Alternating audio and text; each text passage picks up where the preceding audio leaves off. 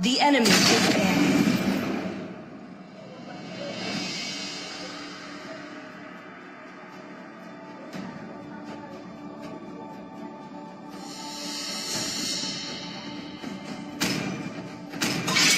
I am Yin.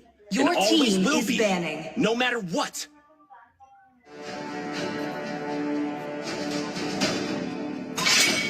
Need some stitches? I can help.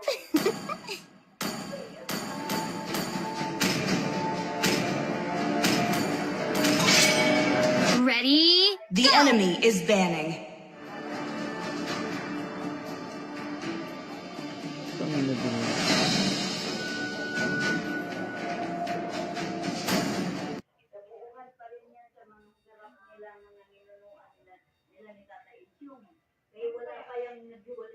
Valor and royalty in a dead body.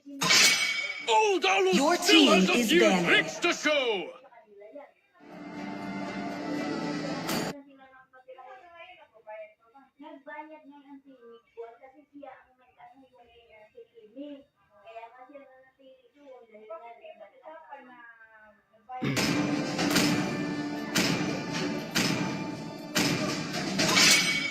Sir, what's your command? The enemy is picking.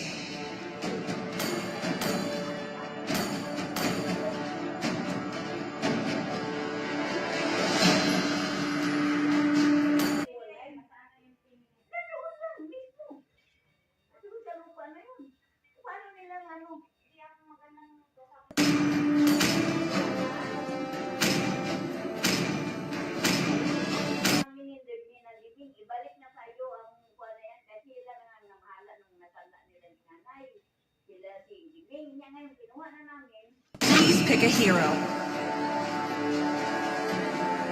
Sniper ready. Give me a target. I've been waiting. The enemy is picking. The abyss gazes back.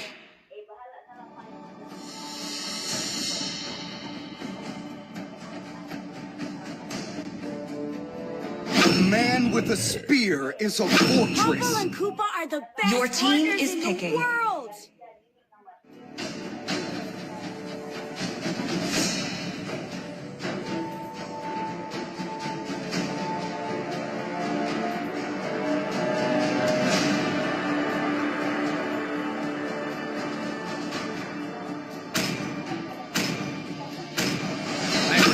Therefore, I battle above security.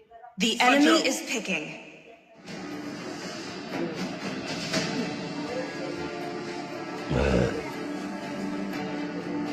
I'm the priestess of primal lightning, the hunter of all Your the team evil is kinds. picking.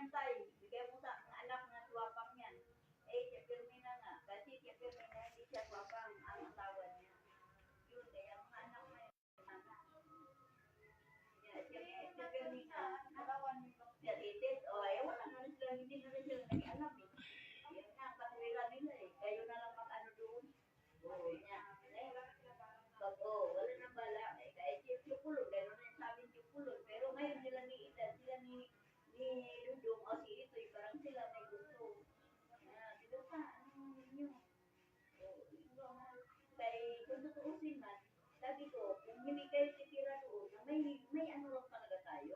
Dapat may bahay na, kung gusto nyo pumunta doon, nandoon, malaya kayo. Eh, hindi, ano, ayun nga, sabi ko sila na, oo nga, good ka. Ano, so, ikaw si Pam talaga, yun ang ano ni Pam, sinanda na Pam na maging 60 siya nga, yung habi niya, bahala di magsama, pamilya niya. Welcome to Mobile Legends! 5 seconds till the enemy reaches the battlefield. Smash them! All troops deployed. Always keep your gun loaded. Dead before they knew me.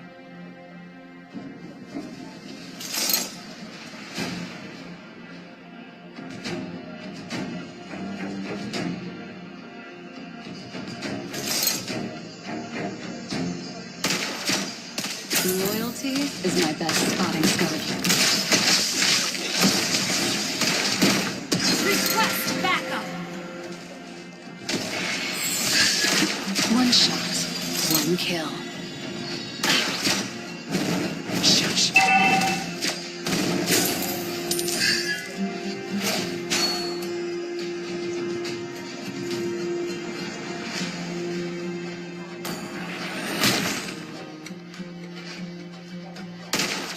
Where did Harley go? First blood! This would help. Enemy double kill! An ally has been... An enemy has been slain!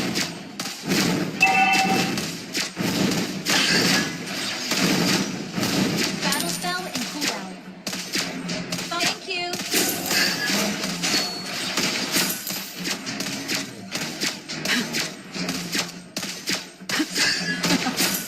I am neither the hungry wolf nor the sacrificial lamb. Launch attack! I admire their courage to take my bullets.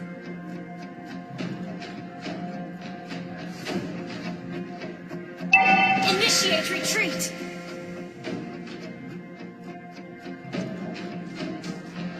Enemy in range. Request backup! And you look too. One shot. Ally has been slain. An ally has slain the turtle! I am the target.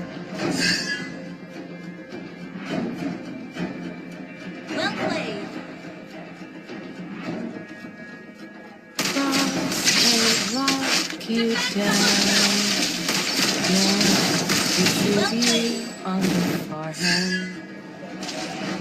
Request backup!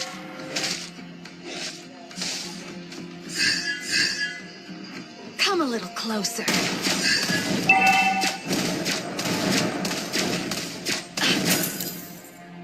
Enemy killing spree. Initiate retreat! An enemy has been slain!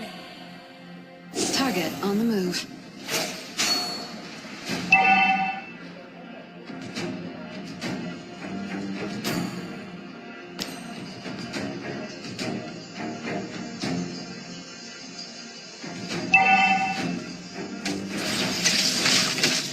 Not one shot wasted. Target locked. Request backup!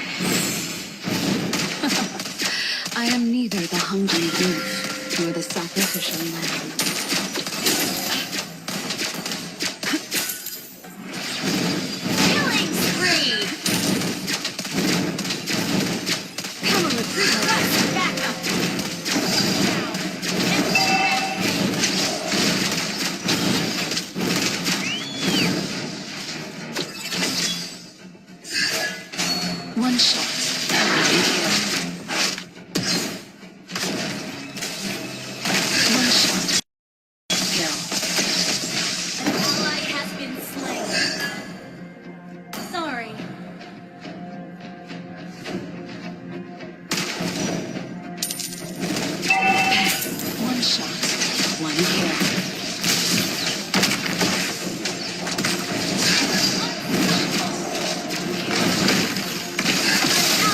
Slain the turtle.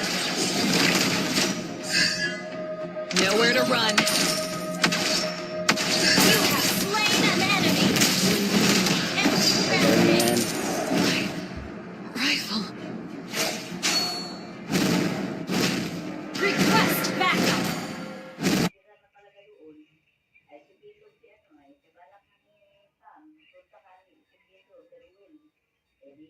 Enemy has been slain. Path unfolds. Good game.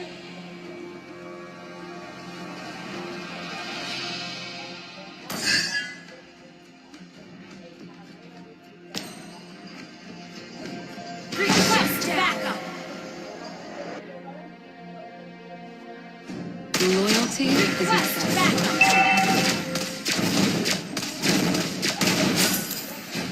Your team destroyed a turret. Launch attack. One shot. Request backup.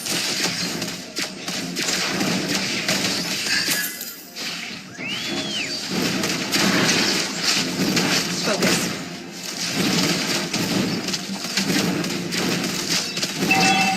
You destroyed a turret. One kill.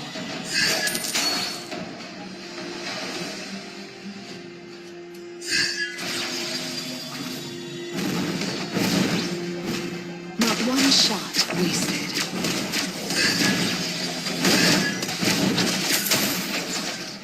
Target locked. Initiate retreat. Initiate retreat. Nice try.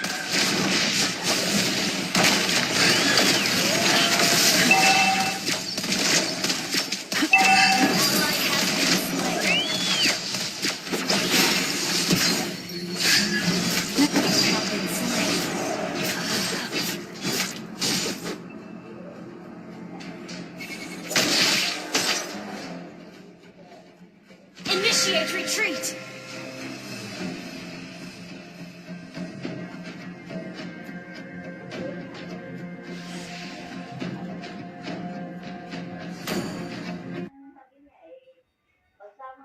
The master plan remains unchanged. Request backup. Request backup. Has lost you down. Request backup. You have slain an enemy. Enemy has slain the turtle. Request backup has been slain. Where did Harley go? Haven't seen him for a while.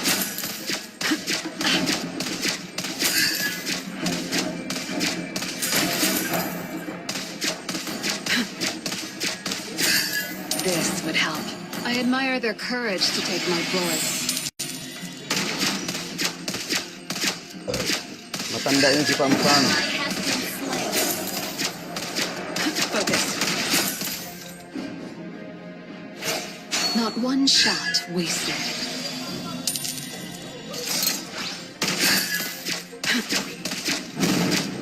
Request backup.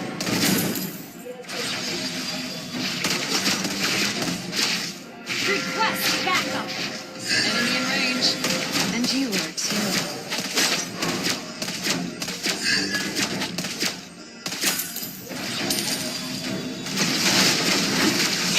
Killing. Ally has been slain. Enemy double kill. Rifle.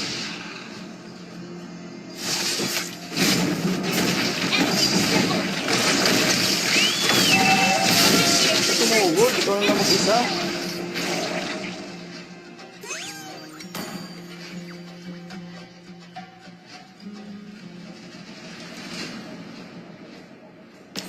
Our turret has been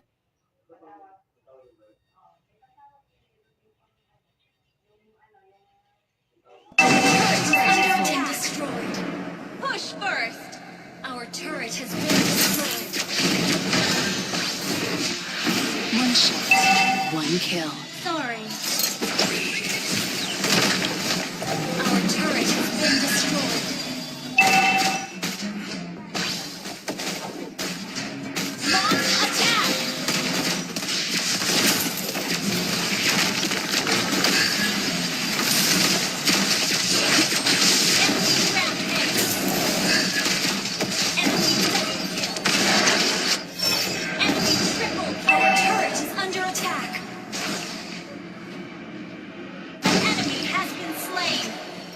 turret has been destroyed.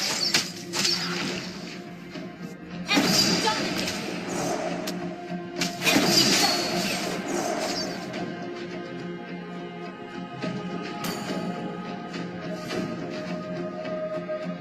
Our inhibitor turret is under attack. The master plan remains unchanged.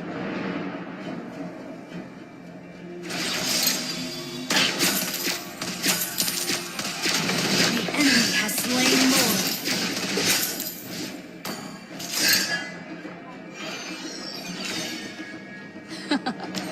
I am here Inhibitor turret is under attack. sacrificial lamb.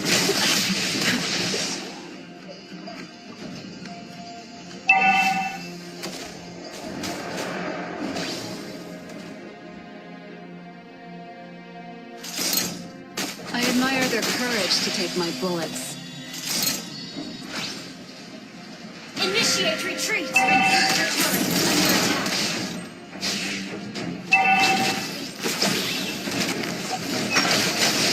Our turret has been destroyed. Our inhibitor turret is under attack.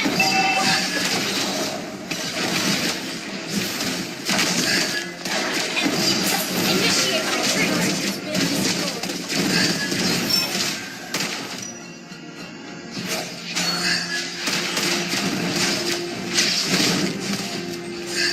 One shot, one Legendary. Initiate retreat under attack.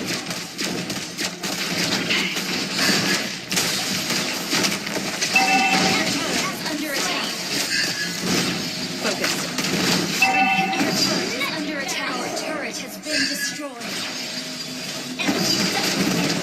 Our turret has been destroyed. Our base is under attack. Initiate retreat. Our base is under attack.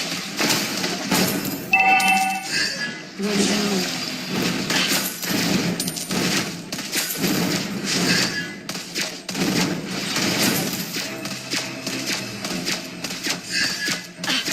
One shot, one kill. Dead before they knew me.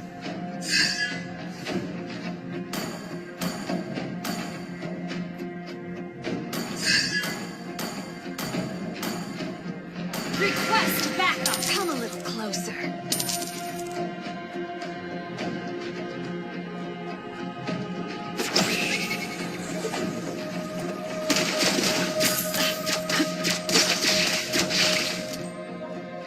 Crosshairs locked you down. Dead kisses you on the forehead.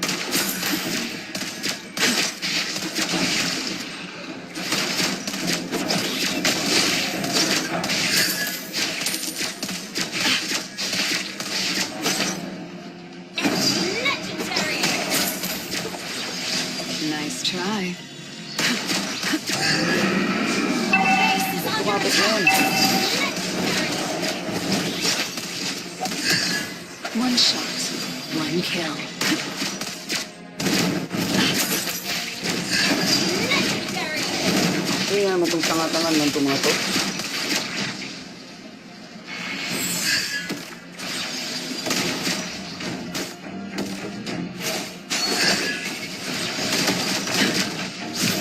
Target on the move. One shot. Enemy is under attack.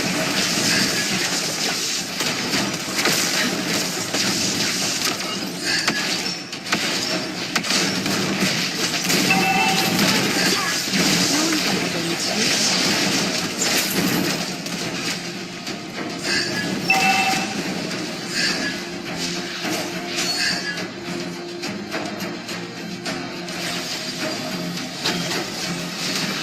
Launch attack. Shut down. Base is under attack. Legendary. Eh,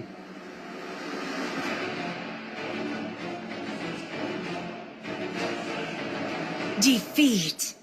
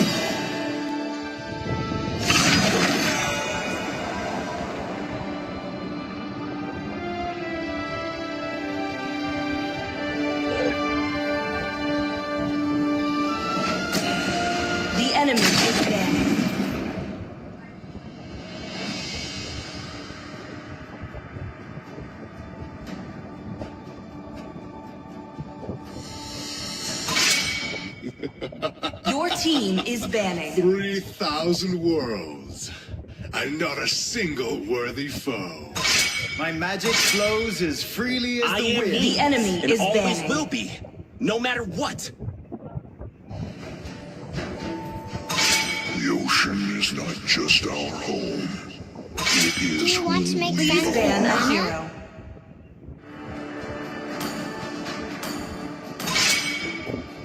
I'm bound. The by enemy is be picking. it family or destiny. Let's go. Your team is picking. Love and hope are the two greatest inventions.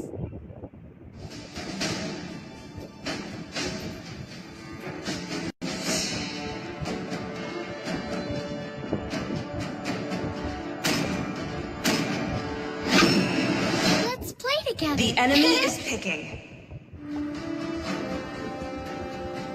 valor and royalty in a dead body. Your Wipe team out all is the picking. injustice in the world.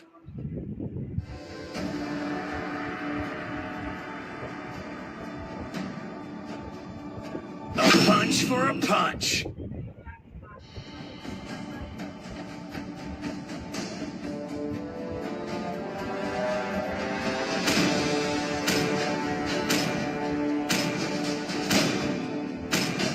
I am the moonlight that breaks through the darkness. The enemy is picking. Hello, my friend. This time, the choice Please is pick a mine. hero.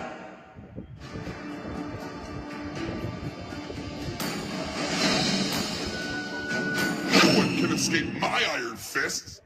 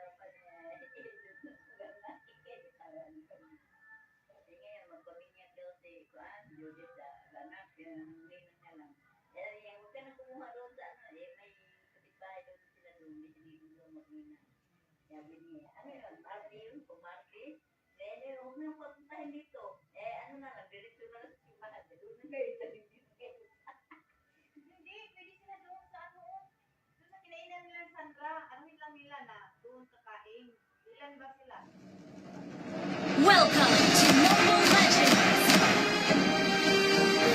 5 seconds till the enemy reaches the battlefield. Smash them!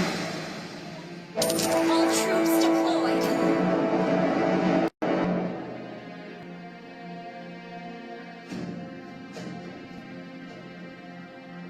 Attack! If you dare!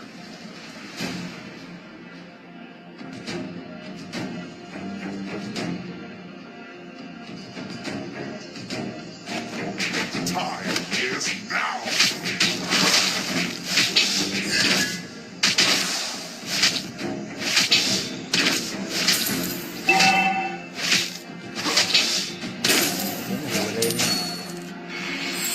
Strength is simply my style.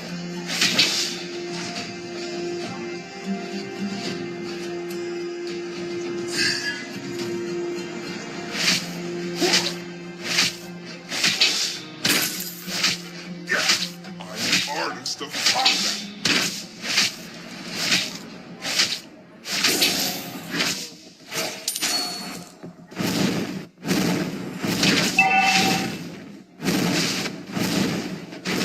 I'm the perfect fusion of speed and strength.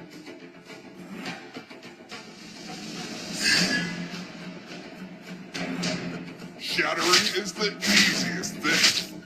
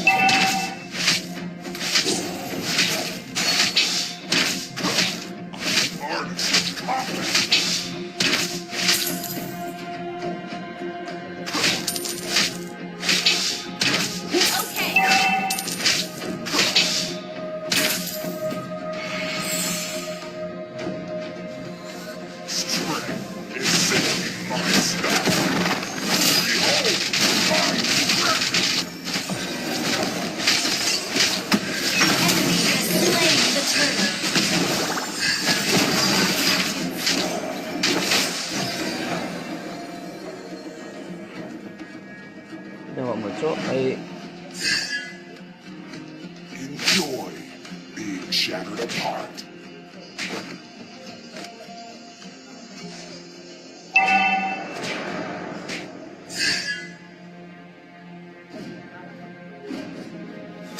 The time is now.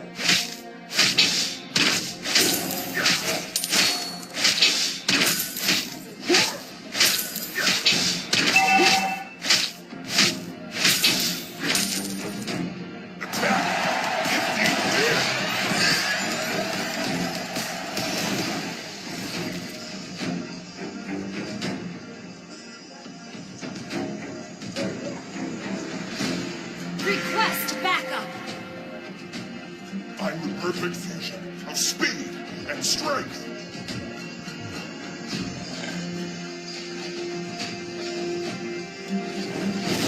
Shattering is the easiest thing.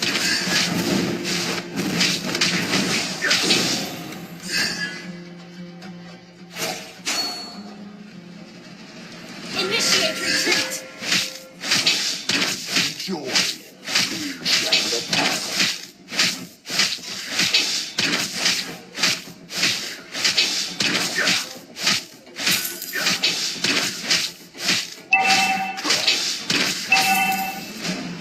Shattering is the easiest thing. Your team destroyed a turret.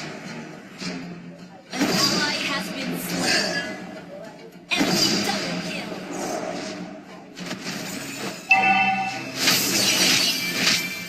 We're behind the goal.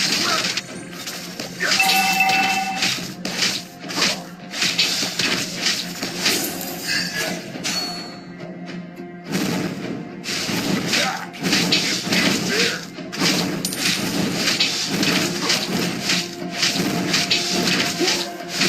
The enemy has slain the turret.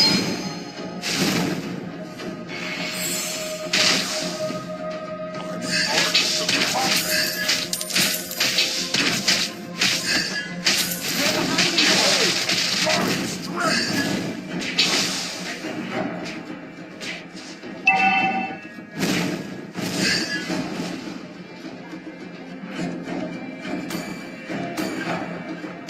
Strength is simply my style. Initiate retreat.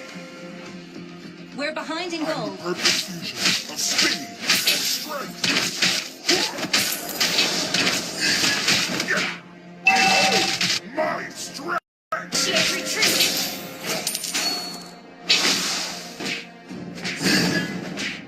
Request backup. Is now. Our turret has been destroyed.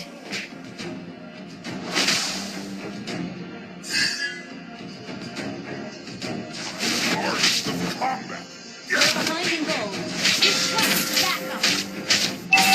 Our turret has been destroyed. Request backup.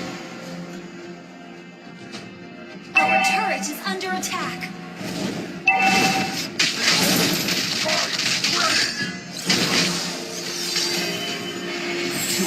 Request backup.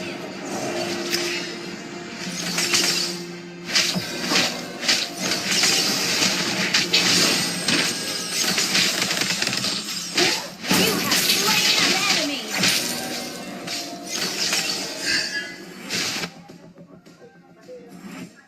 Enemy killings.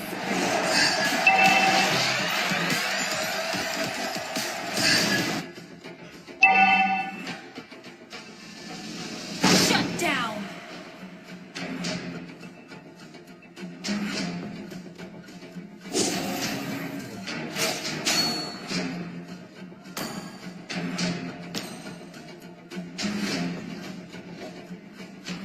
Shattering is the easiest thing. Enemy rampage.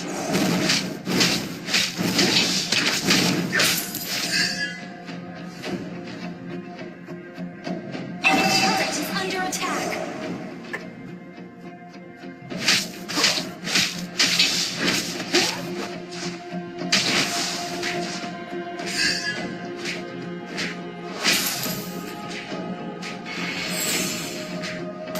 Your team destroyed a turret.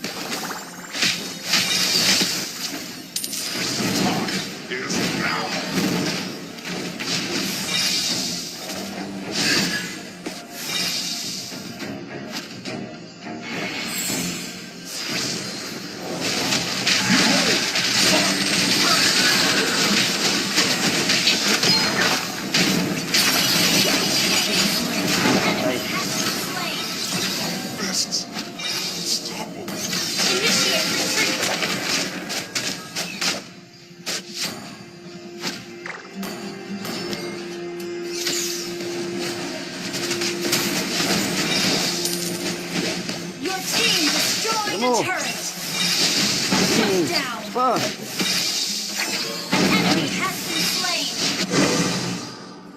Strength is simply my style.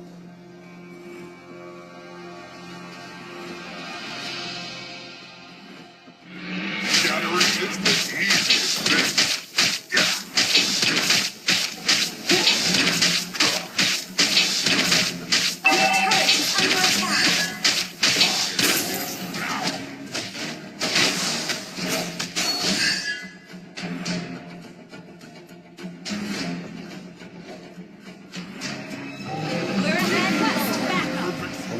Speed and strength.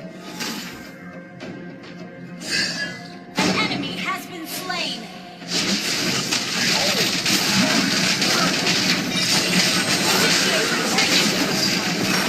Killing spree.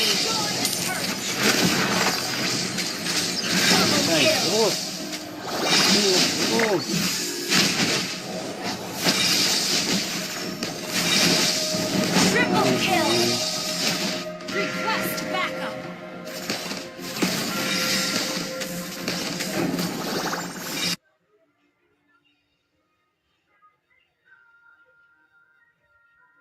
Your team destroyed a turret. Strength is simply my style. Launch attack. Enjoy being shattered apart. Ally has been slain. An ally has slain Lord.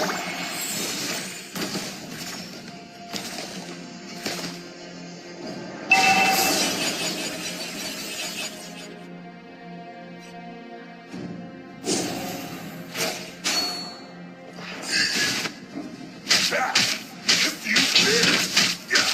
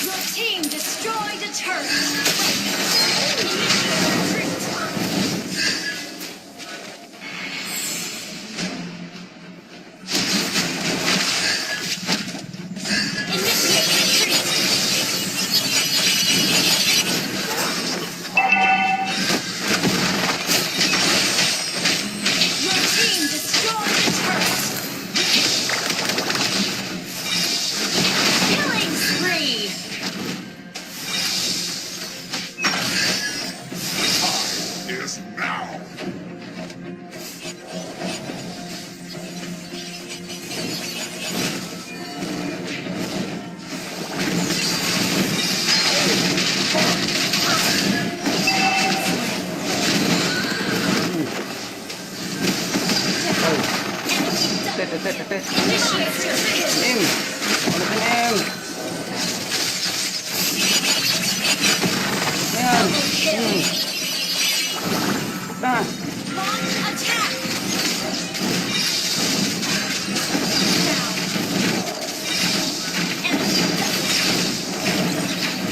Enemy has been slain. Nanalo pa.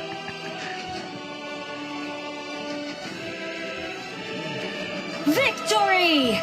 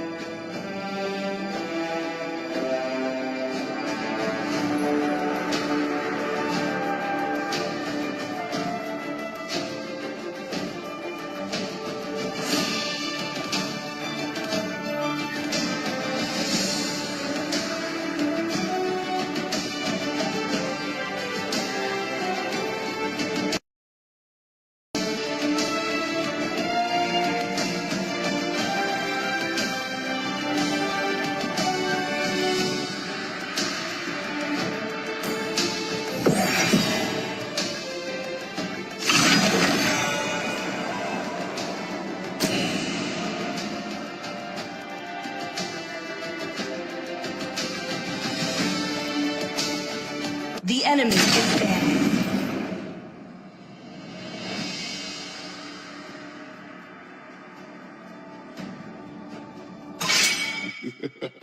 Please ban a hero. 3,000 worlds. And not a I'm single bound by worthy nothing, foe. be it family or destiny.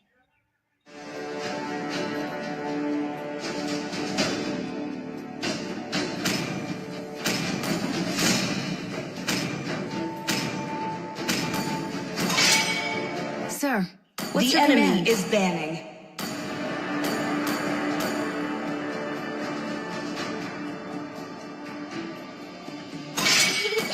To me, fun is all that matters.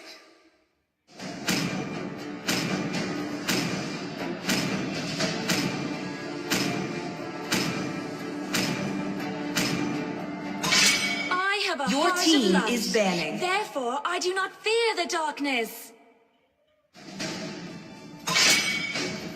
Need some stitches? The enemy I is can picking. help.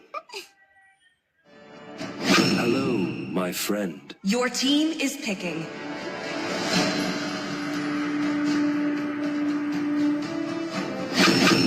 I've been waiting for too Hope will long. find The a enemy way, is picking. even when all is forlorn. I am vengeance incarnate.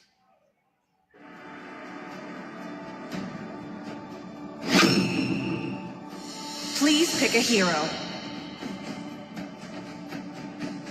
No one can escape my iron fist.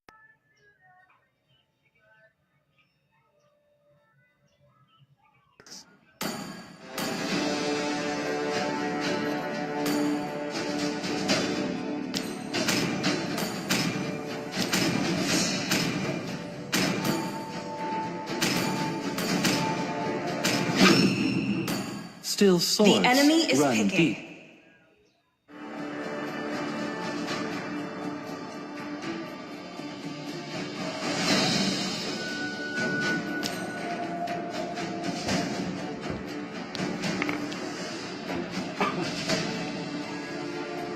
My kiss grants you immortality or death.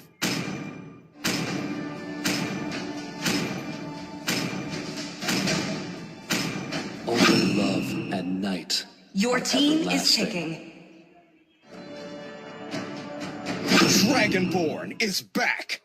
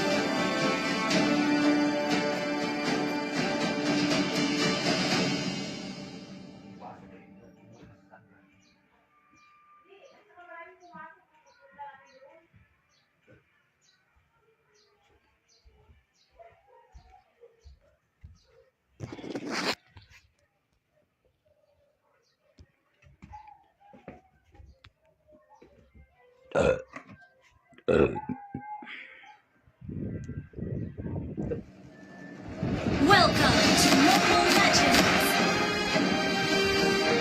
5 seconds till the enemy reaches the battlefield. Smash them! All troops deployed! I'm the perfect fusion of speed and strength.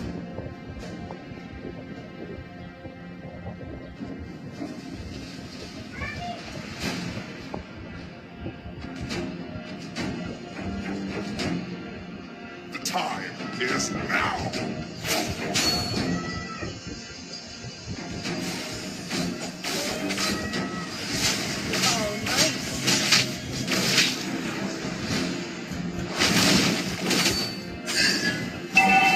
Strength is simply my style.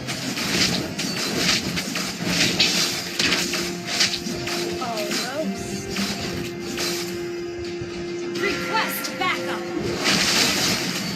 Arts of combat. Request backup!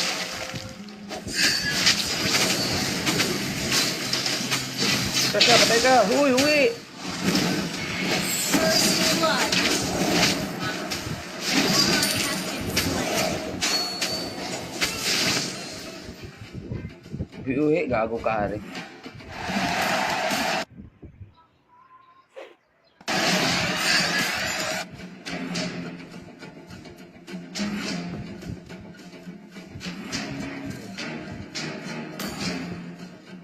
Okay!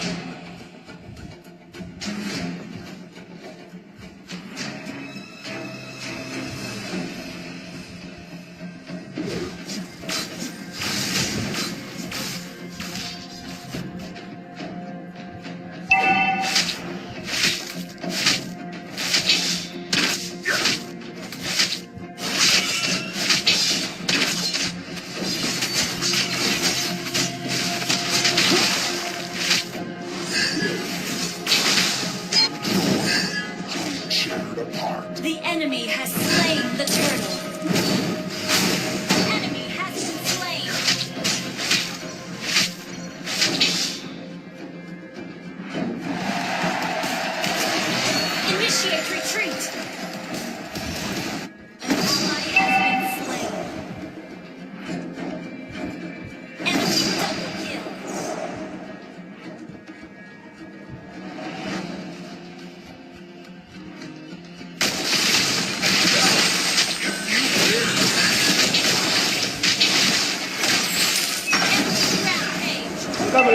bagong lim na to eh. Tinulungan ko na eh.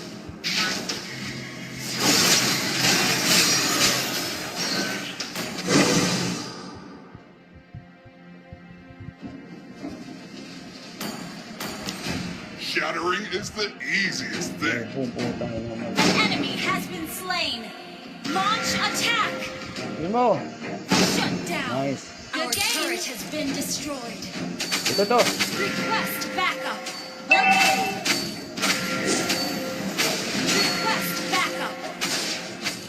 Attack if you dare. Request backup. Initiate retreat. Shattering is the easiest thing. Yeah.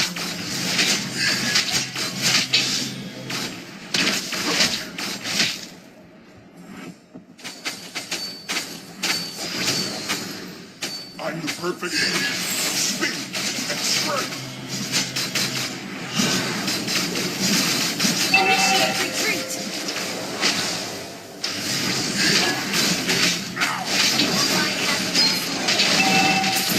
Initiate retreat. You have slain an enemy.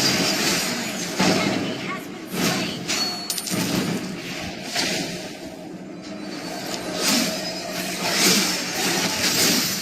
Push first. Strength is simply my style. The enemy has slain the turtle.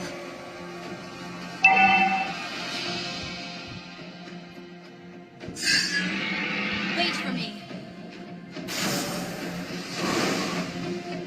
You have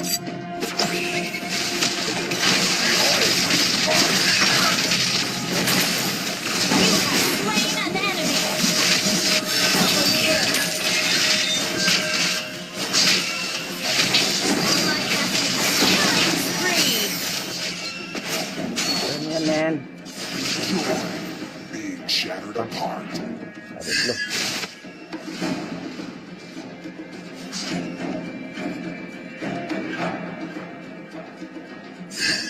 Shattering is the easiest thing.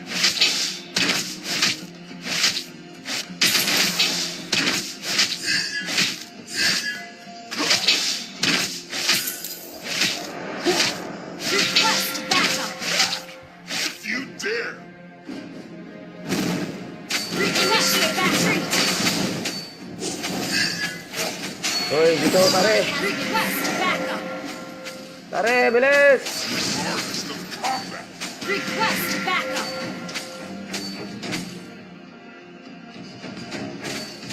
Request backup.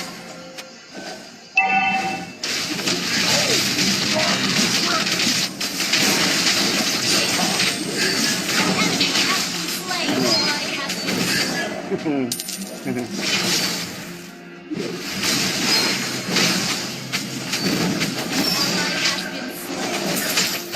Killing spree. Down. Patay ka na naman, Baskob. Fists are unstoppable.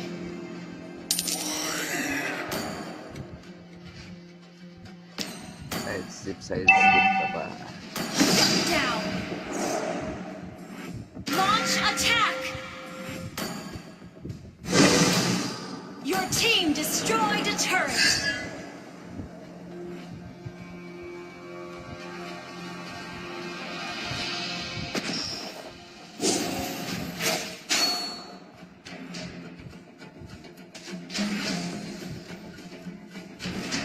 Request backup. Strength is simply my style.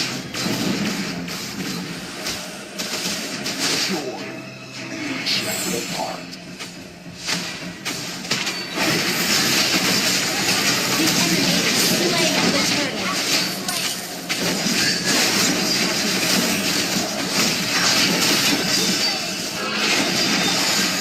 Enemy triple kill.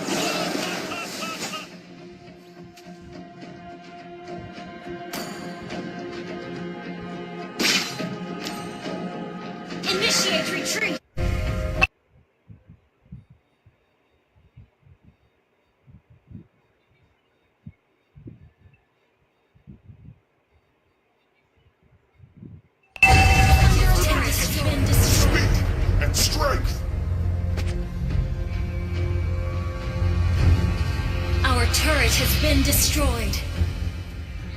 Your shattered apart. Rampage.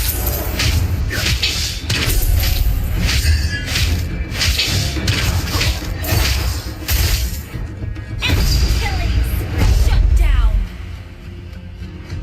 Attack! If you dare! Our turret has been destroyed.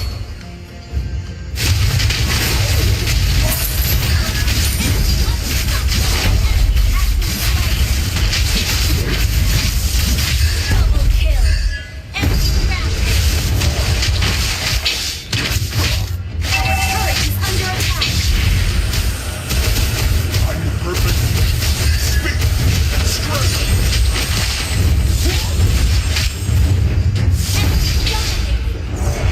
Inhibitor turret is under Saan ba attack. yung in-game? Initiate retreat. In-game na to. Our turret has been destroyed.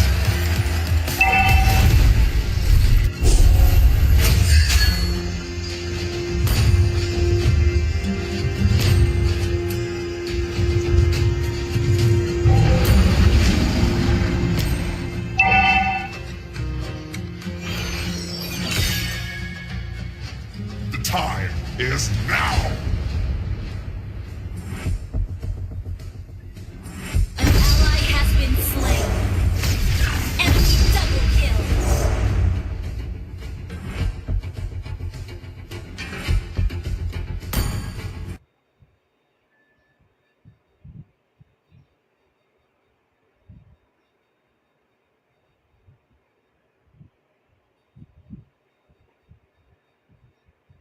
Launch attack. It's the easiest thing. Ay. Tara, tara, tara. Tara, dito, dito. Our base is under attack.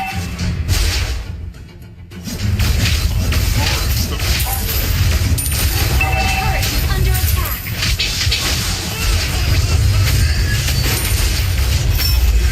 Enemy gone.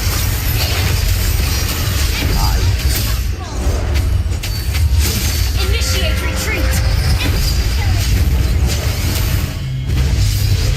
Enemy double kill. An enemy has been slain. Our turret has been destroyed. Our inhibitor turret is under attack. Shut down. Enemy gone. Strength is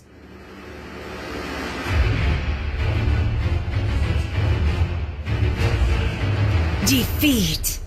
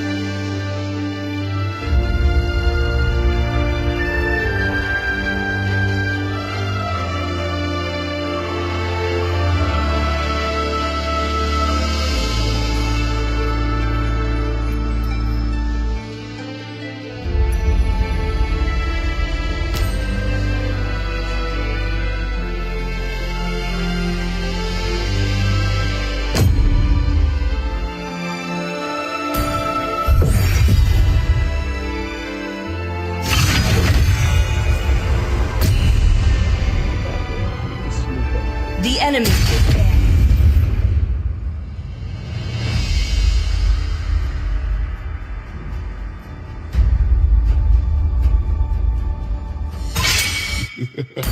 Please ban a hero. 3,000 worlds.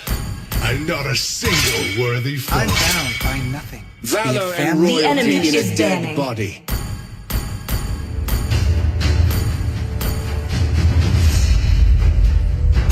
Time to drop the beat of the Flash.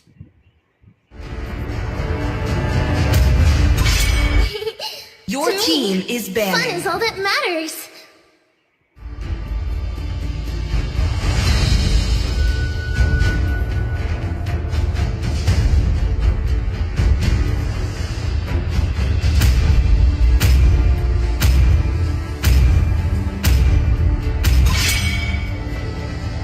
The enemy is picking.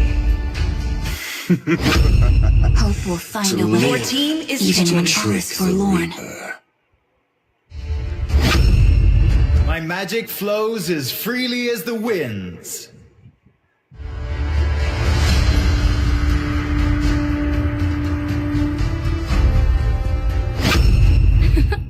I'm The enemy born is with picking. talent.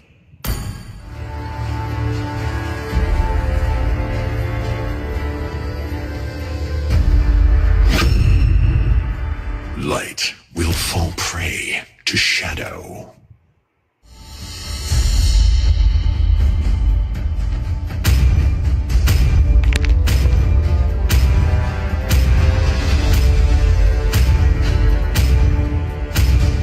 Sniper ready. Give me a target. Your team is picking.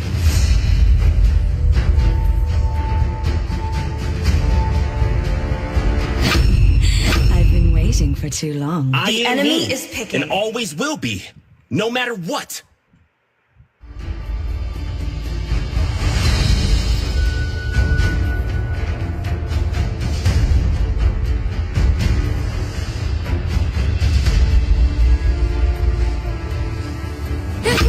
Horology is my craft. Diggy is my name. It is better to be feared than loved. Your team is picking. If you cannot both. Always on the way.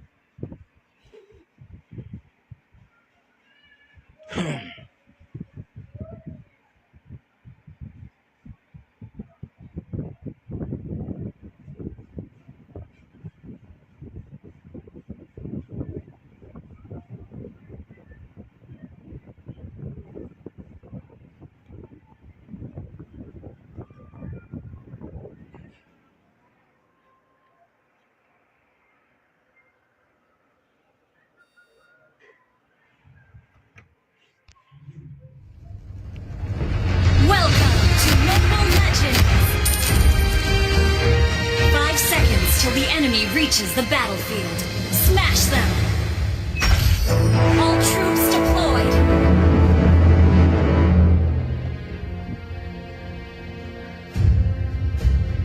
Listen, it is the sound of the winds.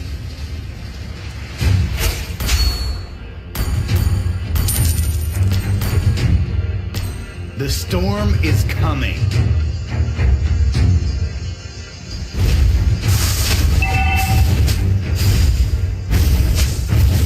Where is the boy who's like fire?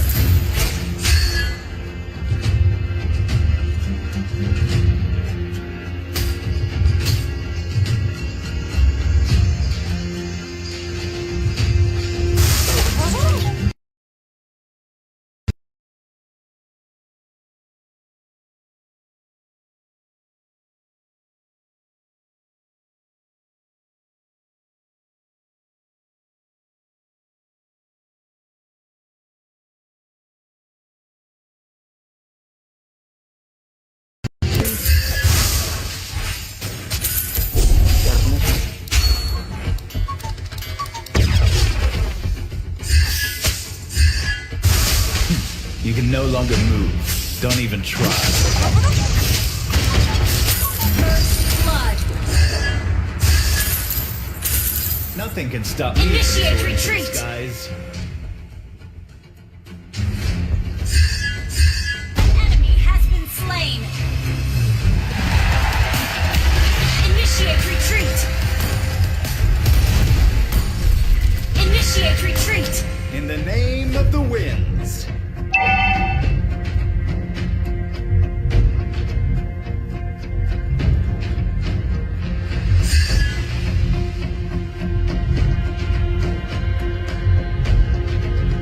Ally has been slain.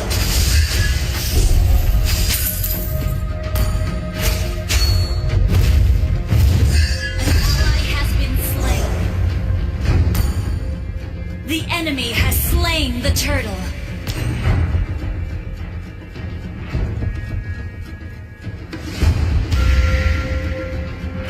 Thank you.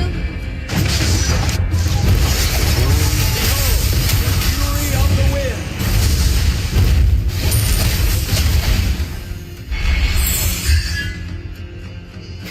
You can no longer move. Don't even try. Launch attack.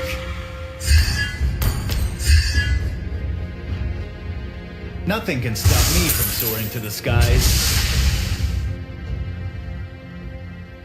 Request backup. Initiate retreat. It is the sound of the winds.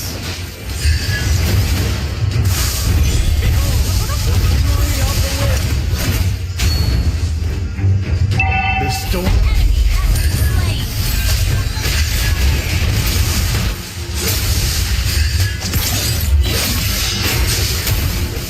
Enemy has been slain. Initiate retreat. Fire. Initiate retreat. Initiate retreat. No longer move. Don't even try. My pleasure. Listen. It is the sound of the wind. Ate, kaya ano ba to si Kari?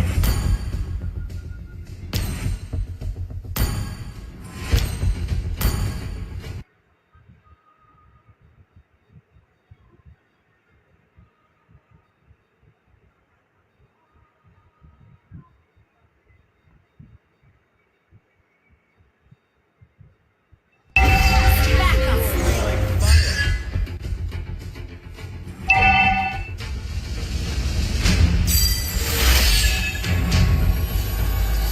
The storm is coming. Behold, the fury of the wind. The boy who's like wind. Bubo mo. Ayun, patay. Nakapatay na yan.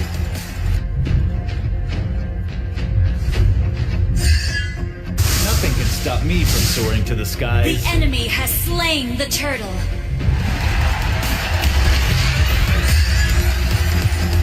Request initiate retreat.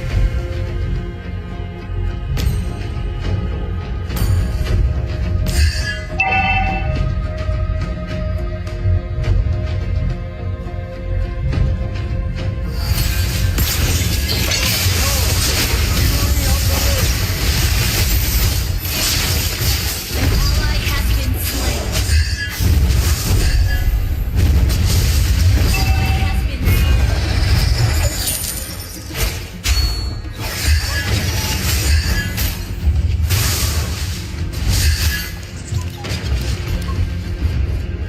The boy who's like wind.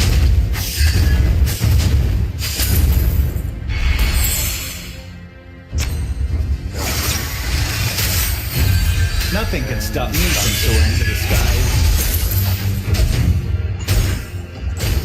Behold, the fury of the wind. Good game. Patay natin si ano. Request backup.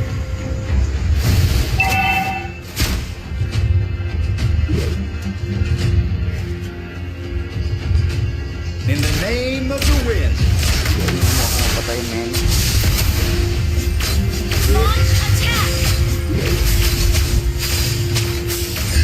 the boy who's like fire?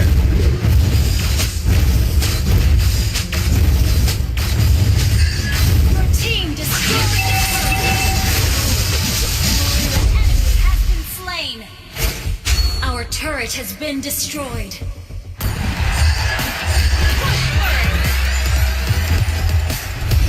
The storm. Ally has been slain. Ally has been slain.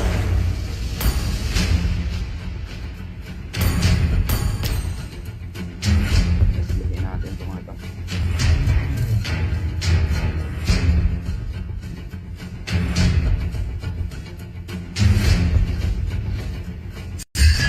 We're behind in goal. You can no longer move. Don't even try. Launch attack.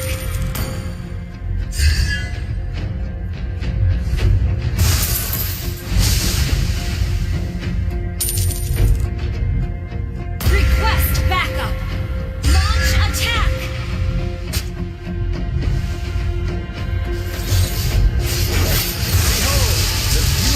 The enemy has slain the turret.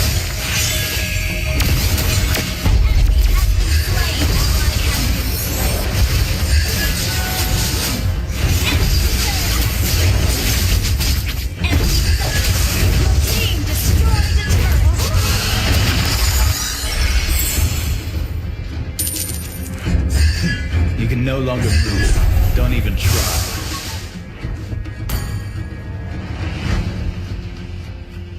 Request backup. The storm is coming. Our turret is under attack. Enemy has been slain. Tet. Initiate retreat. Ally has been slain. An enemy has been slain.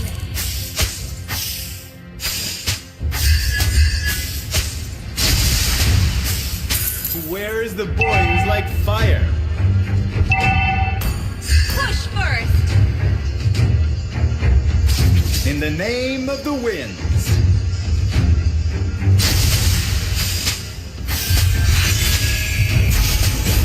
Launch attack.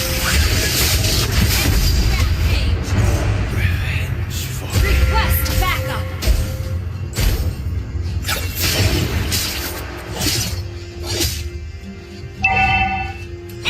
Killing spree.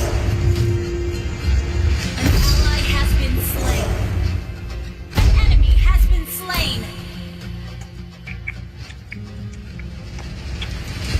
Makapatay din. Listen. It is the sound of the winds.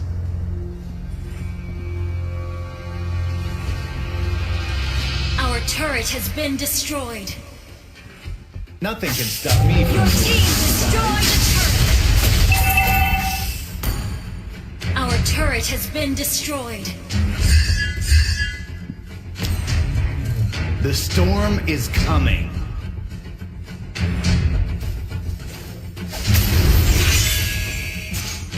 Initiate retreat. Kukuha na yun. Where is the boy who's like fire? Buff mo ano? In?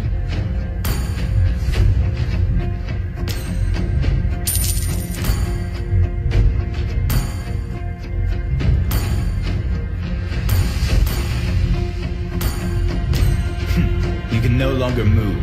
Don't even try.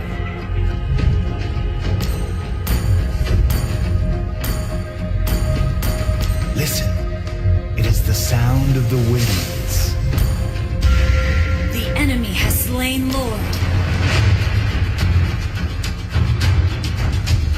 Our turret is under attack. In the name of the winds.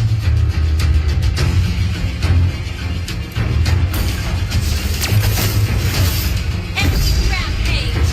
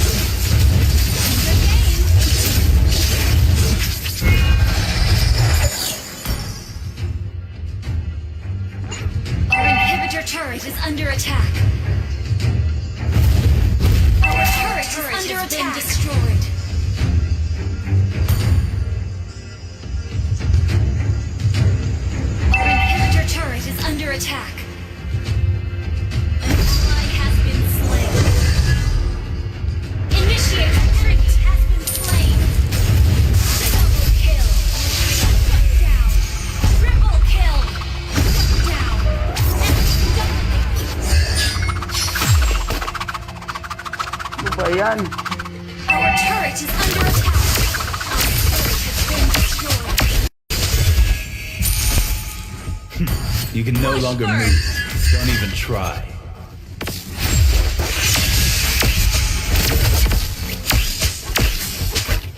Nothing can stop me from soaring to the skies.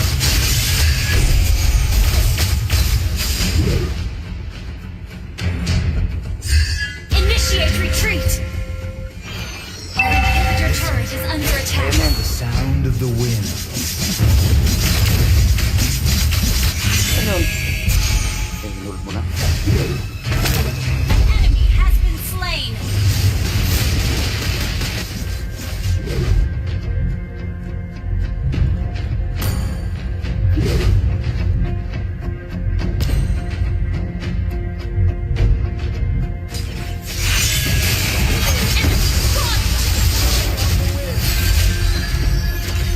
Where is the boy who's like fire?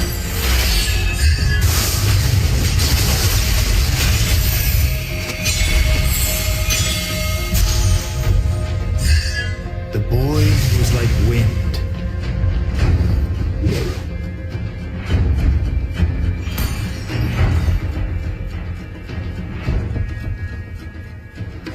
Our inhibitor turret is under attack. Our turret has been destroyed.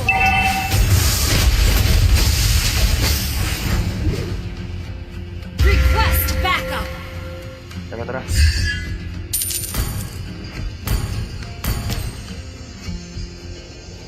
Launch attack. Has slain Lord. The storm is coming.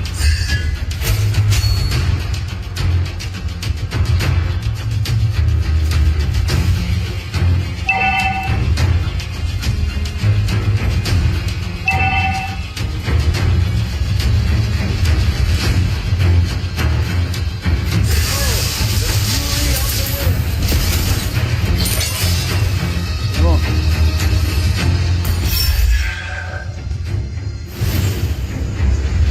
Listen. Your turret is under attack. Been slain. An ally has been slain. Initiate retreat. Nothing can stop me from. Shut down. Enemy has been slain. Ally has been slain. In the name of the wind. Our base is under attack.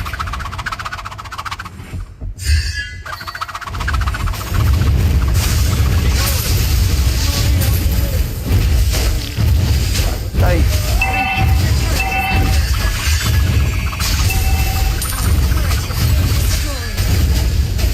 Our turret has been destroyed.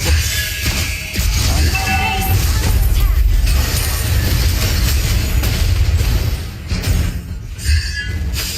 The storm is coming.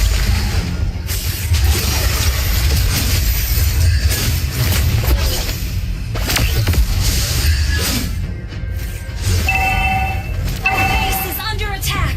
Enemy has been slain. Enemy has been slain. Launch attack. The boy. Ally has been slain.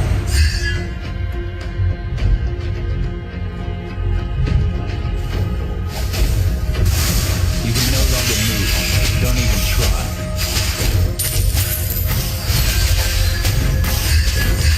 Request backup.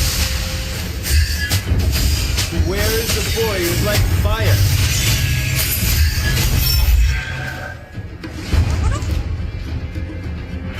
Behold, the fury of the wind.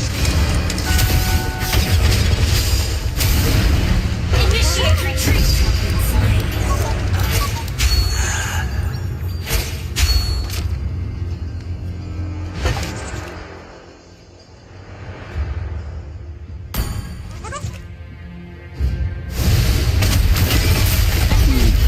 Slain.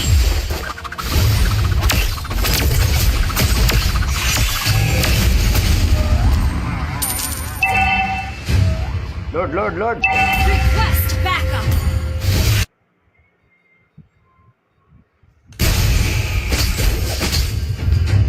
Our base is under attack.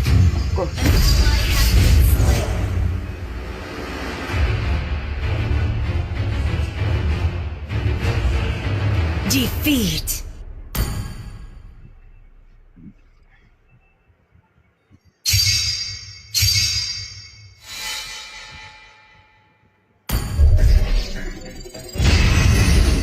ay mananalo, man.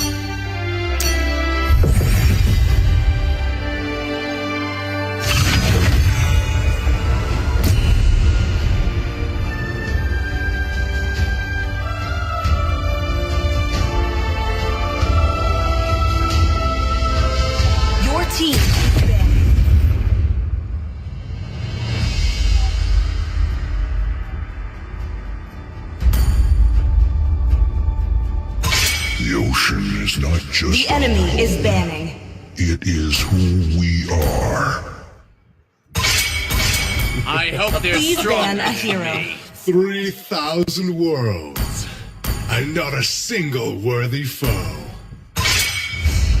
I'm bound by nothing, be it family or destiny. Where The is my enemy target? is banning. Valor and royalty in Your a dead team body. is picking. Ready? The enemy is picking. Go!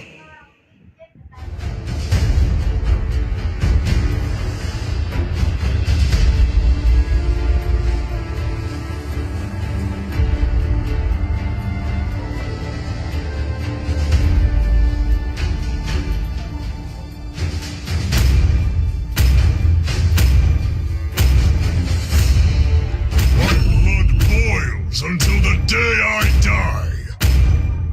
Time and tide wait for no man. Your team Nor is girl. picking.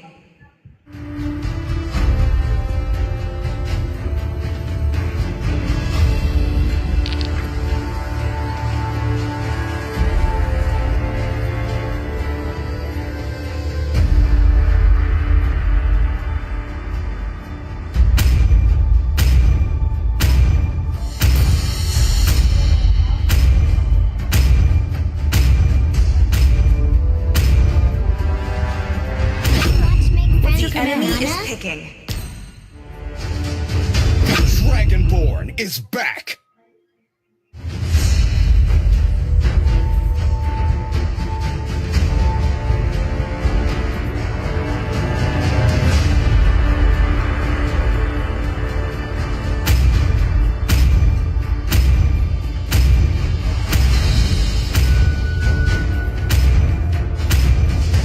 A punch for a punch. Your team is picking. I am more than a weapon.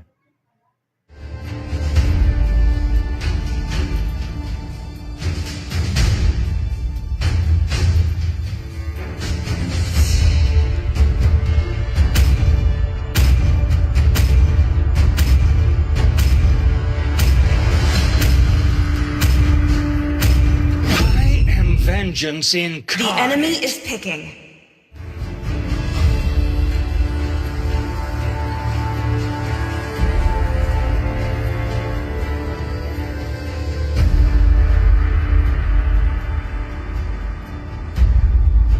You should be ashamed for not trusting yourself.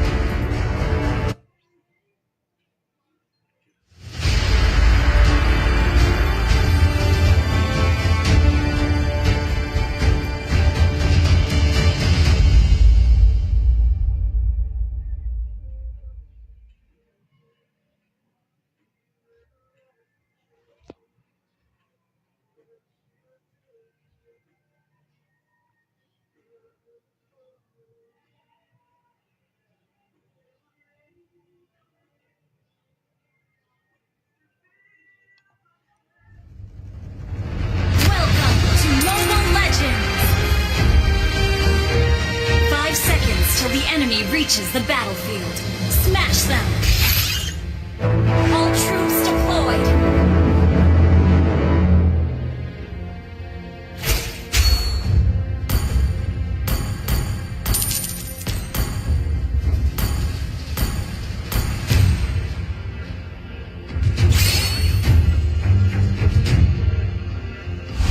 Keep it up until you're as brilliant as me.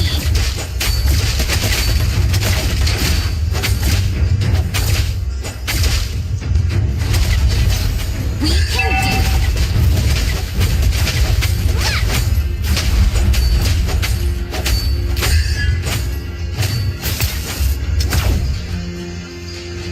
Keep it up until you're as brilliant as me.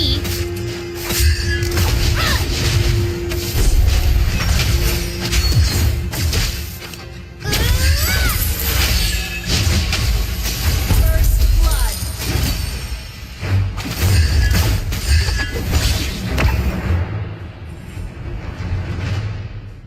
Keep it up until you're as brilliant as me.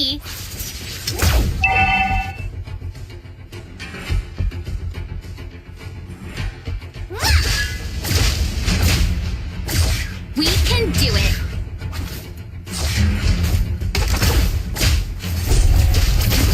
Has been slain. Keep it up until you're as brilliant as me. Enemy has been slain. We can do it.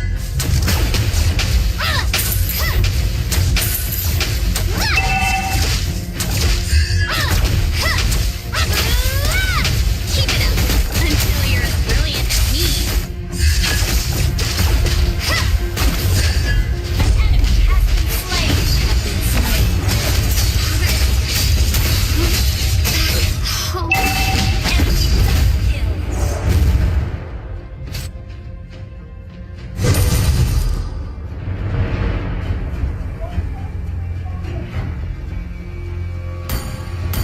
We can do it. Enemy has been slain. The enemy has slain the turtle. Go pa.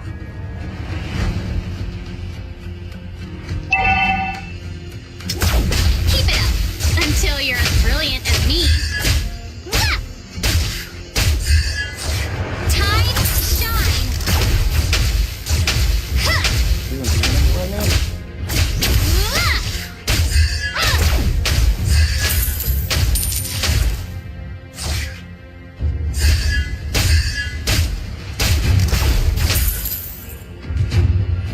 Keep it up until you're as brilliant as me. You have slain an enemy.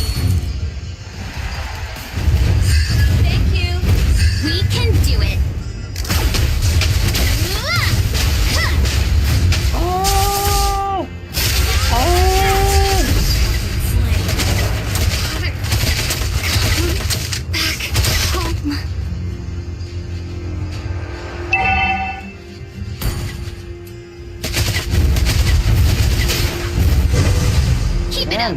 Enemy has been slain. Me. Push first. Sukin mo nga.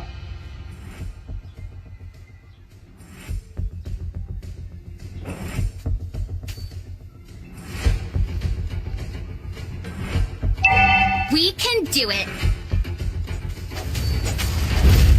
Launch attack. Request backup. You destroyed a turret. An enemy has been slain. Killing spree.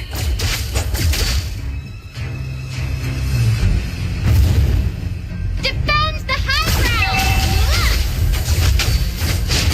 You have slain an enemy. Back home. Tapos ka na pag-ito ah.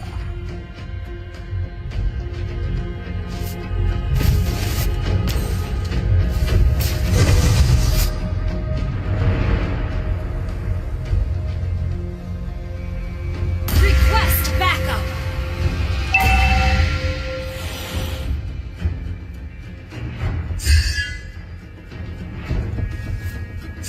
Kaya mo yun. Launch attack. Initiate retreat.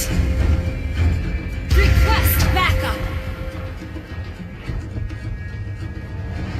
Shut down. Ult is ready. Request backup. Until you're as brilliant as me.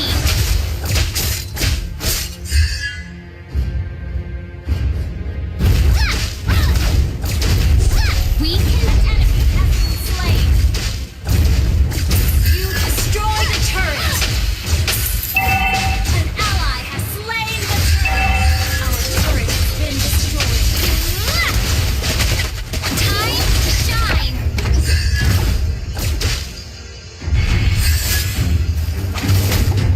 Our turret is under attack.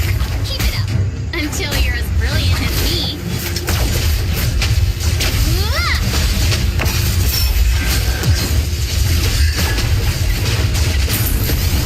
We can do it.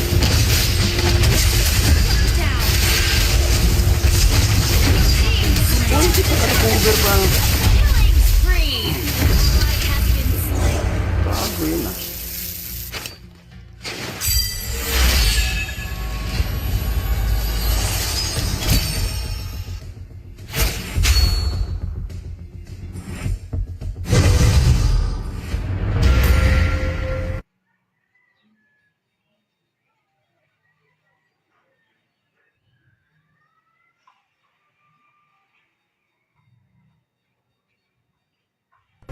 Keep it up until you're as brilliant. Ally has been slain.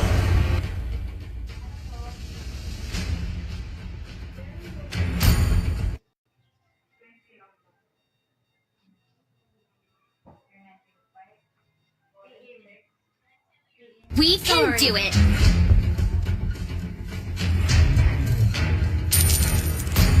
Your team destroyed a turret. An enemy has been slain. An enemy has been slain. Keep it up until you're as brilliant. Mega kill.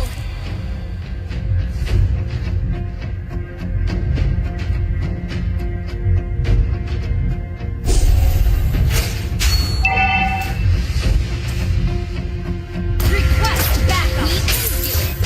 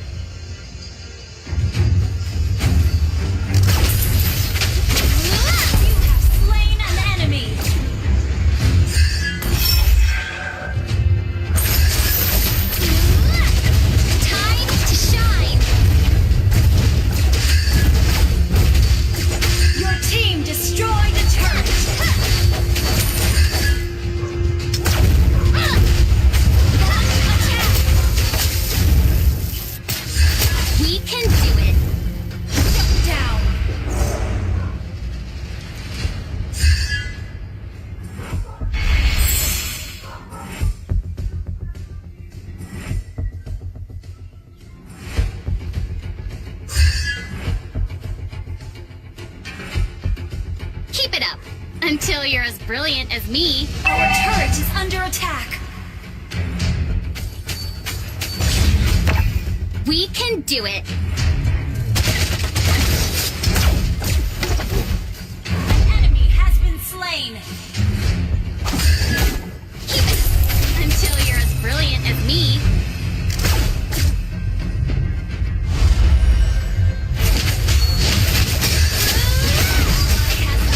Killing spree. Launch attack.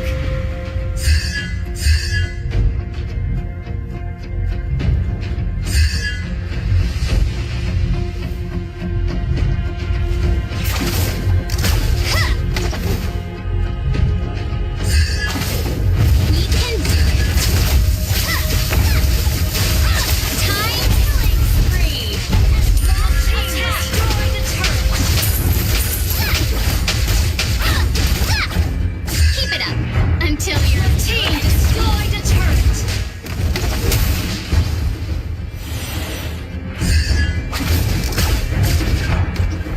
We can do it. Clear up lanes.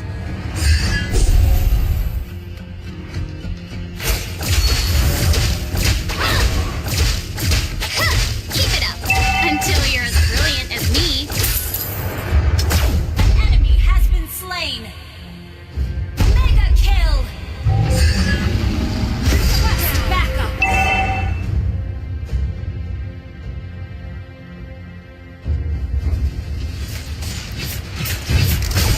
We can do it.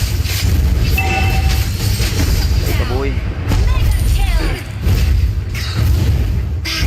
Request turret has been destroyed.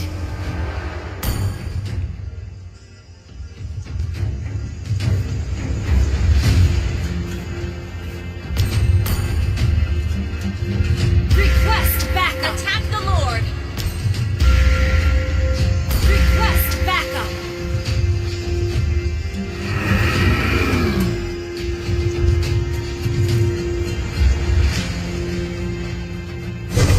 Keep it up until you're as brilliant as me.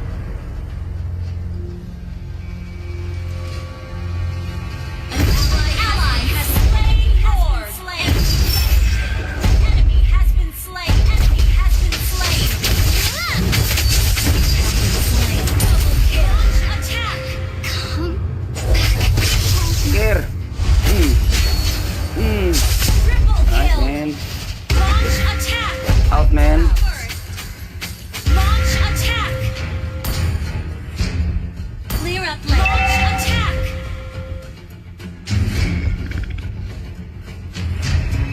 Launch attack.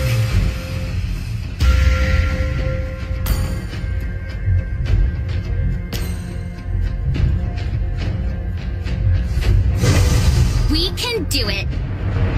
Mega kill.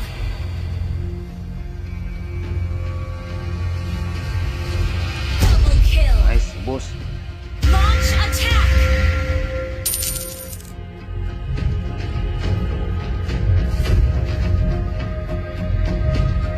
Launch attack. Down. Time to shine. Launch attack. Launch attack. Slain. Your team attack. You have slain an enemy.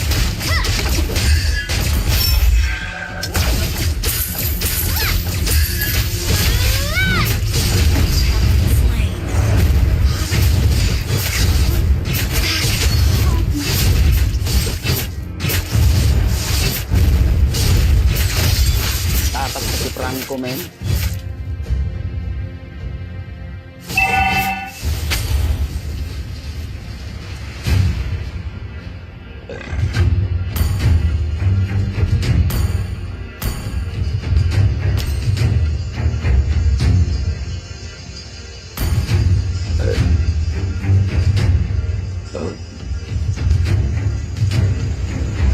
Launch attack. Keep it up until you're as brilliant as Bigyan me. si Silong, man.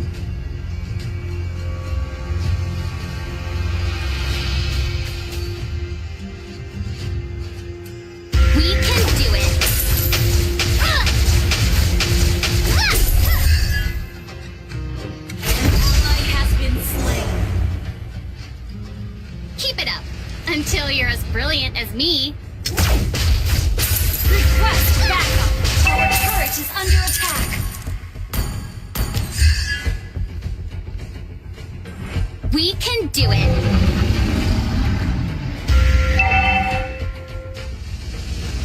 Request backup.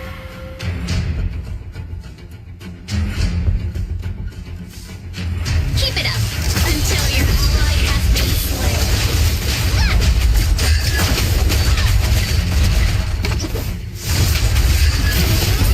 Slain an enemy. Talo pa. Home.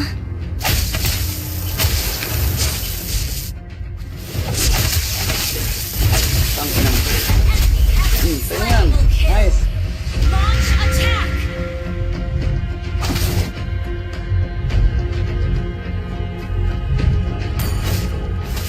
Initiate retreat.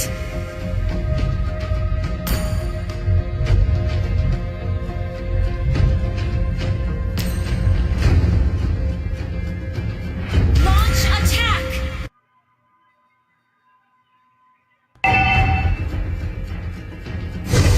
We can do it. Launch attack.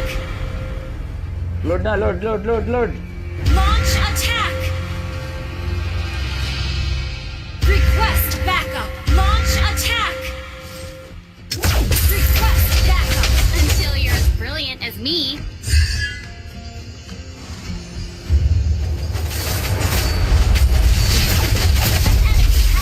Killing spree. Launch attack. Slay sword. Launch attack. Do it. Ult is not ready. Oh, Balmon. Ano ginagawa mo dyan, Balmon? Ayaw mo yun. Killing spree.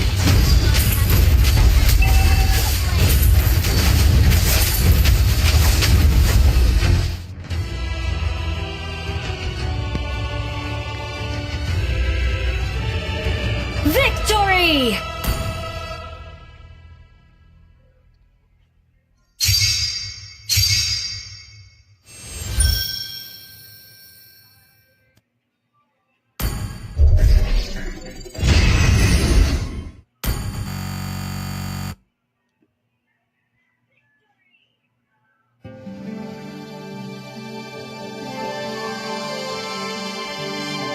Sana yung double BOD na ang bot.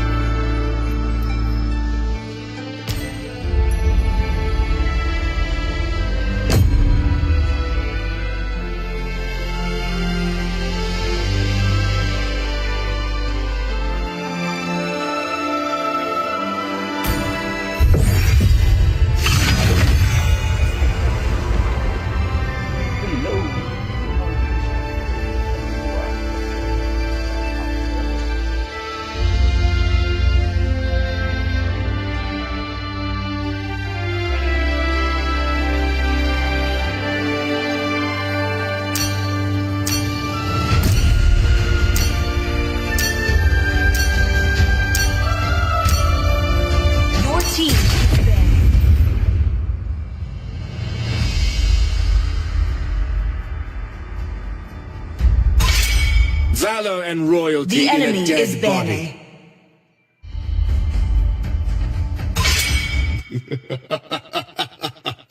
3,000 worlds, and not a single worthy foe.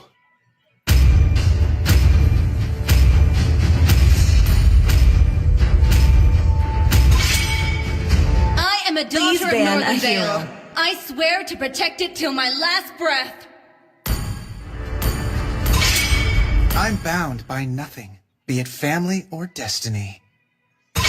Do you want to make The friends enemy with is Nana? banning.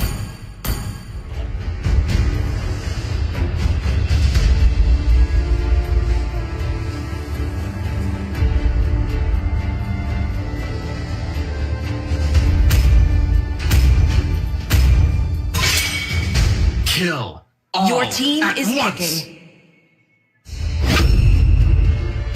The enemy is Stitches? picking. I can help. Ready? Go! Your team is picking.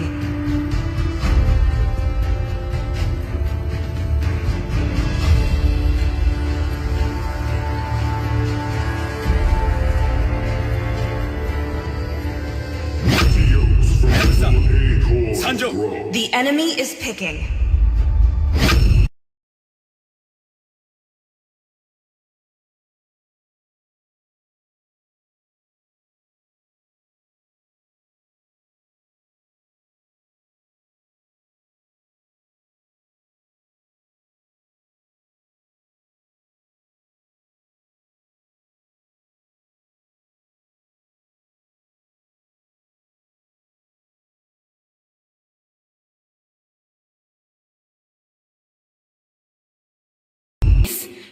The abyss gazes back.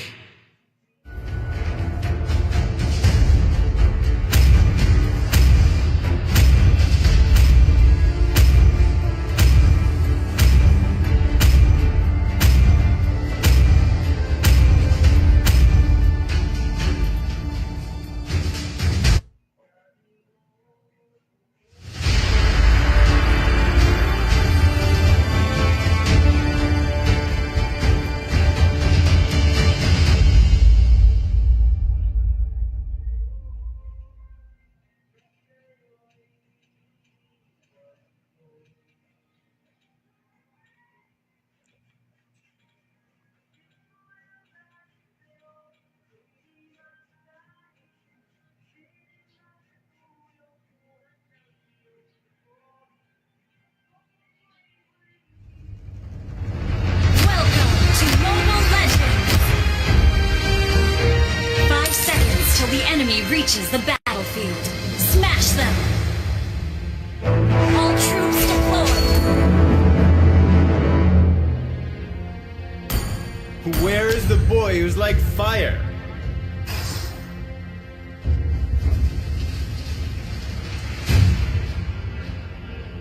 Nothing can stop me from soaring to the skies. Okay!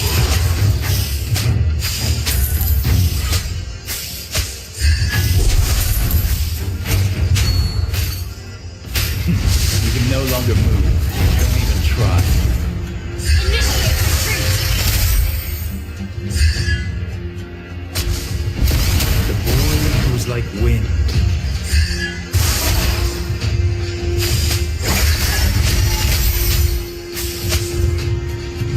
First blood!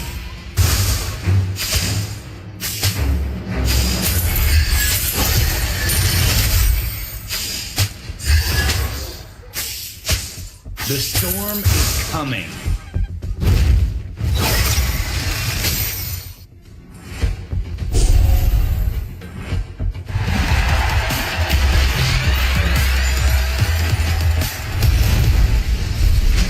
In the name of the winds. An ally has been slain. An enemy has been slain.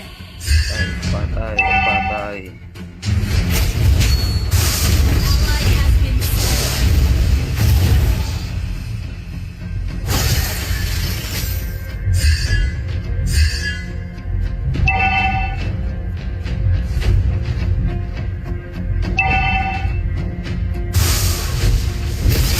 Sound of the winds.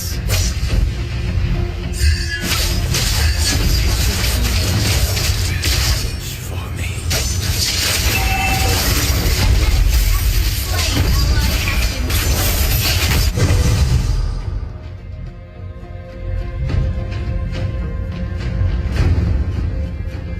Where is the boy who's like fire?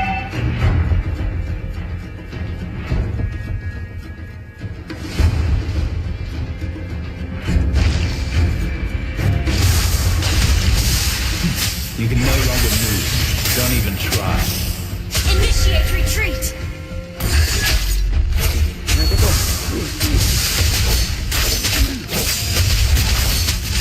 Listen. It is the sound of the wind. The fury of the wind. You have slain ba? an enemy. The enemy has slain the turtle. Anak na si Paclo naman, oh. Initiate retreat.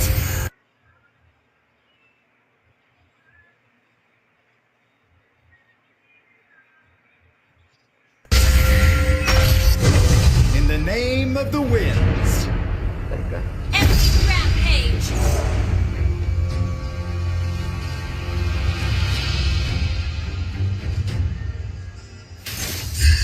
The fury of the wind.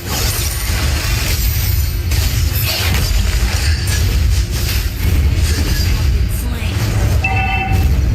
Never stops.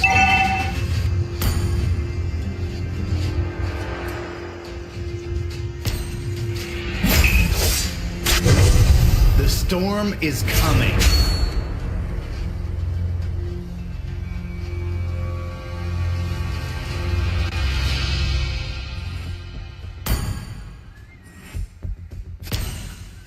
Ano, napasapiro ka na, men? Di pwede yan, men. The fury of the wind.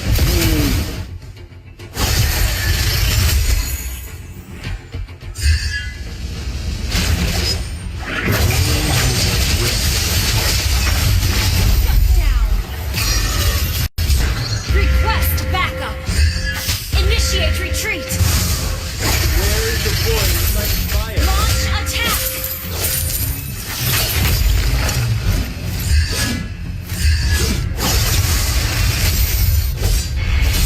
The boy who's like wind.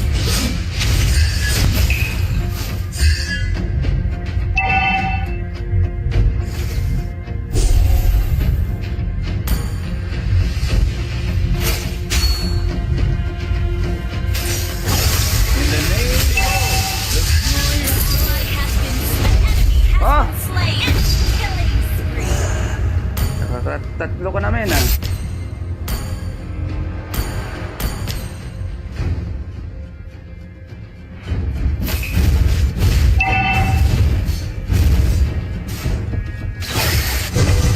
Nothing can stop me from soaring to the skies. Listen. It is the sound of the wind. Request backup. Ulol mo ko sa imo. Your team destroyed the turret. Request backup.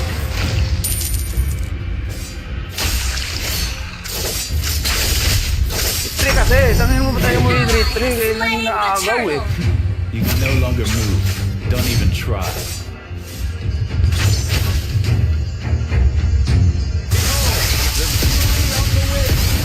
Tingnan, men. Hindi na tayo po. Sukin mo nga. Has been slain. Yan. Has been slain. Yan. Shut down. An ally has been slain. Push first. The storm is coming.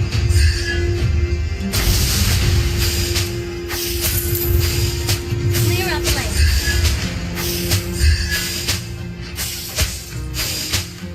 Iba yung No mga. longer move. Don't even Buhay na try. yun, men. Upa mo po. Killing spree.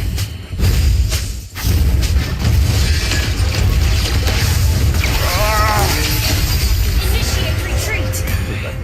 Your team destroyed a turret.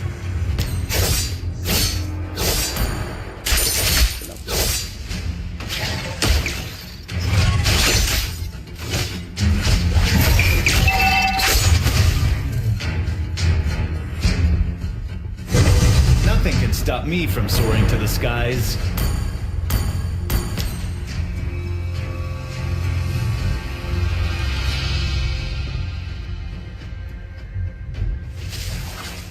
Your team destroyed a turret. The storm is coming. Ulit. Slain an enemy. Parang hina ka pa. Name of the wind. Request backup. Your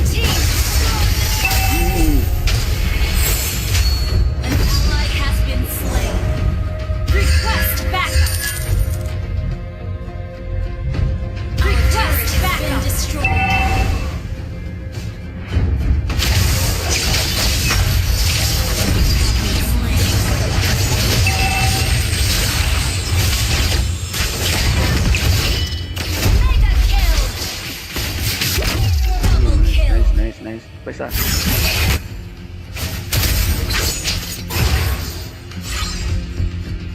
Enemy has been Our slain. turret has been destroyed. An ally has been slain. Listen. It is the sound of the winds. Lord. Request backup. Okay. Request backup. Where is the boy who's like Request fire? backup. An ally has been slain.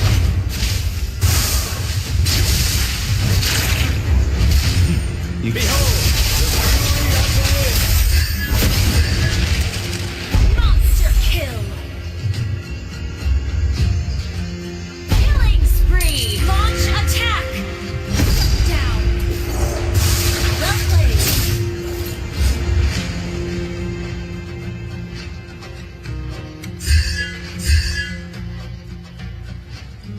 The storm is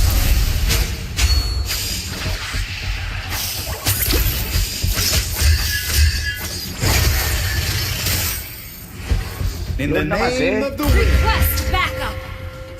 Lord na. Request backup. Nothing can Wait. stop me from soaring to the skies. Request backup. An ally has slain. Lord.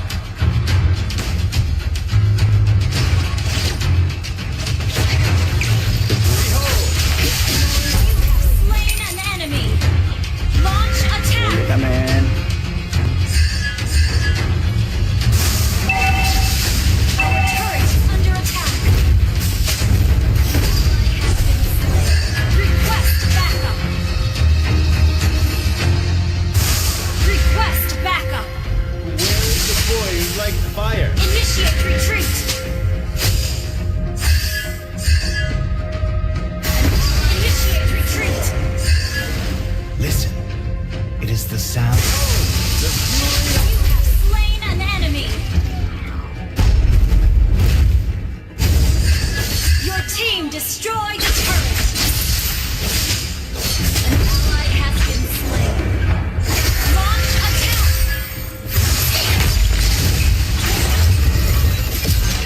nothing. Legendary. Huh.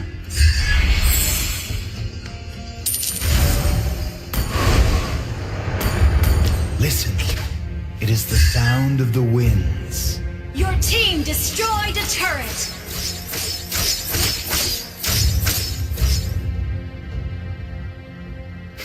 You can no longer move. Don't even try. Push first. Clear up lane. The storm is coming.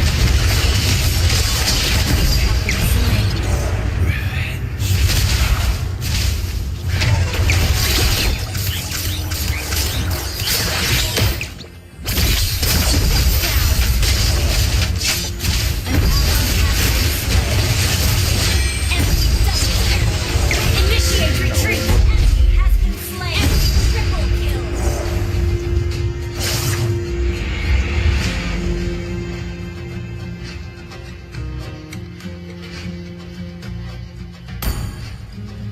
The boy who is like wind. Our turret is under attack.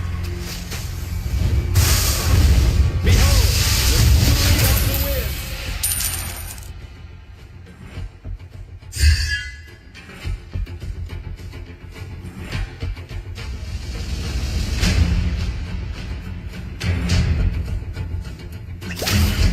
In the name of the winds.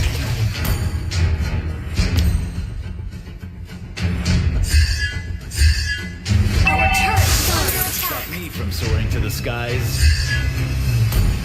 Clear up lanes.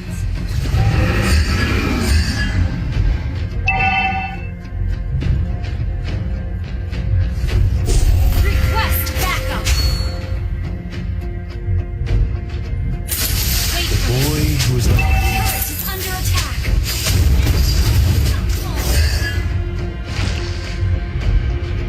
Shut down.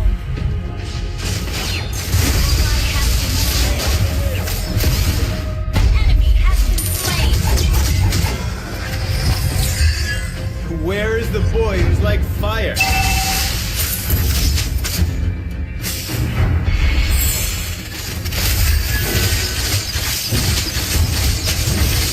The storm is coming.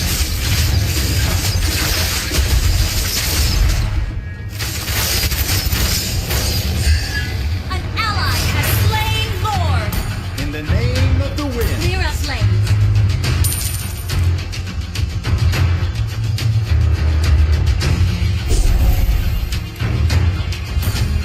Clear up lanes. Listen, it is the sound of the wind.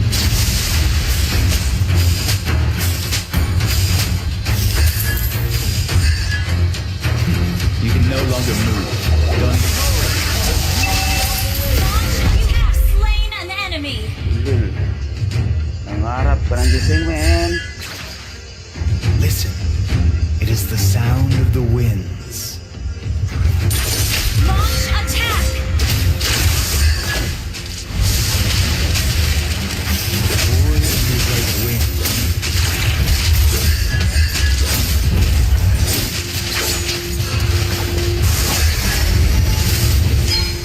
In the name of the winds.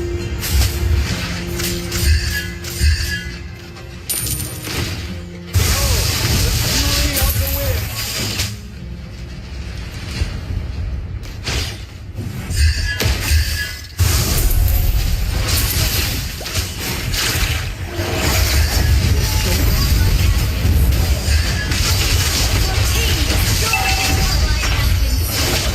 Initiate. Buhay na pala uli yun. Team destroyed a turret. Enemy has been slain. Set. Initiate retreat.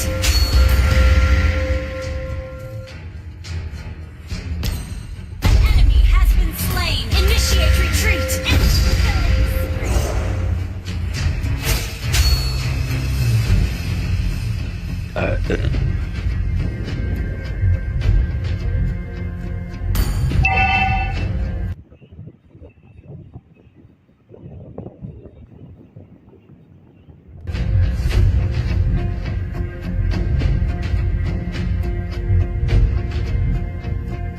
Request backup. Our turret is under attack. You can no longer move. Don't even Our try. turret has been destroyed.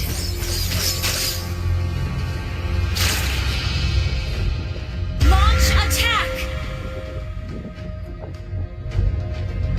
Enemy has been slain. Yan.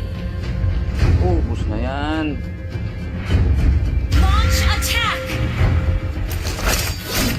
Nothing can stop me from soaring to the skies.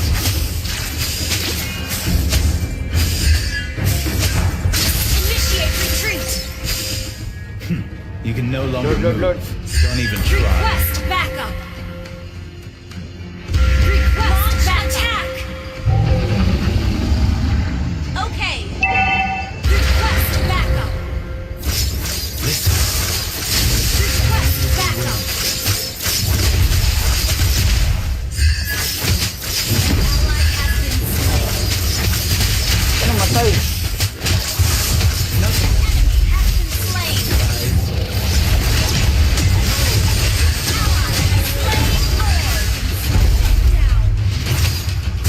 Request backup.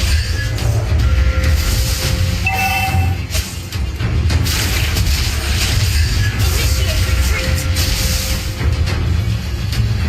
Where is the boy who's like fire? Request backup.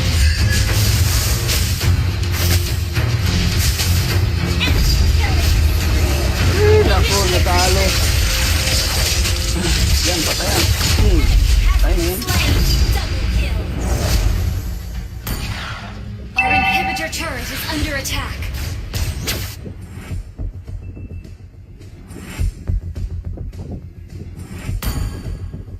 Launch attack.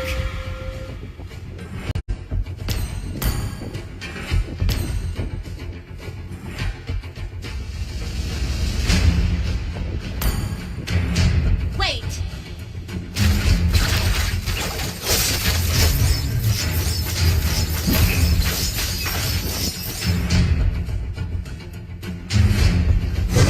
Initiate retreat. boy who is like wind. Initiate retreat. retreat! Initiate retreat! Clear up lanes. The storm is coming.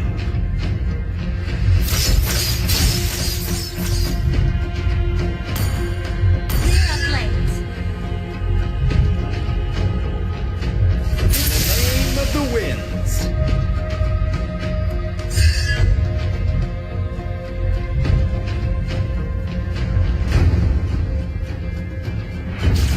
Nothing can stop me from soaring to the skies. Initiate retreat!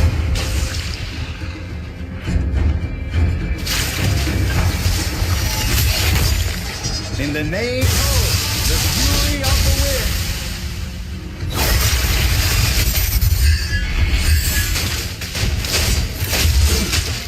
You can no longer move.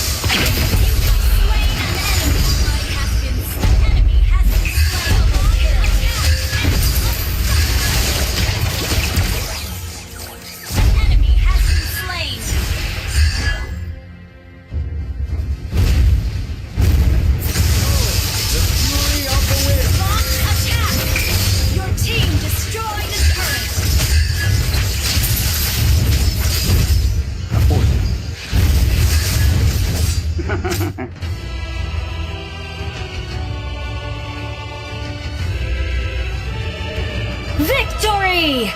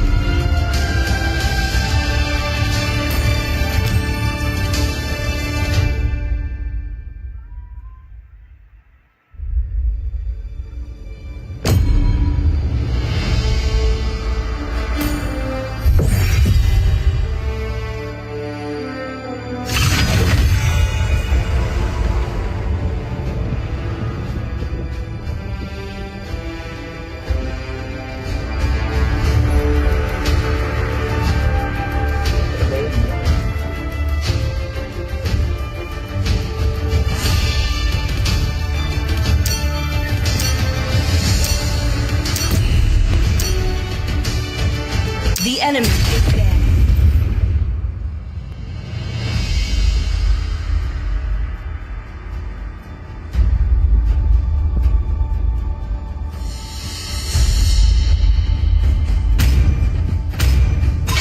Time to drop the beat Please of the ban flash. a hero.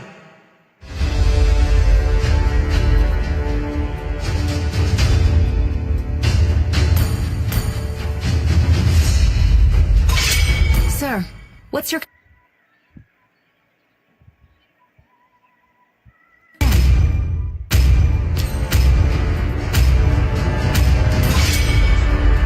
I'm bound. The by enemy nothing, is be banning. it family or destiny. Hello, my friend.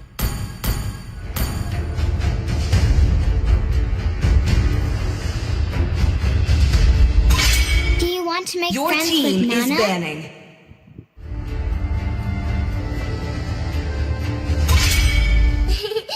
To me, The enemy is fun is picking. all that matters. I see lots of prey. Your team is picking.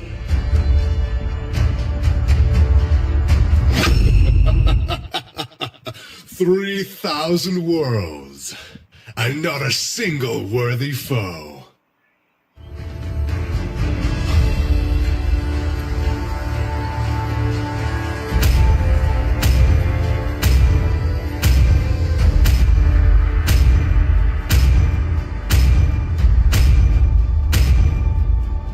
Thorns remain. The enemy should is petals picking. fall.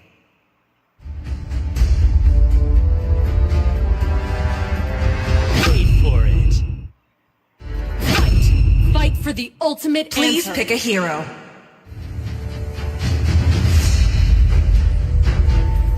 Love and hope are the two greatest inventions.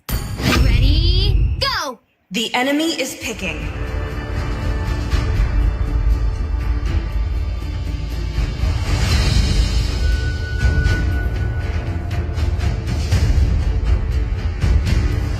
Lambot natin yun.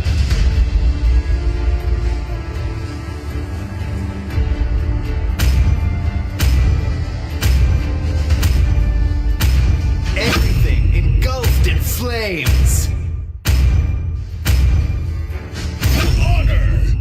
Your team is picking. Love outshines the golden crown.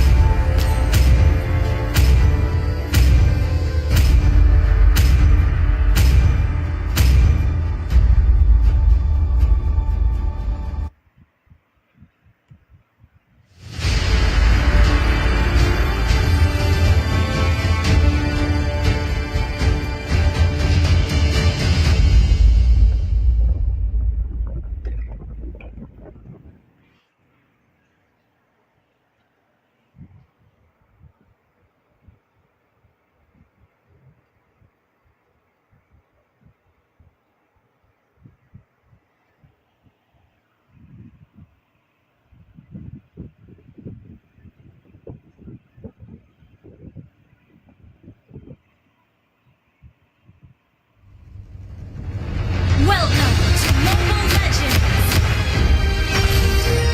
5 seconds till the enemy reaches the battlefield. Smash them! All troops deployed! We can do it.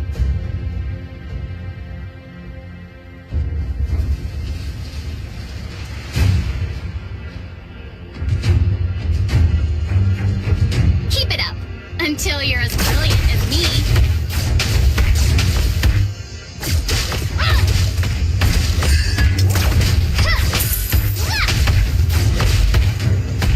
We can do it.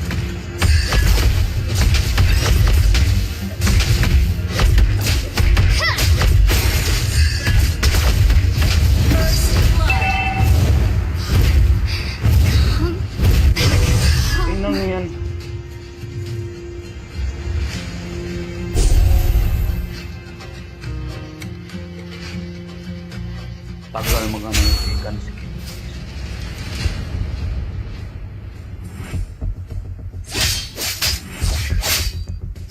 Ay, putang ina. Until you're as brilliant as me.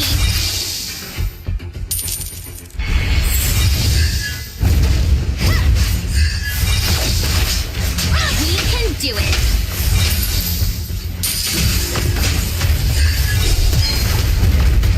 You have slain an enemy has been slain. Come back home. Hihila ko sa iyo eh. Isip ka eh. Request backup. Keep it up until you're as brilliant as me.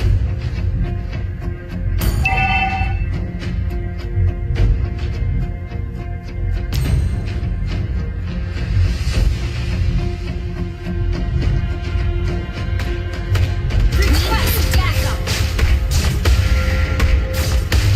Request backup. The enemy has slain the turtle. Keep it up until you're as brilliant as me.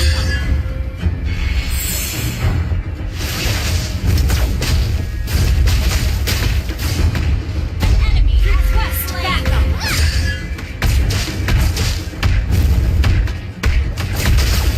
Push first.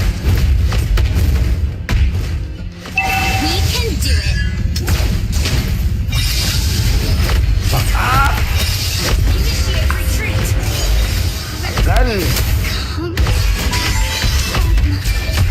Request backup. Enemy has been slain. Double kill.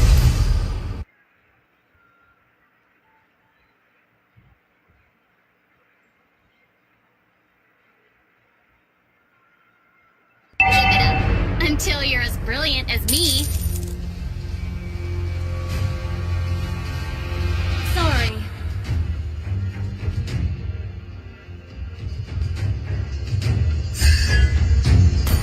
An ally has been slain.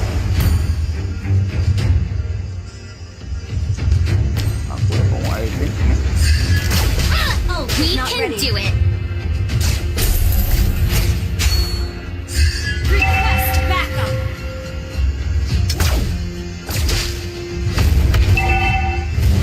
Request backup until your ally has been slain.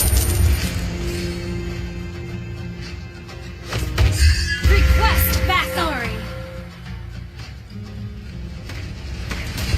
We can do it. Request backup. Okay. Request backup. Turret has been destroyed. Ult is not ready.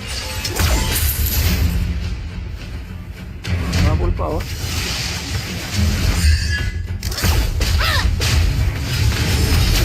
You have slain an enemy.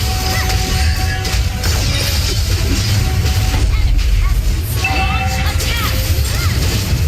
Enemy has been slain. Ally has been slain. Request backup. Our turret has been destroyed.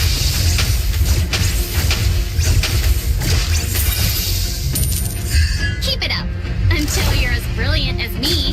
Oh, it's not ready.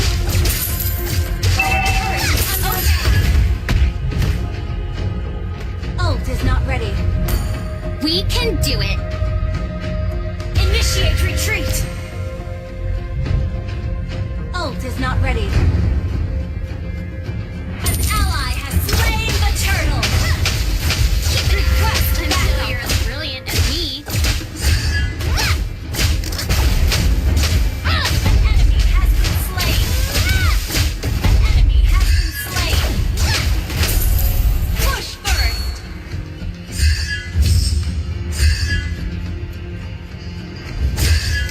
Ally has been slain. Our turret is under attack.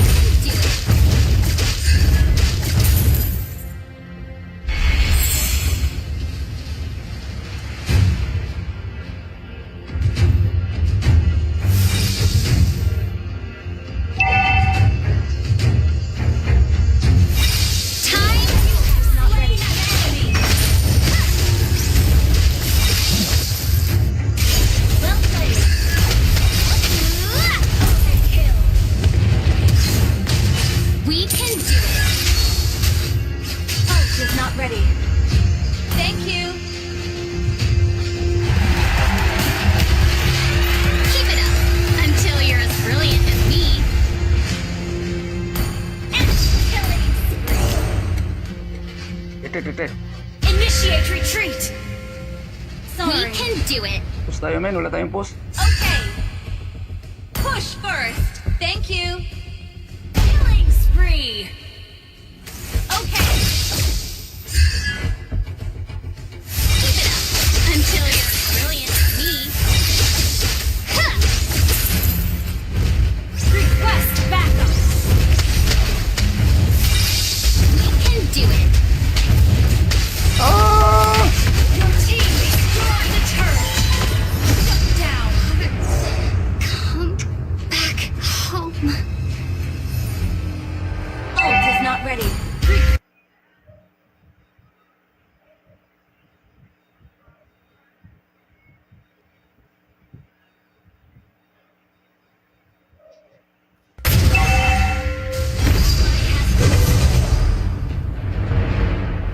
Our turret has been destroyed. An ally has slain the turret. Our turret is under attack. Keep it up until you're as brilliant as me. Red! Initiate retreat. Kasamahan ako. Request backup. Rampage. Tuloy. Hindi tayo malambot tayo eh. Walang tank, men.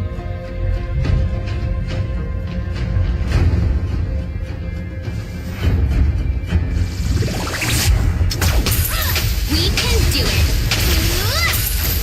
Our turret is under attack. Shut down. Huh. Our turret has been destroyed. Ally has been slain. Enemy Yung flicker ko, ba't pumunta sa laban, men? Come back home.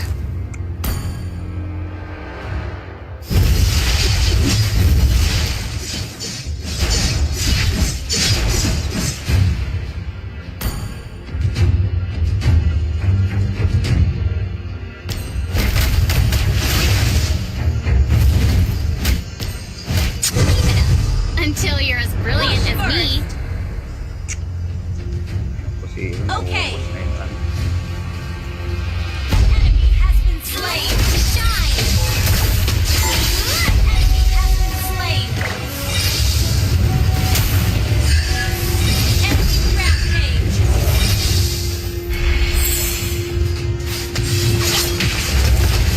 Enemy double kill.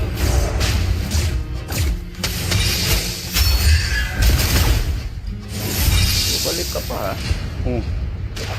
We can do it.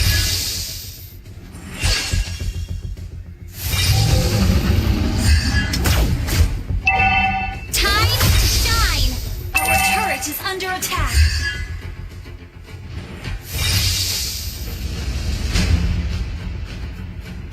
Our turret has been destroyed. Tore, men.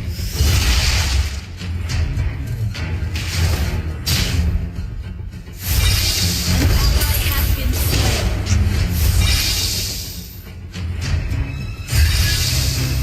Our turret is under attack.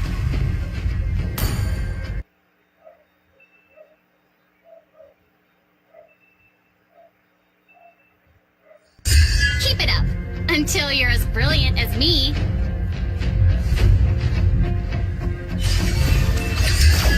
We can do it.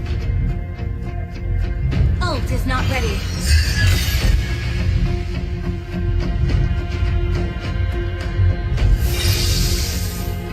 Keep it up until you're as brilliant. Under attack.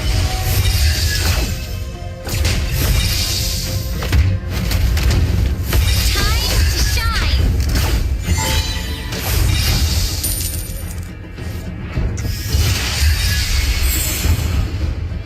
An enemy has been slain.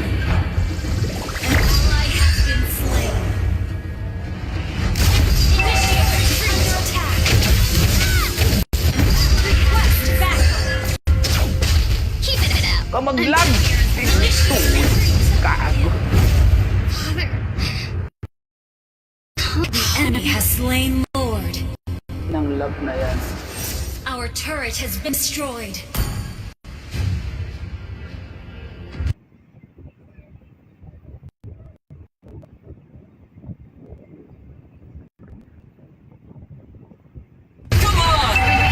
Destroy the gate!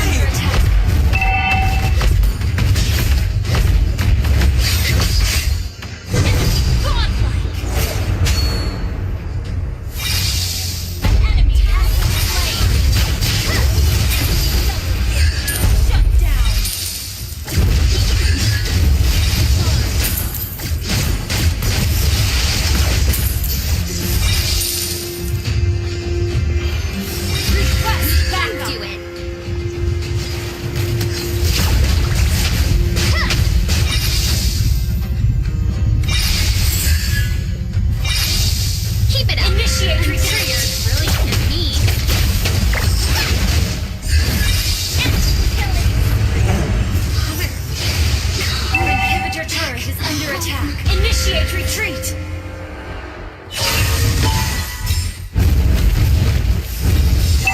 Your turret is under attack. Our turret has been destroyed. Is not ready.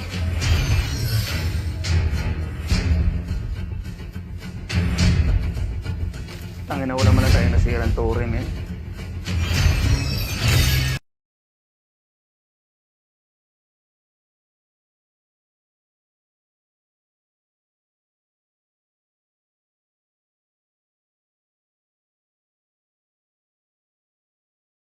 Kasi mag-lag, ba't naglalag to?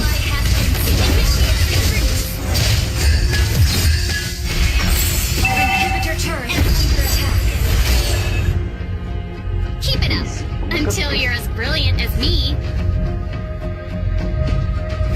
Base is under attack. Turret has been destroyed.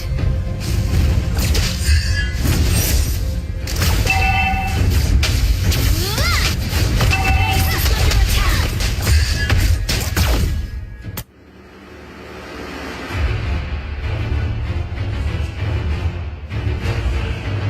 Defeat.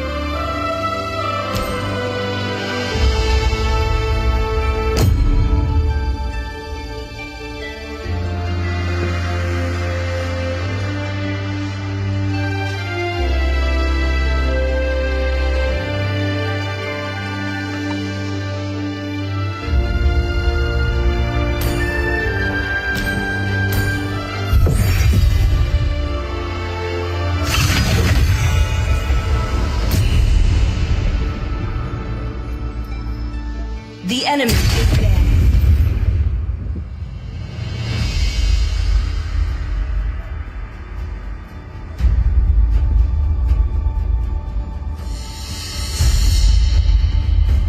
My pleasure. Please ban a hero.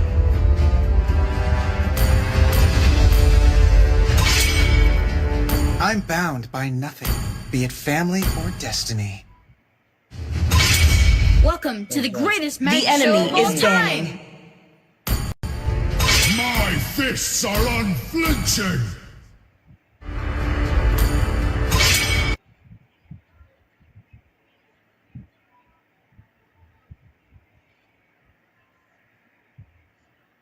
I am team me, is banning. and always will be, no matter what.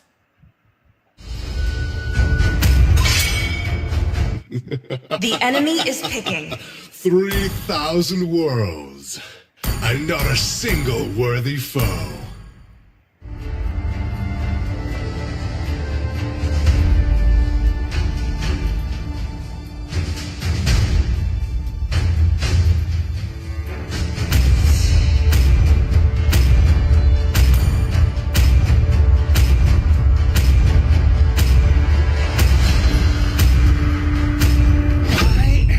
vengeance incarnate. Your team is picking.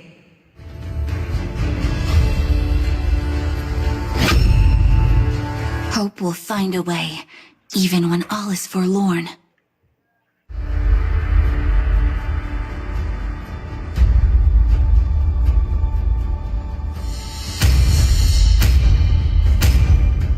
Ready, go! The enemy is picking.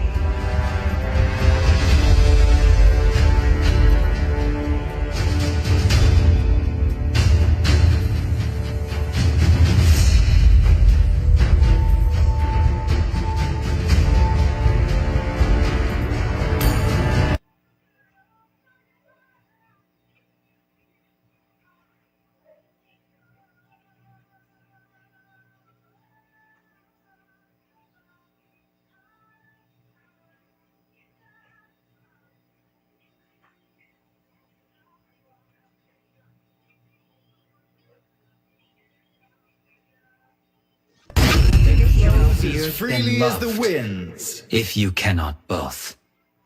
No one can escape my iron The fist. enemy is picking.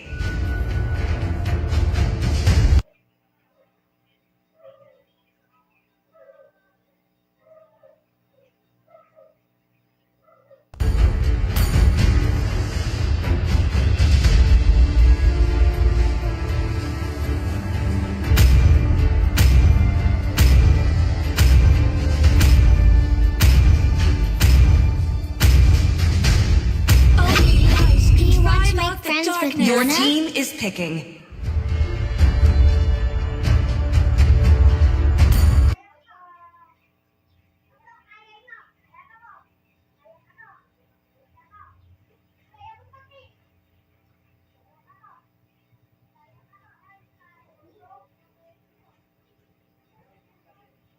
Light will fall prey to shadow.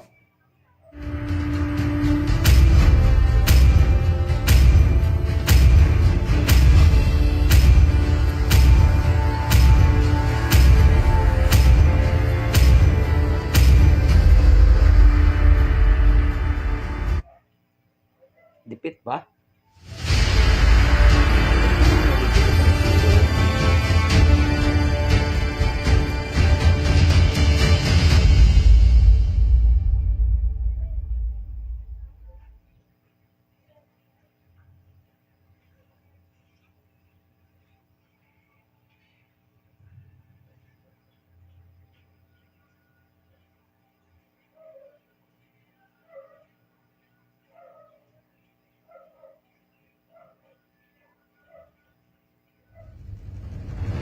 Welcome to Mobile Legends! 5 seconds till the enemy reaches the battlefield. Smash them! All troops deployed!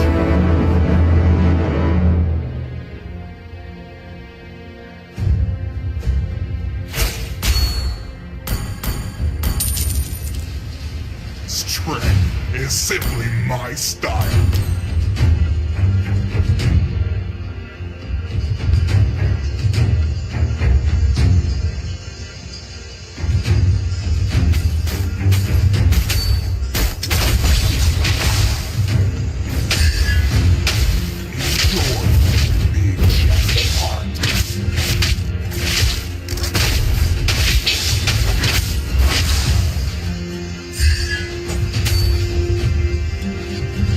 Initiate retreat!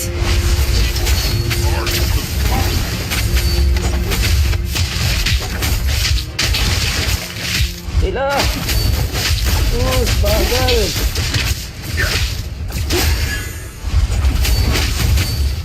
Attack! If you dare!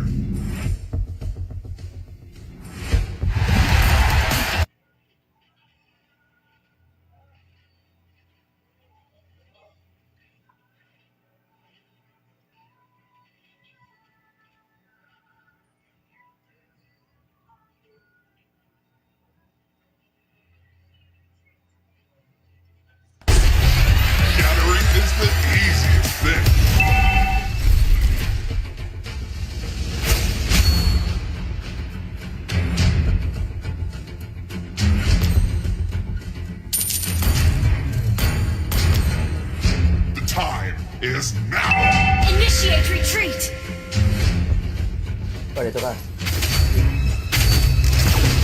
I'm the perfect fusion of speed and strength. First blood. Initiate retreat.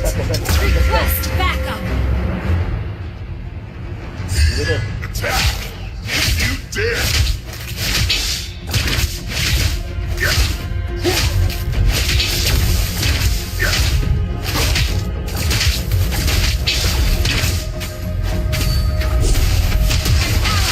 Slain the turtle.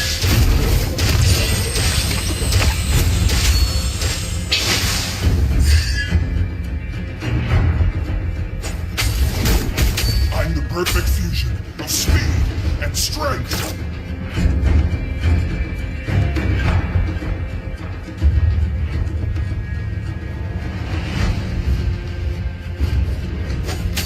The time is now.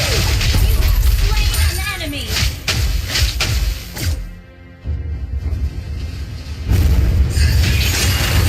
Initiate retreat.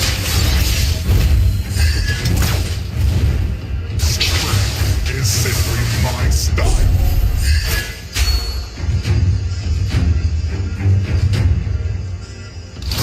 I'm an artist of combat.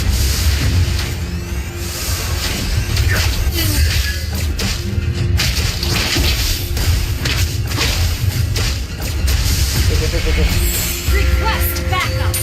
Initiate retreat.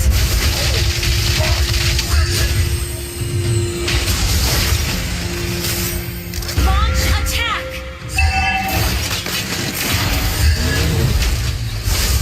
Launch attack.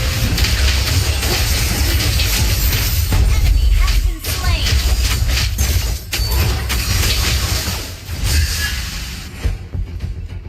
Initiate retreat.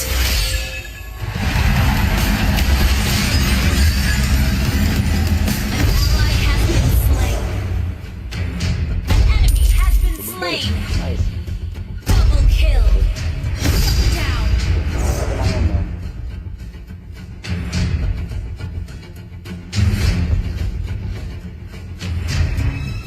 Push first. Shattering is Launch attack. there.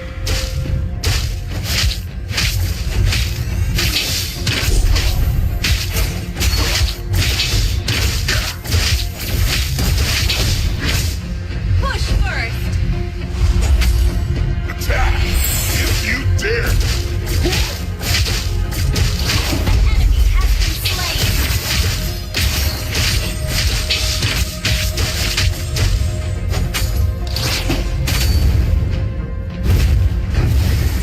Strength is simply my style. Launch attack.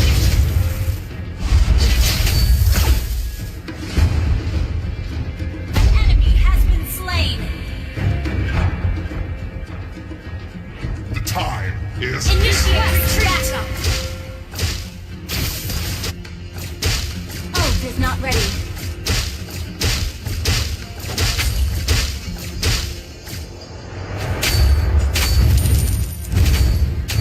artisan. Request backup. An ally has slain the turtle. Request backup.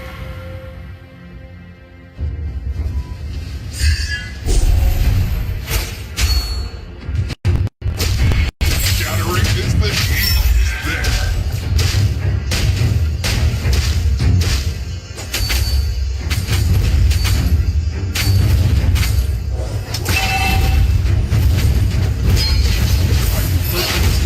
Of Your speed. team destroyed a turret. An enemy has been slain. Initiate retreat. Joy being shattered apart. An ally has been slain. Your team destroyed a turret. Request backup. Your team destroyed a turret. Request backup. Dari dito. Ano to? Our turret has been destroyed.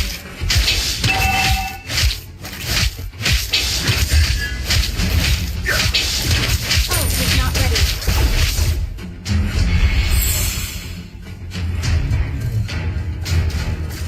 Shattering is the easiest thing.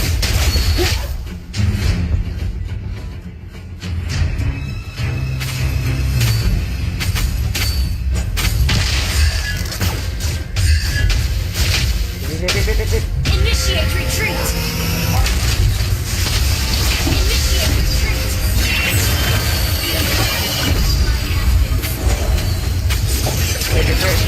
Initiate retreat.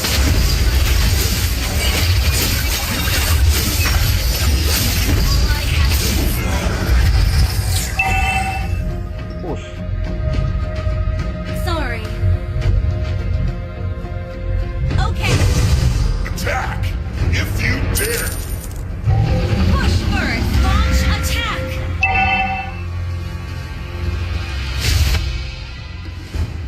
Initiate retreat.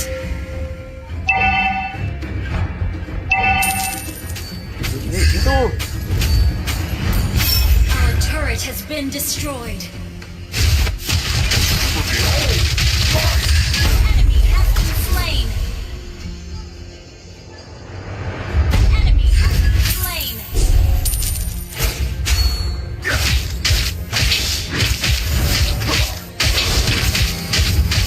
I'm the perfect fusion. Spaceship! Enemy has been slain.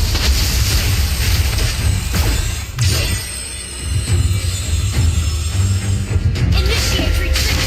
Your team destroyed the turret.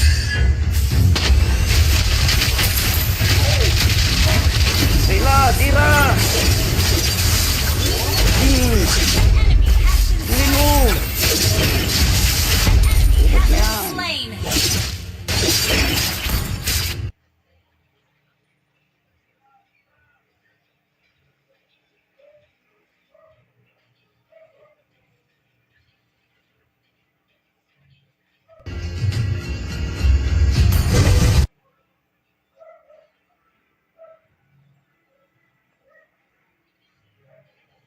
Launch attack.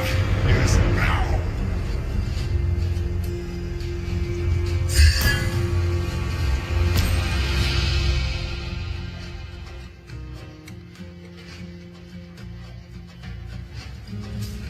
Initiate retreat.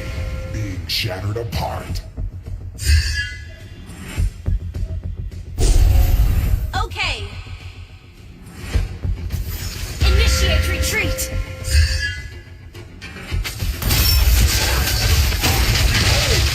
Initiate retreat.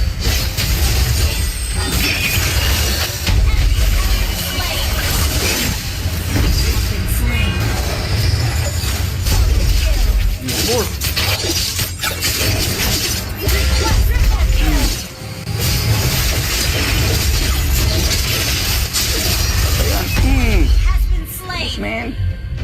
Launch attack. Your team destroyed a turret.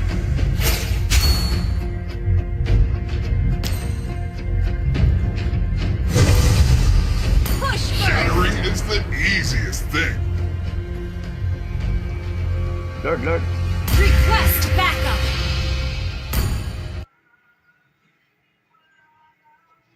Enjoy being shattered apart.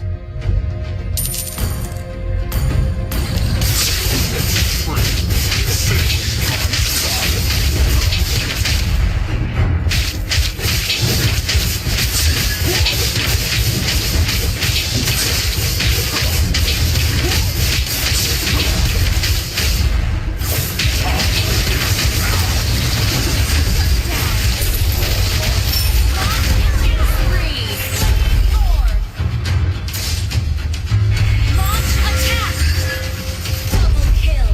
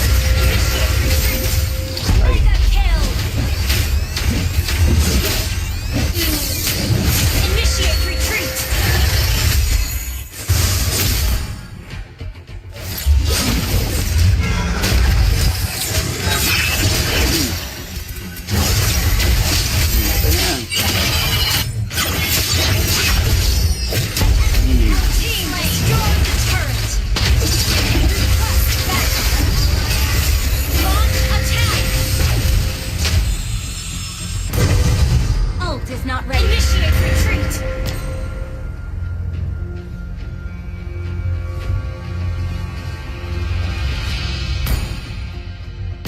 The time is now!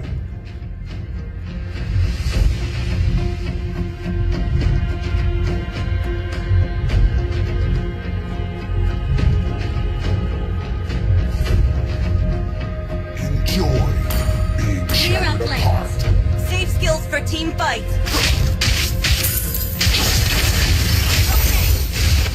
Initiate retreat. Clear up lanes.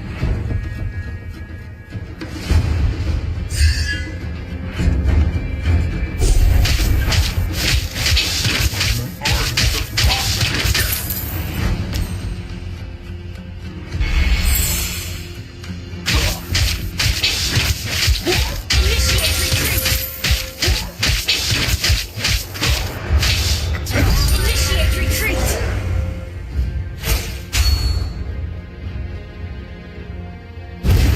Your team destroyed a turret. Your team destroyed a turret. An enemy has been slain. You have slain an enemy.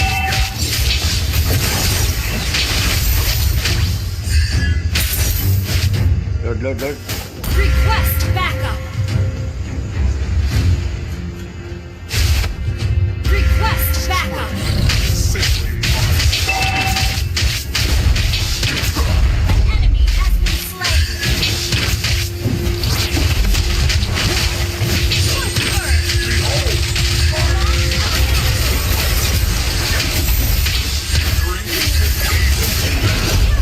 slain Lord.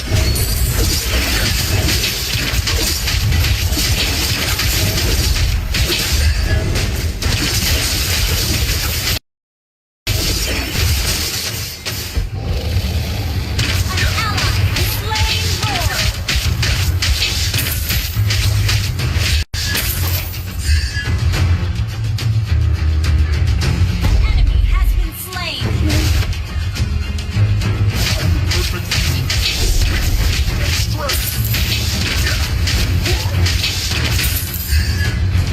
Your team destroyed a turret. Ult is ready. Initiate retreat.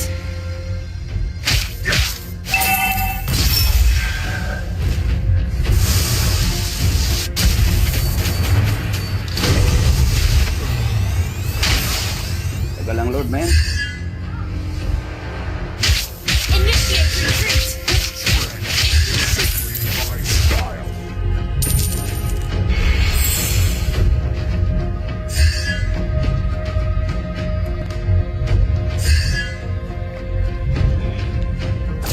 An enemy has been slain. Mega kill.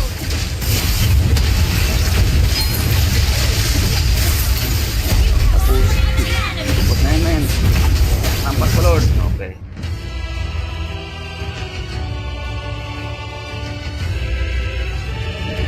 Victory!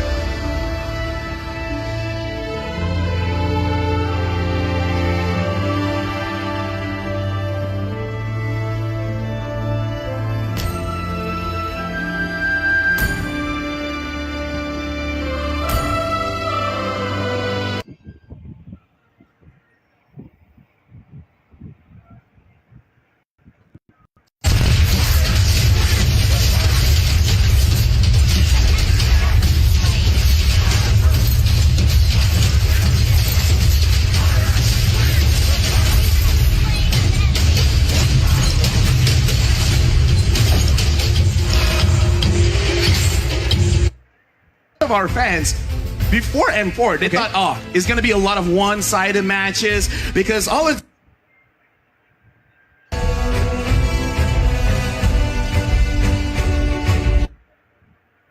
because M4 is. This is a big performance, but they're also up against Onyx Esports from Indonesia. We have Drian in the mid lane, Hoots in the XP lane, CW in the gold lane, Kyrie in the jungle, and Keyboy as the roamer. Yeah, Onyx Esports, they'll be playing twice for today. They didn't do too well before, but today they got to prove themselves. The Indonesian champions with Kyrie leading the pack, Onyx Esports! Onyx Esports, you guys can't hear it, but here in the stadium, I feel like it's a stadium because we hear the chants from the crowd, really giving them the support they need to make sure that they do well in both matches for today. They definitely have the home crowd advantage, and you can hear, I hope you guys can hear the chants coming in from their supporters right now. They have the drums, they have the manpower, they have everything ready. But now let's take a look at what us talents think about the matchup. Now, I'm a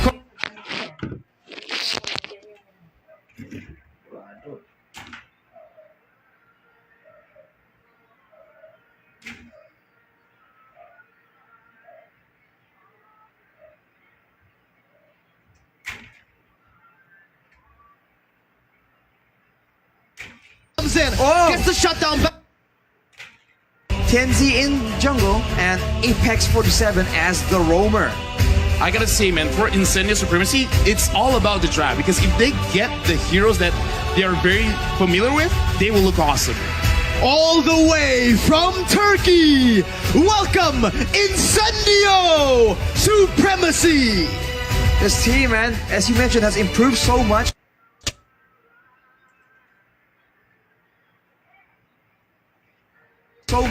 And they're actually putting up a tough fight against all these bigger names, and I think it's on the back of that unpredictability, man. If they can come up with a pick which is as surprising, if not more surprising, than the Lord Yi we just saw, they can have a great chance of completely upsetting the predictions of everyone else. Yeah. The way that I see it, honestly, is if they can get a draft that is early, mid-game oriented, it would be great. But let's look at Burn X Flash, CCAT, I'm your ATM, Fury, Tma, as well as D7. No Hessa. Yeah, no Hessa.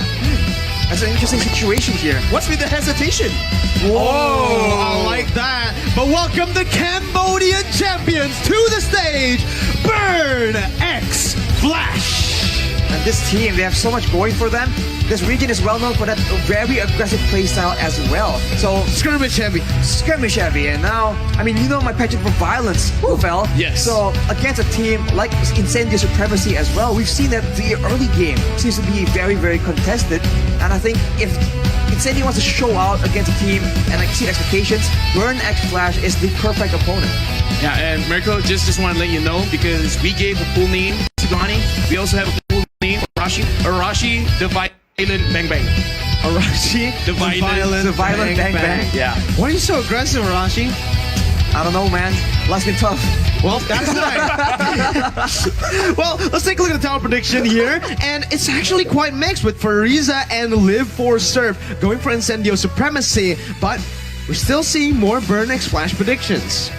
So far, they are the quote-unquote favorites. They are superior in the region. But as we mentioned already earlier, Europe right now, Turkey is not exactly a region that can be counted out just yet. Mirko, though, has shown that he has picked his side.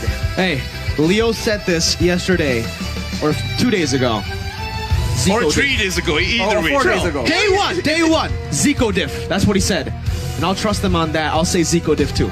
Right, so looking at this, we got 2 Indonesian predictions where you and Momo-chan pick both sides of the match. And right now, it looks like we're going really fast because 8 seconds in, we're going into the draft. And again, like I said, I want to see a draft that can be executed in a simple way. Don't think too much about it. If you need the Estes, pick up the Estes and force yourself to victory.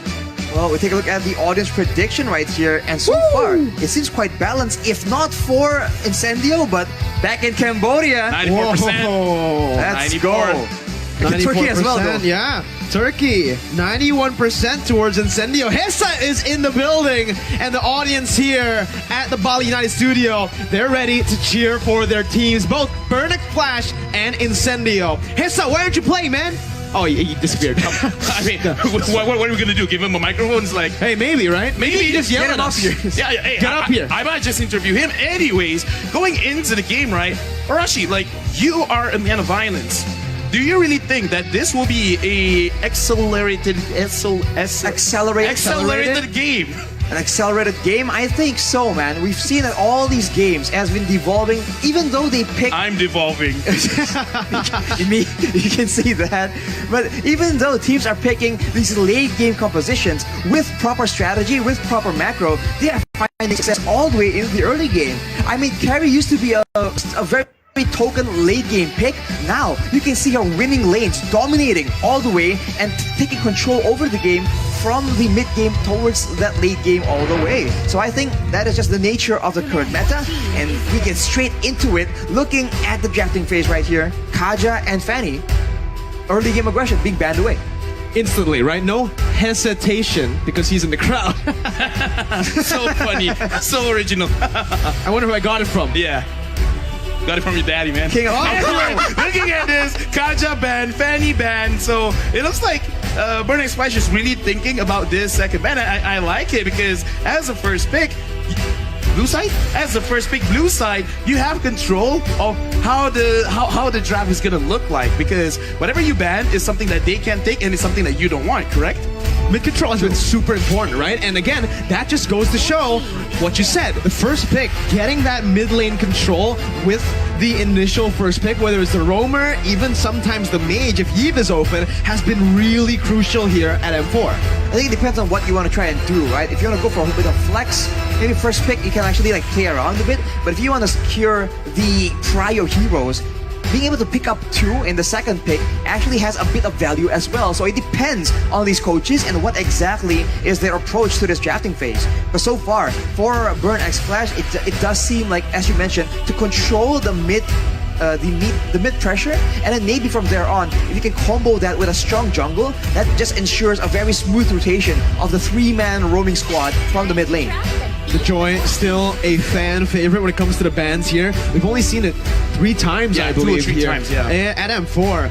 But I think he has a negative win rate so far right now. And when Joy wins, it's kind of like not because of the Joy. True. I mean, like, Right. it's annoying, it's very hard to catch, but it's never really been the winning factor. It's not like a Franco, it's not like the Benedetta. So you're kind of there doing what you're supposed to do. You're a distraction. Yeah, Kind of. But But I mean, we've seen Joy being You're a used in the distraction. jungle. Thank you. Yeah, well, you guys are very distracting to me, actually. Hey, It's looking too good. Whoa, Whoa. you're cute, my guy. Hey, but the Joy is also a very cute hero. But the issue is, I think it has so much more potential in a lane where you can actually bring that vengeance, because that just supplements the squishiness, one of the weak points of this Joy pick. But a lot of teams have been using it in the jungle where you're forced to be using a retribution, so you are more prone to just being bursted down and locked down with crowd control.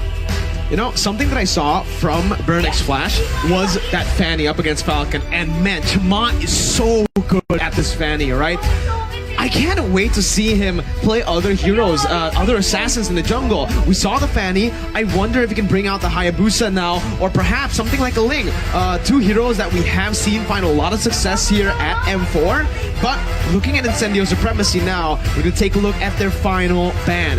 They want to go for that assassin ban, leaning again towards respecting Chama in the jungle, or they want to go for a different route here. And that's the answer. Yves. Mid control has been the priority, and mid control is what they are most scared of as well. yeah, Burnick Splash, they're really setting up for a glue here because they banned out a carry, and looks like no, they are prioritizing on the 1-1 with a 100% win rate so far. But banning out the Eve, it looks like whatever Burnick Splash is gonna take, if they do want to kind of like force fights, having fighters, it's going to be great, but having a 1-1 in your lineup, I kind of feel like you need distractions as well to make it easier for the 1-1 to actually use their ult. So disruptions, heroes can dash in and just make sure that the opponents cannot actually sit in a proper front-to-back formation. That makes a lot of sense.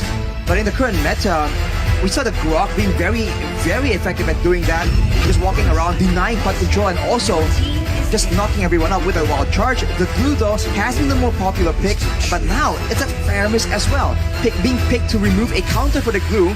But as we mentioned, Lofel, I think we did discuss that it seems very, very situational, and even when it's supposed to shine, it doesn't seem as strong. Like a top tier pick. Yeah, I kind of feel like this is almost one of the situations where they're already familiar with what Faramis is trying to do, and the alt being changed is not too bad for them personally. And I kind of want to talk about the glue as well, because I kind of feel like everyone is agreeing that glue is super strong. Has been picked up 4 times, but only won once, which is very crazy to see, because yeah, you're very strong, but apparently people have already found ways to deal with this glue, and it looks like a lot of damage coming in from Burn X Splash, because picking up this Farsa, it looks like range will never be a problem. So even if 1-1 can't catch someone before ult, you got Farsa to just burst them down with some meters coming in from out of nowhere. You got Poke, you got a solid frontliner, and a 1-1, right? So far it's looking like a front-to-back composition from Burn X Flash. Meanwhile, Incendio, they're building towards a dive composition here already with the Faramis and the glue that really wants to just dive and split the team up. Well, they're diving here towards a Fredrin though. That's a lot of crowd control, and that combo, a Farsa and a 1-1, right? Everyone getting chunked down by the Feather Airstrike can allow for a very devastating crossbow of tank that can be transferred to multiple people. So if Incendio doesn't get careful with how they want to draft here, it's going to be confusing, but whoa, it's going to be a Clint. I gotta ask you, Mirko, because yeah, you play the gold lane a lot. How does this matchup look like between the 1-1 and the Clint? Clint has an insane advantage up against the 1-1, right? Obviously the range and the poke, and obviously just the base damage in the early game. Clint absolutely dominates the 1-1. Thing is, it needs to be a 1v1, it needs to be a duel. It almost never is a duel in the gold lane. You always have someone coming by towards that gold lane, whether it's the roamer, or if you're looking at Burn X Flash's composition, it should be both roamer and mid laner. They picked that Farsa for a reason. It's for that additional mobility with the Wings by Wings, and Clint's gonna be very, very careful. He has to be very careful, because if he's not, he's gonna be punished early on. And as you mentioned, Mirko, the Clint needs to actually get an advantage in the laning phase. Otherwise, the pick becomes quite irrelevant in a sense. There's no real reason to pick it against that 1-1. So if in the early game, Burn X Flash just moves a lot of members, all this is level 2 even, they can completely shut down the Clint because they can read how the Clint is supposed to be playing. Unless Incendio has some next level mind games here, it's going to be very difficult for this gold lane to actually pay out. Right now, looking at the ban, because they could have used the Lolita for themselves, so either they don't favor the Lolita or it's showing that they want to group up together, because so far the Lolita has been used when going up against like a Nestus, like a Faramis, where you know they will come together. So Lolita out of the picture, does this kind of show what kind of draft they want? Technically, there is a possibility of the glue going as a roamer, like be placed as the roamer for the team. It's not the craziest idea. It's not the craziest idea. I mean, we're seeing 2 roamer bans already, right? That might be Incendio saying, hey, we already have a roamer, you just don't know it yet. Maybe you still think it's going to the XP lane. It's still, you know, a possibility, and the Faramis can also still be flexed as well if you really want to. So this is the current meta, guys. You never really know what's going to happen. What about the Clint? No? The Clint as a roamer? Clint jungler, mid laner. That's quite the old meta. That would have done it. Yeah, exactly. Mid lane, yeah. Todak would have done it. Lofel calling you guys out, guys, on the stage. A Burn X Flash will ban away yet another jungler. So it does seem like they want to have a bit of an advantage there, trying to make sure that with the quick roaming Farsa, they can combo that with a strong jungle that they can use to shut down the game completely. Although for Incendio, the Grok will be picked.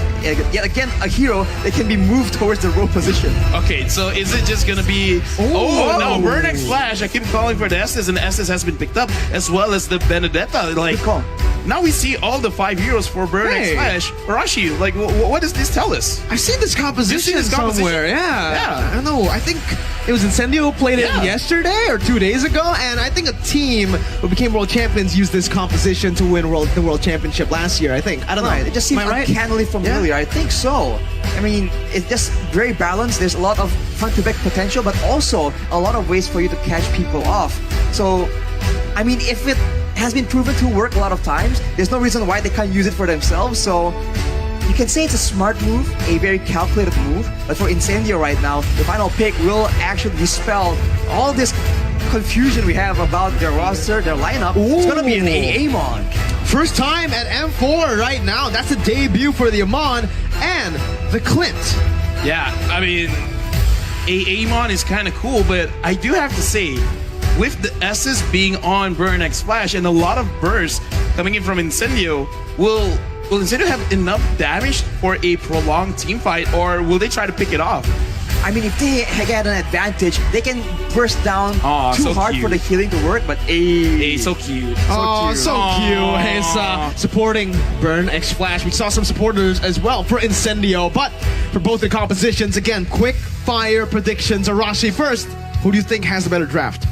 Ooh, I like Burn X Flashes just because of the flexibility, and I like to stay away from danger, so having a lot more range, I like that a lot. So I think I'll go with Burn X Flash on this one. I like Danger, Incendio. All right. I like Danger. I think I'm leaning over to you too, man. I really like aggression, and looking at Incendio, that's what they're bringing to the table. Ladies and gentlemen, it's time to dive in for match number 2, Burn X Flash up against Incendio Supremacy. Looking at this game, if the aggression works, where should it work at? Because right now, looking at both teams, if they get... And wait. I saw the Grok with a marksman emblem, so it's going to be a lot of physical attack. And I guess this is a glue rover. Is this what's going on? Oh, so it is a glue... Wait, what is going on here? I think it is a glue roam. I mean, you called it out. It's not. It is a. Yeah, you're right. The glue roam, and it's going to be the Grok in the XP. We saw that Boots brought the high and dry in game number 1, but for. Oh, wait a minute. Apex is going to be caught here. Forced to use the flicker. D7's already looking for the kill on the Estes, flanking around. But yeah. We've seen this before. It was Fluffy who used this build in Indonesia on the Grok XP. Weapon mastery, which means he's looking for that late game damage, technically, or the mid game damage, whenever he gets those items. He's looking to scale with the items as best as possible, and yeah, the roaming glue. We talked about that, a roam going in, and he was trying to escort the Clint, trying to make sure that the Clint has a good lane. But as you mentioned, Mirko, the Farsa just comes in, becomes a big problem, and now Burn already trying to abuse the mobility and the speed of this Benedetta pick. Whoa, very good eye for an eye there, getting on the endless shards. And Chama will just go for the gold buff, picks it up. And in the early stage, it's still just both teams playing it really slow. No real reason to go in for a crazy engagement. Right as I say that, though, Caster Curse, Chama jumps in. And Tenzi too gets the first blood in the mid lane up against CCAT. Caster Curse is real, man. Every time we predict something, the exact opposite happens. And now with that pressure, they're going to go for that turtle fight. They have sustain, they have burst damage as well. So in the early game, this makes for a very dangerous combination.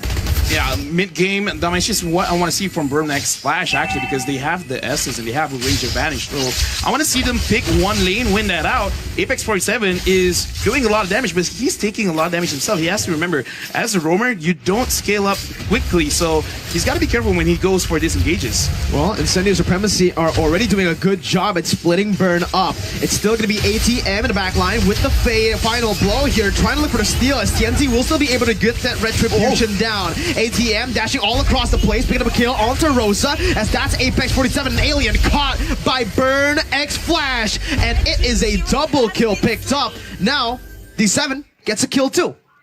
That is 3 kills being picked up by the side of Burn X Flash, and that was a very bold play from CCAT. He just goes in with the wings by wings all the way, by point blank to the members of Incendio, knowing that they were on the back foot, enabling him to just land so much crowd control, so much more burst damage, and in the early game, this is what they can abuse. If Incendio wants to try and match them, it will be in that mid-game where the Cult Altar can be abused in the midst of those chaotic fights.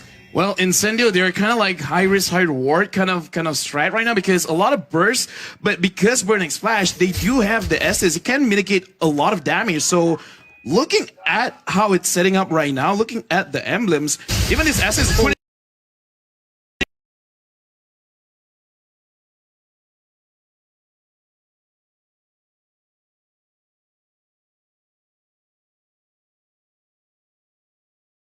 is around. That's the problem. Although they do have the chance of like crowd controlling the Estes to mitigate that healing, but already rotations are being made. Incendio are trying to make sure that they exert their own will, but look at the response, just quick coming in from Burn X Flash. Very good rotations here by Burn X Flash already. Again, helping the gold laner Fury, who's not in a good matchup up against the Clint. But now it does seem like with both teams rotating towards that top side, both teams will disengage, but Incendio will actually still try to look for a commitment here with endless charge being placed onto Fury, but with D7 there, that answers your question. The burst is not enough just yet. Now it's gonna be the Cult Ultra placed in again. Chama gonna be caught, but has the healing coming in from D7 as Apex 47 jumps in with the split, brings Chama back onto Incendio, and it's a 1-for-1. The roamer traded in for the jungler. Still worth it for Incendio as the turtle spawns in to the land of Dawn. There was one more weak point on Sunshine, so Fury almost used that crossbow of Tang, but that is what Burn X Flash can afford to do right here. Despite everyone rotating to cut off Fury from his team, the support comes in, the healing comes in, and if Incendio clumps together, you can see that the Feather Airstrike is devastating. Right now, Burn X Flash, they're looking pretty good, pretty solid, even though Incendio has a small goal lead, but looking at this, Apex 47 wants to get a cash, but it's easier said than done.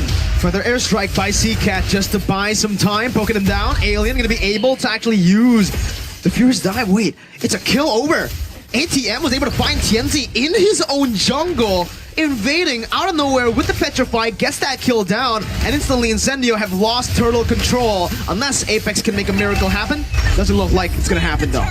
It's such a tough situation for Incendio right now because Burn X Flash, they have the superior poke damage and they also have the superior sustain. So unless Incendio can get a very decisive engage onto the members of Burn X Flash, it's going to be very difficult for them to even get anything. And even if they engage, they need to make sure that it's on D7 because as you mentioned, Lofel and Mirko, that healing is just way too much for them to deal with in this early game without any items. Right now, I just want to talk about Burn X Flash because I'm your ATM right now. He's banking it on because TNZ can't do anything to this guy. This Benedetta is causing a lot of problems, not just with damage, not just with the control in confusion, but actually being a target of getting bursted down and taking absolutely no damage. That's going to be demoralizing for Incendio right now. That is what happens when your composition has a very short window of damage. If you compare that to Burn X Flash, the longer the fight goes, the more they have an advantage. We saw it earlier in the turtle fight, and I think Incendio understand it as well. They want to get in, get their benefits, you know, get the pick off, and get out before the fight gets out of control. Good opening by Chama over to Alien, dealing some damage out as Fury's actually looking for all the weakness points, gets it, wild charge forced in. The crossbow Tang with the Inspire is going to be popped in, but Alien's still able to actually take all that damage, and the charge pop, but that's D7 with the healing. Apex 47 bringing him back right now with the Call Ultra placed as well. Fury's going to be taken down as the Feather Airstrike will be popped towards the back line. TNZ taken low, and the Appraiser's Wrath by Chama seals TNZ's fate. Apex caught, has the split, goes back in, flickering onto Seacat, getting the stacks down, getting in as well, bringing him back. Alien now following it up with the damage, and you can see the weapon mastery finally coming into play as the taunt comes in. Chama's looking for the setup once again. Alien flickers out, gets knocked up as that's another split by Apex 47. I'm your ATM jumping in with the Petrify. Rosa flickering out. Rosa gonna be taken down with the final blow. Was cancelled out, and it's a shutdown for Sunshine. Now, guess who's back? Fury's back from the dead, but it's not enough, and it is both teams just disengaging. Wow, they spent so much time trying to get into that fight that Incendio, they're able to wither most of the storm and then later on finally use that Cult Ultra effectively. That is not what Burn X Flash were looking for. Let me just put into perspective how long that team fight was. Glue used the split, his ultimate 3 times, and Grok used the wild charge 2 times. Both ultimates. Imagine 5 ultimates from just these 2. That's a long team fight. That's a very long team fight. I almost ran out of breath. Oh, yeah. Hey, you know, good job. Hey, thank you. Hey, you breathe, man. That's crazy. I breathe. You breathe good. I mean, now it's Incendio that's on the back foot. They went for the turtle, but is that enough? Because Burn goes for the pressure, and now Alien is the one being targeted by Fury and D7. Okay, that damage is pretty disgusting, right? You saw it. One attack with the power of nature. Okay, so here's the thing about burst compositions, right? You always got to make sure that kind of everyone, or at least two members, are focusing on the same target, and I kind of feel like that's what's making Incendio's draft looks not so great right now, because everyone is targeting their own thing. Like, whoever's closest, let's go for the target. Now TNZ and Rosa, they're waiting around the orange buff. Can they actually catch it? Yeah, that's your answer right there. Seacat's gonna be caught. Rosa pops the call altar again, just trying to get out of there with Sunshine backing him up. It does seem like Incendio will take control of the bottom lane, with Apex 47 acting as a roamer, but because he's so sustainable, he can actually act as an XP laner too, just be a distraction. I'm your ATM, try to go for the Petrify, jumps out with the eye for an eye, but gets gunned down by Sunshine, and that's the mid lane pressure being placed on by Incendio, and they get the top lane too. It's so good by Incendio right now. They're winning in the structure department. They took the mid tower and they're moving towards the top tower as well. So with the control, they can look to face like this. And ooh, that was a very, again, dangerous attempt from Alien. And we saw this is what they do. They hide in the jungle, they cut you off from your team, and before you know it, you lost 2 members before the fight even begins. Yeah, and right now, Apex 47, I'm seeing that he's just more or less being a distraction. Of course, he would try to get someone. TNZ just caught Seacat, and right now, it looks like, I don't know which items that really made the difference, but Incendio, all of a sudden, is like, yeah, let's fight. Like, let's just go for it. We can get the kills now, guys. Let's go. Incendio have something against Seacat, man. He's been taken down 5 times, and TNZ has always just been on that. Apex 47, again, just opening up the map, again, acting as a distraction. He goes in for a split, but will be taken down by the crossbow tang. It's translated over to Rosa with the help of that final blow, dealing so much damage while charge connects onto 2, but Sunshine's free hitting. D7 still helping the team sustain with a Praesor's Wrath being placed by Tuma to pick up a double kill. It's a 3-for-1, and Burn have turned around a fight 4v5 without Seacat. That is insane. They're just going in so aggressively, and they get clumped up. Seacat wasn't there initially in the fight, but he actually made it there, and that is something you cannot do against this composition. We talked about diving in towards crowd control, and Burn X Flash has an abundance of CC that they can use to stop Incendio in their tracks. Oh, Tuma, again, taking some damage, but he is a Fredrin. Yeah, right now, looking at the composition, right, I kind of feel like Sunshine is already on board. Like, I want to fight with you guys. So, Burn X Flash, they got to start focusing on actually getting Sunshine down first before they start fight. Because in this team fight right now, what's happening, Arashi? Initially it was a called altar, but again, everyone's clumped so deep into each other, and their member that's been shining so far is 10Z. It's an assassin that can delete one person, but he cannot delete the whole team. So we saw that 10Z was able to do a lot of damage, but everyone else are still able to survive and do the damage, and eventually Incendio just ran out of steam. Right now, Burn X Flash, they're pushing in, and if I'm looking at mid lane. I don't know who's going to win this 1v1, but it looks like neither is going to win the 1v1 because now TNZ is getting pressured because everyone from Burn X Flash is moving towards mid. And I like this way of play. Focus on actually, moving together, actually using this S to your advantage. You just saw D7 and Fury build that Athena shield at the same time. They understand that right now, Incendio, they need to play around TNZ. If their main damage dealers or their main support can get deleted, that is a huge blow to their teamfight capabilities, and they recognize that. So with the Athena shield, it means that Incendio's TNZ will be having a lot more of a difficult time trying to delete all those backline members. Yeah, right now, I honestly think at the 12-minute mark, it's time to transition, right? Your main carry was TNZ, but now it's about time to transition over to Sunshine, who has the damage, who has the weapon mastery as well. Apex, though, still able to actually get out of that with a split as Rosa tries his best to zone the members away. Both teams not really going to risk anything, not really going to commit to anything here in 12 minutes, still waiting for that lore to spawn back in. Right now, I'm actually just looking at TNZ because he is trying very hard to make sure that he is staying at the side of Burn X Flash jungle, and looking at the way that they're playing, I kind of feel like he wants to take out Seacat or Fury as fast as possible. And right now, Alien, he's alone. Can he actually get out of this? And it looks like Burn X Flash, they're not even sure where he is. They don't know Alien is there. Oh, Alien. Oh, there you go. He's spotted here. He jumps in, looking at part of nature, but will just use the wild charge to get out. Weakness point, the final one, not there just yet, but it is opened up. Alien isolated from the rest of the team. Fury has the crossbow tank, but will not use it, and that might be a mistake, as that's an endless charge placed onto him. Swan's gonna be isolated, and he's gonna be taken down. The crossbow tank is dealing damage to himself with Apex on him with a split, And Fury now with no ultimate. It's gonna be ATM jumping with Petrify, finding the jungler, shutting him down. Apex running for the hills. The Feather Airstrike comes down to poke them down. Fury with the kill spree, chasing them down, looking for more weakness points on the board, but Sunshine comes in, gets the shutdown back. ATM loses his immortality. Rosa is all alone, and it's Burn who come out on top.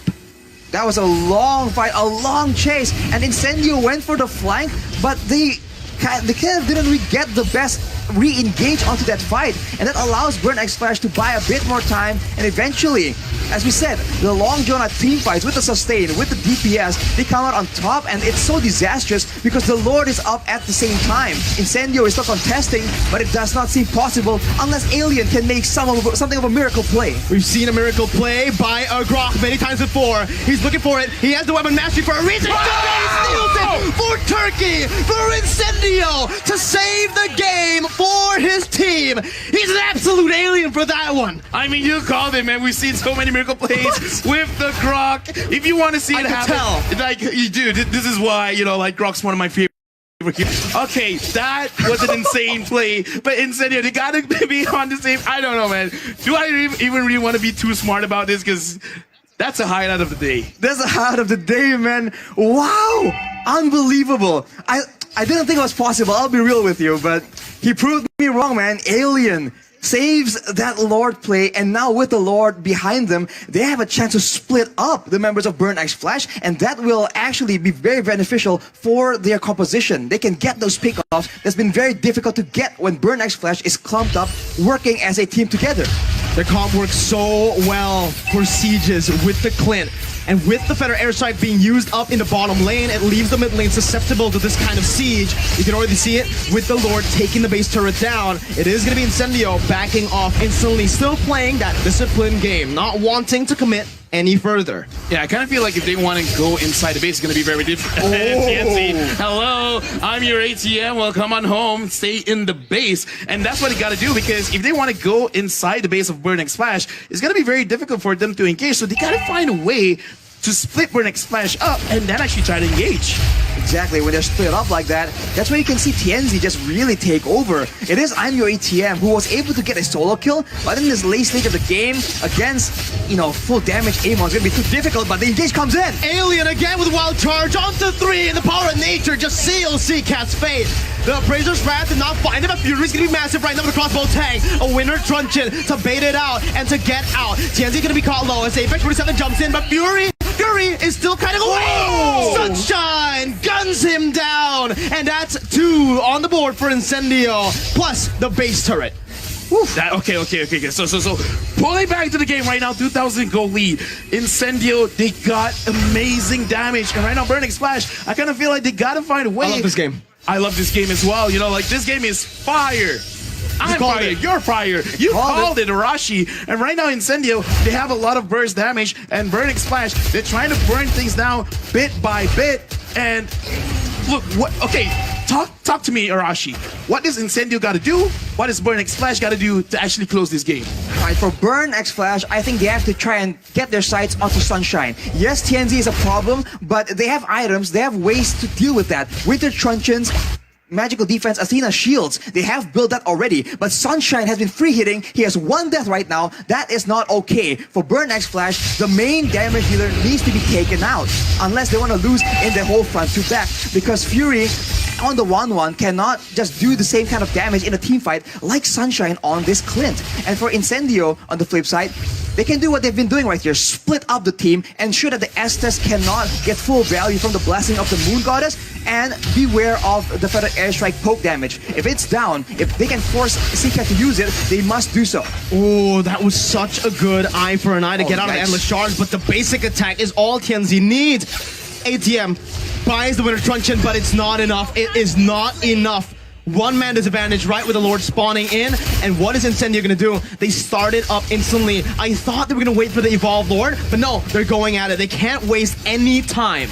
Yeah, I kind of feel like Burn X Flash, they got to see this coming, man, because whenever someone wants to split up, it really doesn't matter who you find. You're definitely going to die. So really, move as a team, try to put pressure. Because right now, Incendio, they've reached their mark. They've reached their win condition. Burning Splash, look at the game. Slow down. Move together. Stop getting picked off because Tianzi right now, he is loving this hero. He's loving seeing anyone moving alone. And it's crazy that he's so aggressive. He sees I'm your ATM alone, and he goes for it on the opposite side of the Lord.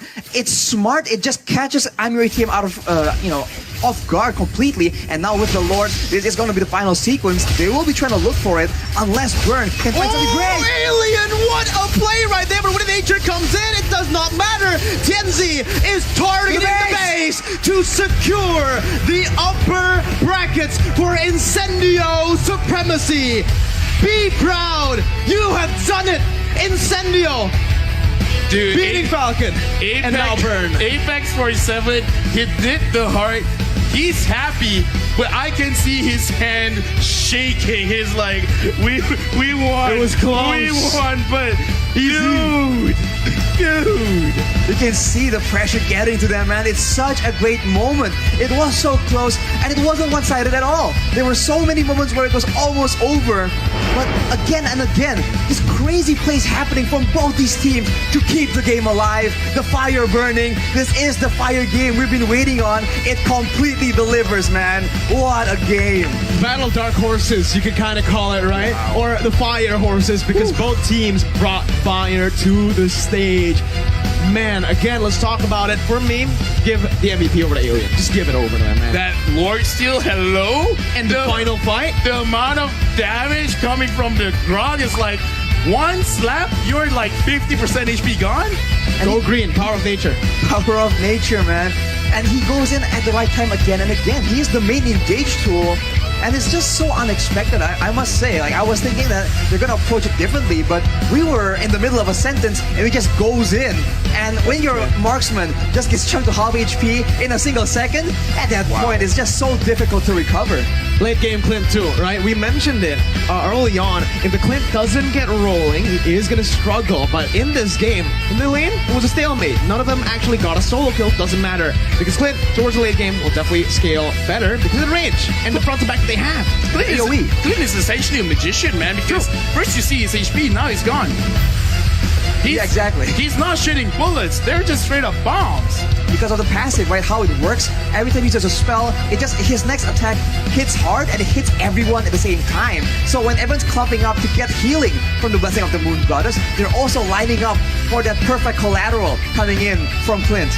C-Cat did not get to play it. So frustrating, man. And towards the end, they moved it over, not just to C-Cat, but also to I'm Your ATM. On a Benedetta with an eye for an eye, you would think that he could actually get out of the burst of the Endless Shard, but no. Yeah, in the early stage of the game, sure, you can avoid a lot of damage, but once TNZ locks onto you, you could dish, dash all over the place. Doesn't matter. The Endless Shard would just keep on coming. And the basic attack too. And the basic attack too. I think initially it's because you can block the abilities with the eye for an eye, but in the late game, look at those attacks, dude. I'm just gonna press this button over and over again. Eventually you'll die. Exactly, that's what happens towards that mid-game to late game, and once your EXP lane cannot sustain alone, cannot split push, it's very hard to win that macro game. And look at Incendio, that late game macro, it's all in their hands. That's why they were able to actually catch the members of Burn X Flash off guard when they're trying to push out lanes, when they're trying to set up for the Lord. They just get completely taken out, and numbers advantage is just so massive in the late game.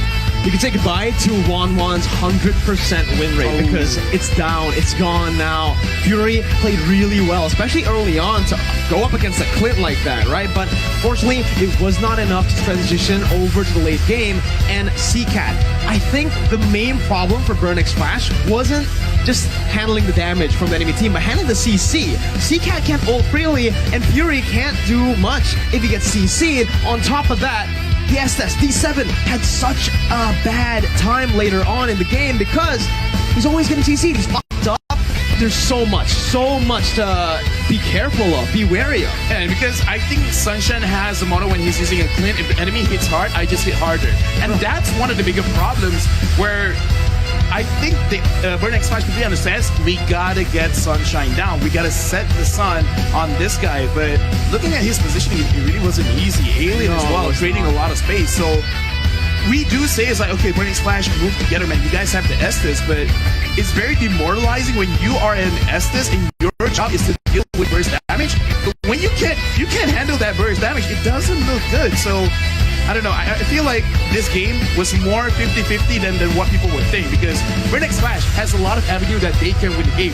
It's just difficult to handle TNZ in the late game with Aemon bursting around very fast and clean being kind of unfair. You have to remember that the glue as well, it wasn't shining a lot, but the glue was such a big nuisance, diving in towards that backline, being so tanky due to the regeneration coming in from that split, right? He just dives in and makes everyone move around again and again. Take a look at some of the items here. It's a very, very long game, but Incendio definitely still are on top. We talk about Sunshine and look at that damage. Only an Immortal and everything else, it goes aggressive because at the same time, Burn X Flash, they have a long-range target, long-range the deterrent for Sunshine, and it's magical. He didn't even go for the Athenas. He just knew that he can stand there and he can let his other teammates, Apex 47, he can let Rosa as well as Alien zone away Seacat, and that just allows him to free hit again and again. And to add on to that, right, I want to talk a little bit about the gold lane matchup here. Look at Fury on the 1-1. He was forced to actually go for the Athena and for the Wind of Nature. And if you look at the damage coming in from Incendio Supremacy, it makes sense. They need some damage for the side of... They need some defensive items from the side of Burn X Flash. Yeah, defensive items, it just makes it so difficult. So like, you know, if they want to actually survive in the late game, it's going to be too difficult. And if they want to try and itemize in a very simple manner, it also makes it so irregular in how they want to play it out, because for Burn, it's not like Seacat has no damage, but the fact that he is under fire, being chased by so many heroes that can burst him down, it's so difficult. Whereas for TNZ and for the rest, he has a Winter Truncheon, and that's about it. They can call it a day. Let's see. Man, there's so much damage, right? You would think that they would have a little bit more defense win in a lot of these prolonged team fights, but no. Instead, they just went full-on damage with the weapon mastery that they have as well. It really benefited them, right? I mean, we saw even in the late game, Alien, Grok's supposed to fall off damage-wise. Not with that emblem, though. I mean, this might be the resurgence of the strategy, especially with what LaFell said, right? No. We have to see, like, if the damage just scales and gives him a lot more physical tankiness.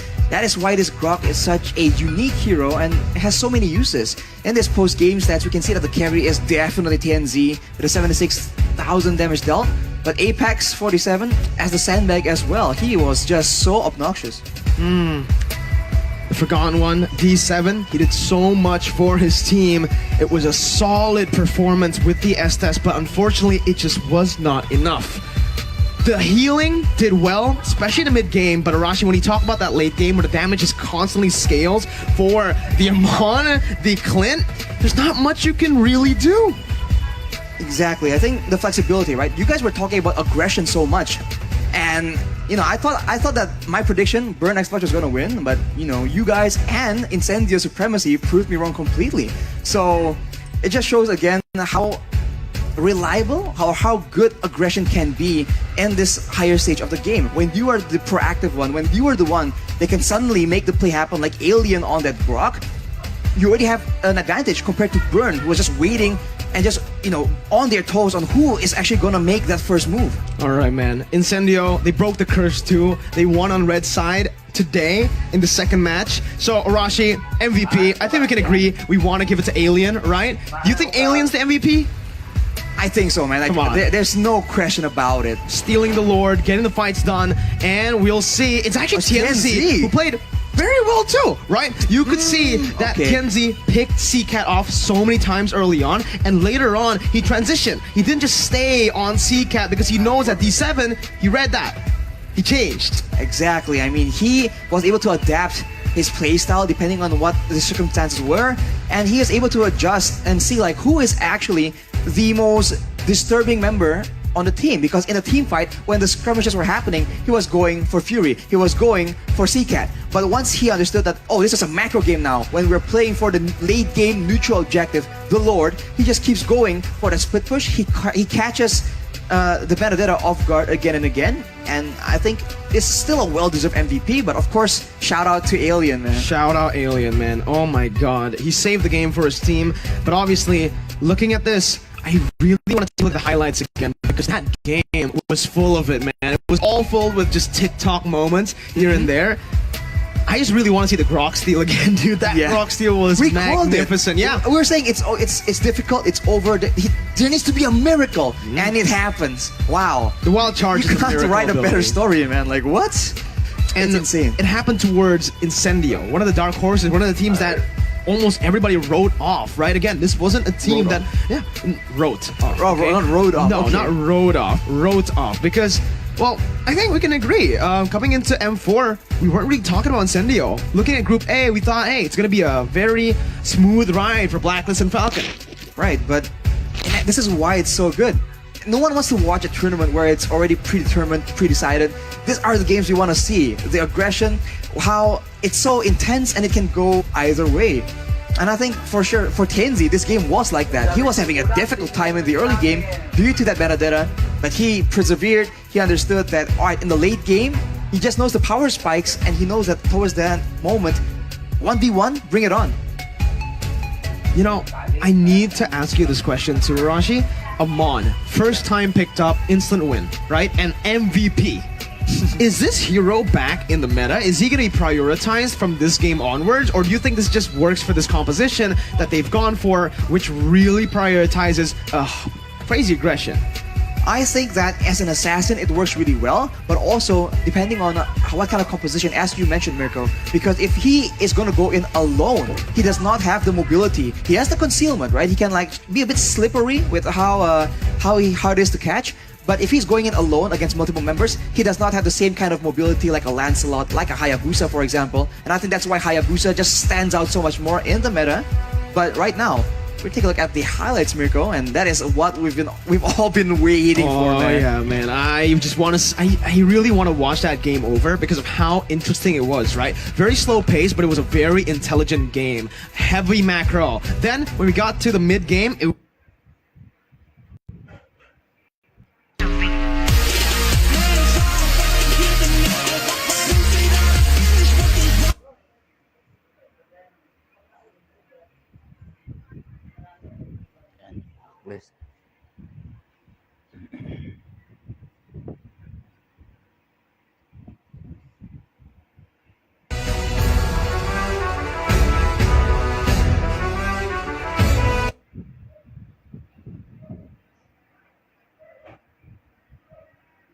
Something has gotta give, cause this shit just what I made it now, you can't ever.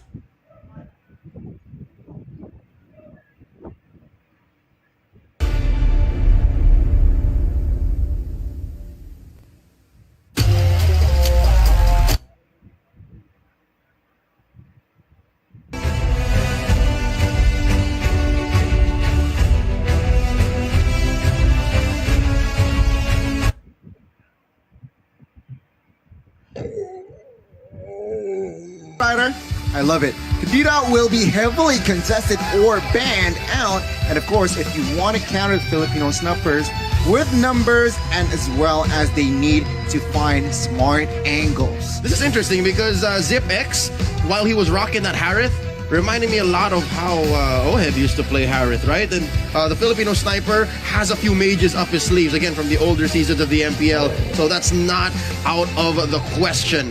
The Falcons, they are coming in cocked and loaded. But what about Blacklist? Connie, what do they have to do? Again, they need to find the KDA machine and just rev the engine. G. Mid laner can play any hero. Very prolific as well. Very good anchor in that mid lane position. And of course, they need to emphasize on the map vision and zone control. Macro play, macro style. Play Blacklist International, they know it about it. Eterna, you've been a fan of Blacklist International for quite a while now. I gotta ask you, how you feeling about the different form that they're in now? I think this is Oh My Venus playing the roam role for the longest time that they've been focused on a role. They used to switch up before, right? Do you like this more now?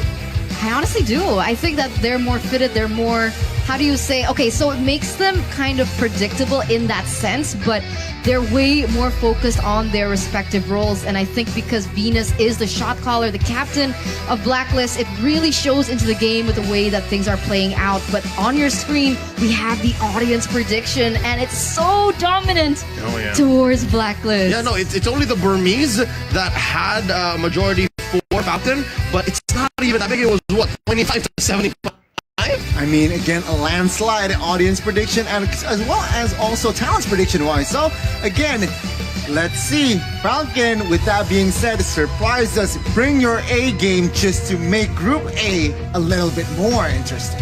What I loved about Falcon in MSC was the way that they were so great at that kickoff game. Perhaps we might see something similar as we are entering the drafting phase. Here we go. Game 1 in the best of 1. It's Blacklist International on the play. Falcon answering back. There goes the Fanny. Oh, much respect to Ken. As well, Joy taken out of the hands of Yellow Flash. Glue and 1-1 seems to be the answer from Falcon. Just Brian Barons up to this point. Blacklist, yeah, saying bye-bye to the Assassin Fanny and as well as Joy, who is such a nuisance. But do also note that usually Joy, she's usually banned out from the people that is on the red side. So it seems clear to me that Blacklist, they do not want a Joy, even though they are the first pick. Quick theory. The reason why they ban out Joy is because Joy is so good at breaking up Ubes. Okay. Imagine, right? Like that beat, that ult. When she goes in, it's an AoE across the board. Like, you're hitting everyone you're near to. That just ruins the Ubes trap. You're right, you're right. And that might also leave a few options open here. The Kaja is still up for grabs here if Blacklist want to pick it up themselves. The Yves is going to be taken out though here in the first phase by Blacklist themselves. And now who will be the choice for Falcon?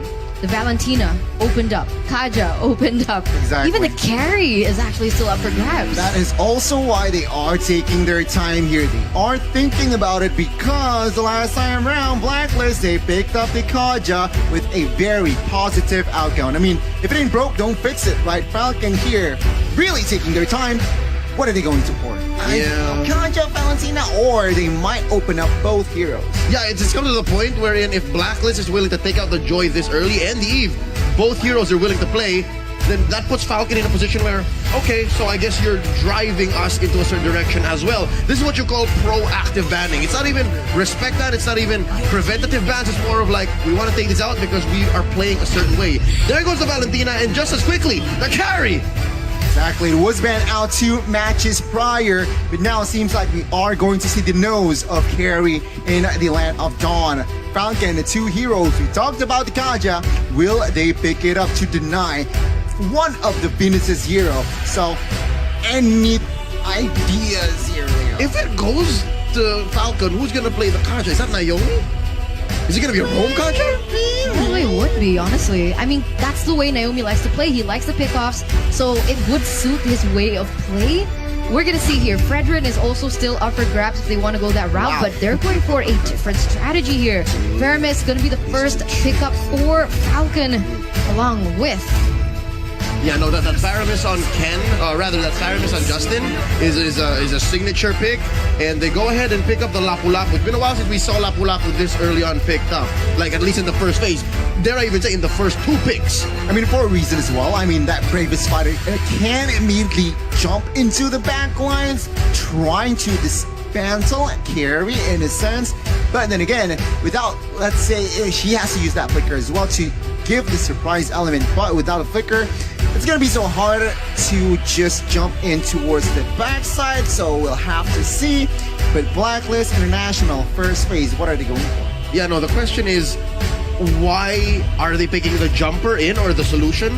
The no problem quite yet, right? I'm not That's sure. what I was about to say. I'm not sure what the interaction is between the carry and the Lapu Lapu immediately is, besides the fact that I can jump on you.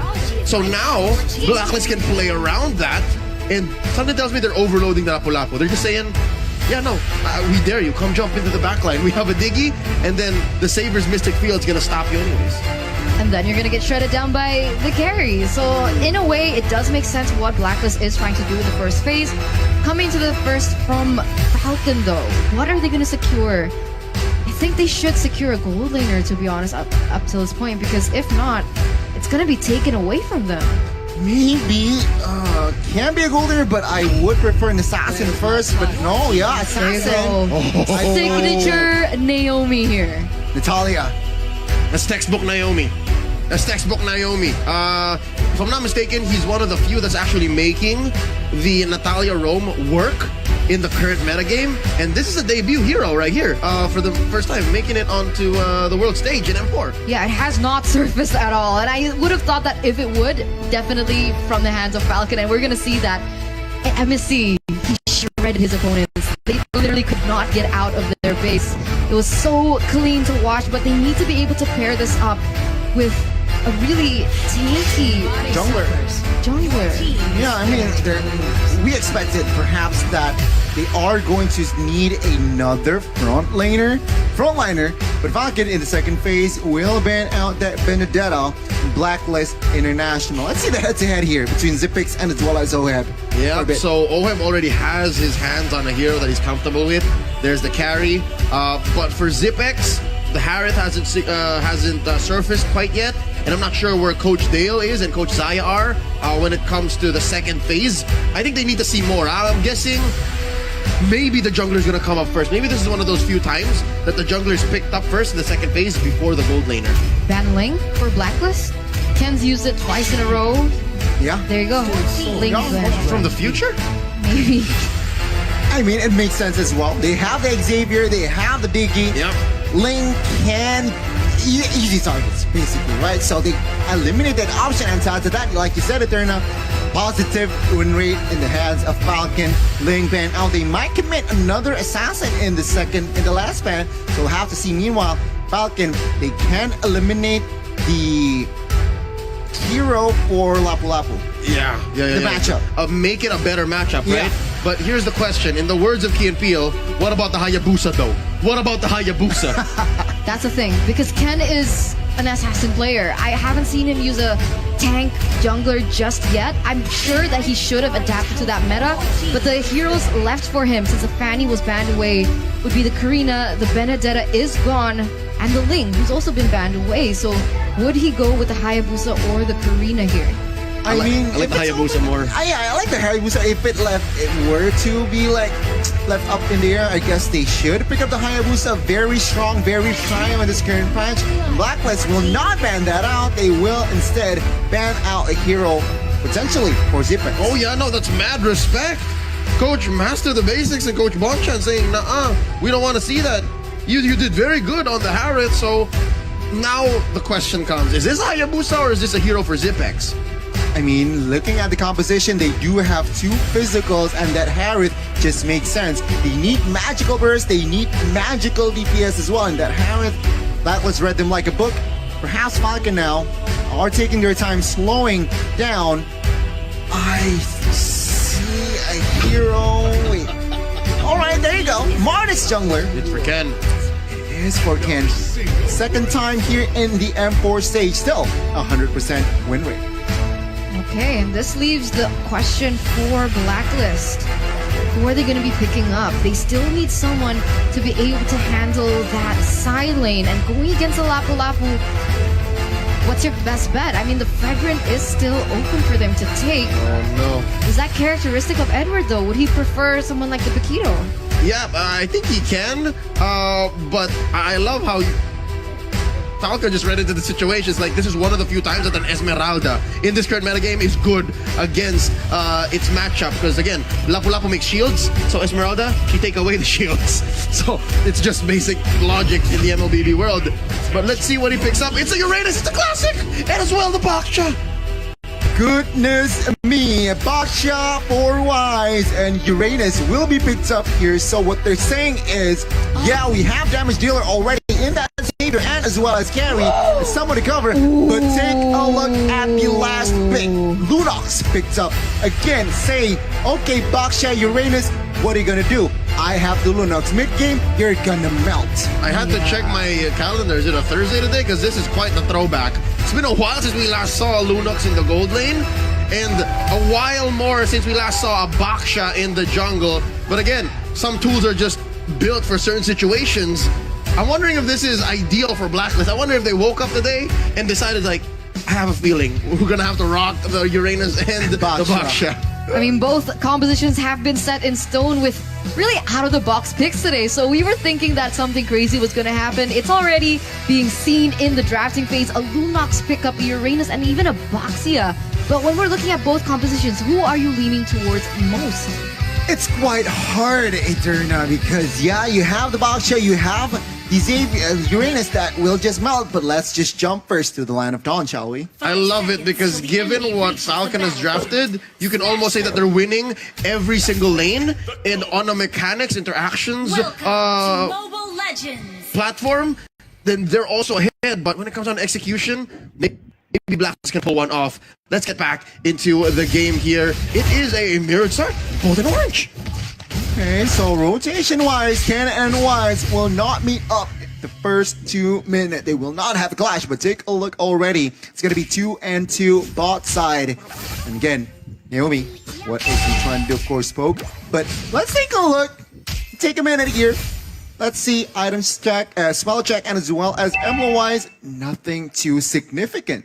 And on that note, I'm a little bit worried about the gold lane for Falcon, to be honest, right? Because Naomi definitely going to be hiding in that bush, and Oh My Venus on the Diggy is going to be able to sniff that out. So no element of surprise for Naomi if his gameplay is to try and babysit the Lunox in that gold lane. Oh yeah, you can be as annoying as you want to be with the Natalia, keeping that exclamation point on your opponents, but the auto alarm bombs are gonna tip them off. Exactly. And in that lane, 1v1 Lunox and Carry in the early game, it feels like it should favor Oheb, to be honest.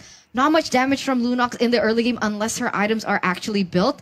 And when it comes down to the movement speed, Carry has got it. They need to be able to try and help the Lunox into the bottom side. And I guess that's what Martis is trying to do. What they need to do as well here is, of course, I mean, Naomi he has a lot of job description here. He needs to protect the gold lane. He needs to also enter the back line to find Xavier or even Carry. And that is just a plethora of objectives. Let's see though, the first turtle is up. Oh, given the plethora, the smorgasbord of things that Naomi has to do, makes a beeline for the top lane, and given Edward a piece of his mind and his blade, putting him at about half of his health before the concentration was up. Now, Turtle at less than half health. There's a lot of members here. Yellow Flash with the bravest fighter. In he goes with the Poissons. It's Ken who secures it. Plus, a cold altar. Down goes Wise. Yellow Flash gets him. And they put up a Mystic Field, quelling all offensive attackers, and now Venus is in trouble. Naomi pops the Diggy. Down one goes. Naomi still alive. Gets a consecration plus an edge there, but just the same, it's a win for Falcon. Take a look at bot side as well here. Zipex stealing a lot of damage in the 1v1s. Remember Oheb, early game, sure, not a lot of damage in, but after 2 items, it is going to be Zipex who needs to be careful when engaging 1v1. But a very good trade in general from Falcon.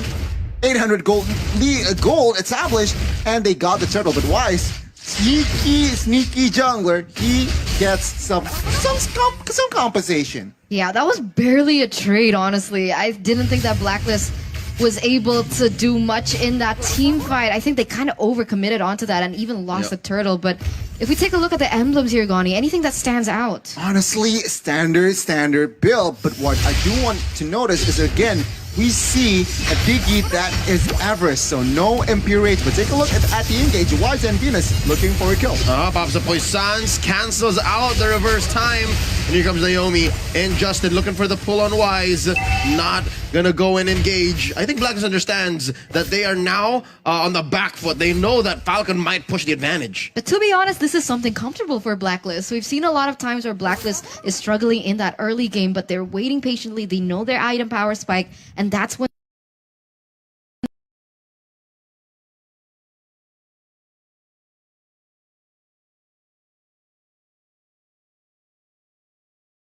declared anything can turn back the tides, as both of these teams will be focusing towards this top side on the next neutral objective of that turtle. Yeah, I'd say it's manageable given the fact that Edward isn't actually losing his lane. Like, he's okay. And that's one thing that they can rely on. But, ooh, Naomi cuts him down a peg again, and it looks like they're just giving up the turtle, right? Falcon, you can take it. Our move is going to be down here. Let's see if they can capitalize. Oh, no, Zipex can read the situation. Zipex knows. Oh, they're coming in. And that's 4 members now. Reverse time on the Zipex. Doesn't get pulled in. They get the jump. And the dawning light misses by just an inch. He still responds. Oh, the situational awareness of Zipex. He knows he was away, but he saw some auto alarm bombs coming and still pulls that ult. Yeah, beautiful flicker out of that. That was a close one. They would have been able to get the trade that Blacklist wanted, but because of that, they denied both trades. They've denied the neutral objective from Blacklist, and they've also denied them that kill. The composure. Oh, decimate by Ken. And now he's going to capitalize on that. Convert into an orange lane steal. Oh, wow. Gani, you were saying? I was about to say, I mean, Zipex with the composure, but still getting outside. Oh no, Oheb gonna go ahead underneath his tier 1. Ken forcing the issue. They're gonna clear this wave, make a clean go at this turret. They might siege it very low. Naomi cleans house, taking down Oheb. And oh my Venus, here comes Wise to the rescue. Haji goes down. Ken is going wild down here, and they're gonna get away with it. No punish, no clapback from Blacklist. Wow, 3-4-0 trade, 7-1 amount of kills here in the 6th minute, and it doesn't seem like Falcon want to stop.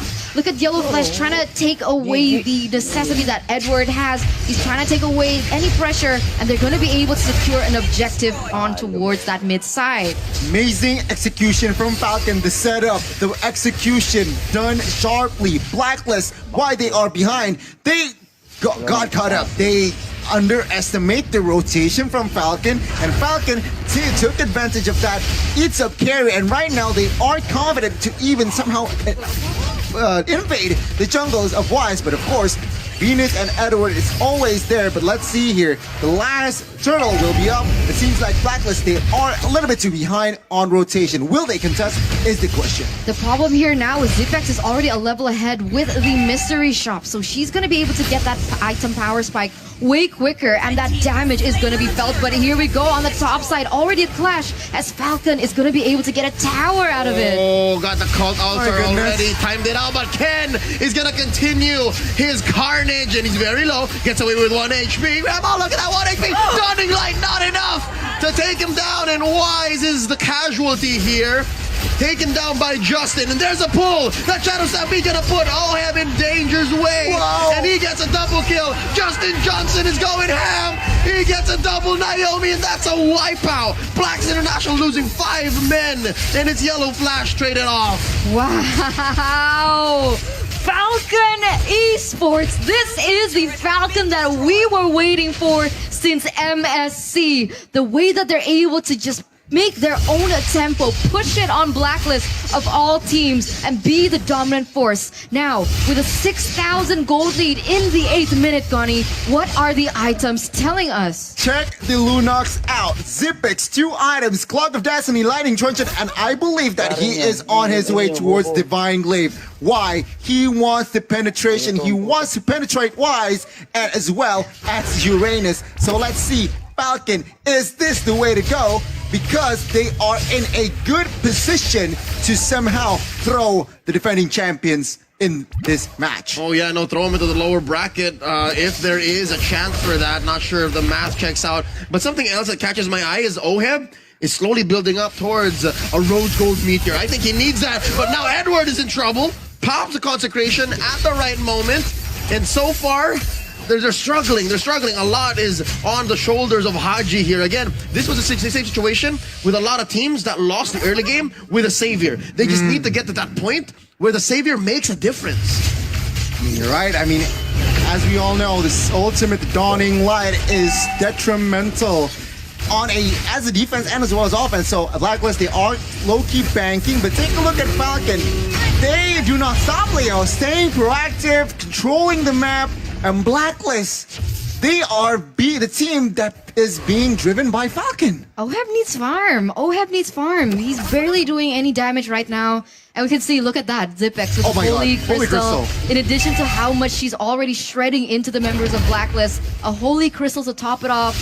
gonna increase that magic damage. Just needs some more penetration to, like you mentioned, really get into Wise as well as Uranus. It's so clear, but doesn't that hurt? The fact that the Uranus and the Baksha were the last picks, exactly, and then the Lunox was right. the answer. It's so perfect the way that Falcon orchestrated this situation, and not even to mention how Ken is having almost a perfect game as a Martis. He's taking everything away from Wise. And to add to that, remember the carry was the first pick, right? Yep. And not considered as an asset, but take a look, 0-2-1, not a fun game. Let's see the defense by Blacklist. Oh, top lane here going to be the first target. Oh, there you go. See, this is a sign that maybe Blacklist still has some life in them, because that Mystic Field, if there was enough follow through, could have been a shutdown. Could have been a shutdown. Yeah, the damage, we're definitely feeling the damage from Haji right now. Let's see what they can do with this. They're trying to clear that mid side. Falcon already eyeing that bottom side. They want to take as much turrets as they can get here in the 10th, almost 12th, 11th minute. Eterna. Come on. Yeah, Come on, man. counting. I can't believe Justin Johnson's well having quite the perfect game. He just built a lightning truncheon. And to add to that, he has a 308 scoreboard, which in total is 12 total kills. He's just one shy off, so to 800 KP. Huge play here, huge game for Justin, almost a perfect game. And again, we are going to see a reset. We talked about this. They have Diggy, they have Xavier, their high ground is strong, and of course with that carry, they can't just melt out down lords. So Blacklist, they still can turn this game around. Yeah, Falcon watched a lot of Blacklist games. They know that Oh My Venus likes to camp those bombs into that bush, so it's Ken who's cleaning up house. And it makes sense, because again, I think last we checked, he was building some defense items. This might be a tanky Martis, and that's exactly what's choking Blacklist International, the presence of Martis, the presence of Ken, the Burmese Python. You can see, though, that Blacklist, they're trying to prevent the lanes from freezing. You can see that they were actually kind of stalling it from coming in because they know how much OHEB needs that farm. They're relying heavily and banking on OHEB and Haji right now. And right now, Falcon, now they're forced to come a little bit closer to Blacklist. I wish I could see the equipments here for both teams, but it seems like now Falcon, they are 10 seconds away to perhaps another Lord Siege. Blacklist still far behind gold-wise here. They need a mistake from Falcon. Yep, I was gonna say, one of the few ways that Blacklist can come back possibly is if they do this. Yes, number one, stay in their base, don't cross any thresholds that you might not come back from. And so close! Oh, so close. Imam almost stole that away. The KDA machine was about an inch away from getting a Luminous Lord for Blacklist, but not today, says Ken. Not today. Man, that instinct Eterna almost just perhaps 0.ish seconds shy. But now Falcon with the siege, with this gold lead, they are in a good position to end the game. It's not looking good. 9,000 already. He's trying to use that Dawning Light to clear the waves here, Leo. Might be the final stand for Blacklist. Look at that. See, 4 members of Falcon didn't even cross the threshold, but here we go. Starting off with the Mystic Field. Edward kiting and peeling for his squad. A few gets caught again in another Mystic Field. I love how Xavier has so much lower cooldown, but now, Dawning Light, forcing an early ult from Zipex. Very low members in the back line. Now Wise pops the Puissance, another Mystic Field, catches 2. Ken here, regenerating in that small bush. Top lane inhibitor already down. Mid lane, they need to protect this. We can't afford any more permanent damage, says Blacklist. And they don't eventually get that for bottom as well. 2 towers are going to go down there. 2 inhibitor turrets at that. And that leaves Blacklist kind of up in the open here for Falcon, but that was a really good defense, and we could see that the damage from OHAB is starting to shine. Haji also, 12 minutes in, he was able to secure that lightning truncheon, and perhaps that's why the magic damage was already starting to be felt by Falcon. Gani, that was the first purple buff that Wise got in a while. Finally, and mind you, Divine Glaive has been built by Justin as well. Take a look at the player's goal here. All 5 members are from Falcon, top 5, and of course OHEB is just behind Naomi.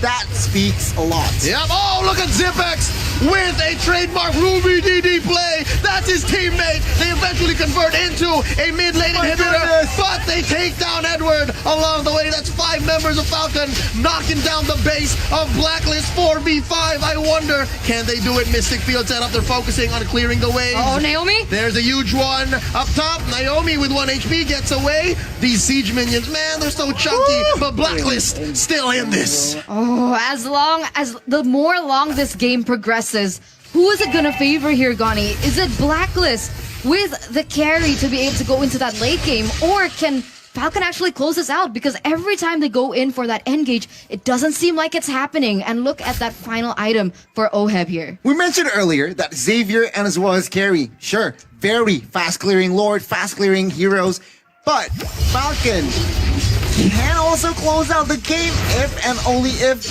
because the base is just too exposed right now. So I guess they need to capitalize on that micro mini waves. And now with the Lord up 15 minutes in, Blacklist, they gotta gamble it. They gotta try and steal this Lord. If not, looks like they are still confident enough. Dotting light is up. No, just as much as that flicker in Lunok's play was Ruby DD's signature, defending this way is also Blacklist's just modus. Yeah, no, they've been doing this for years now.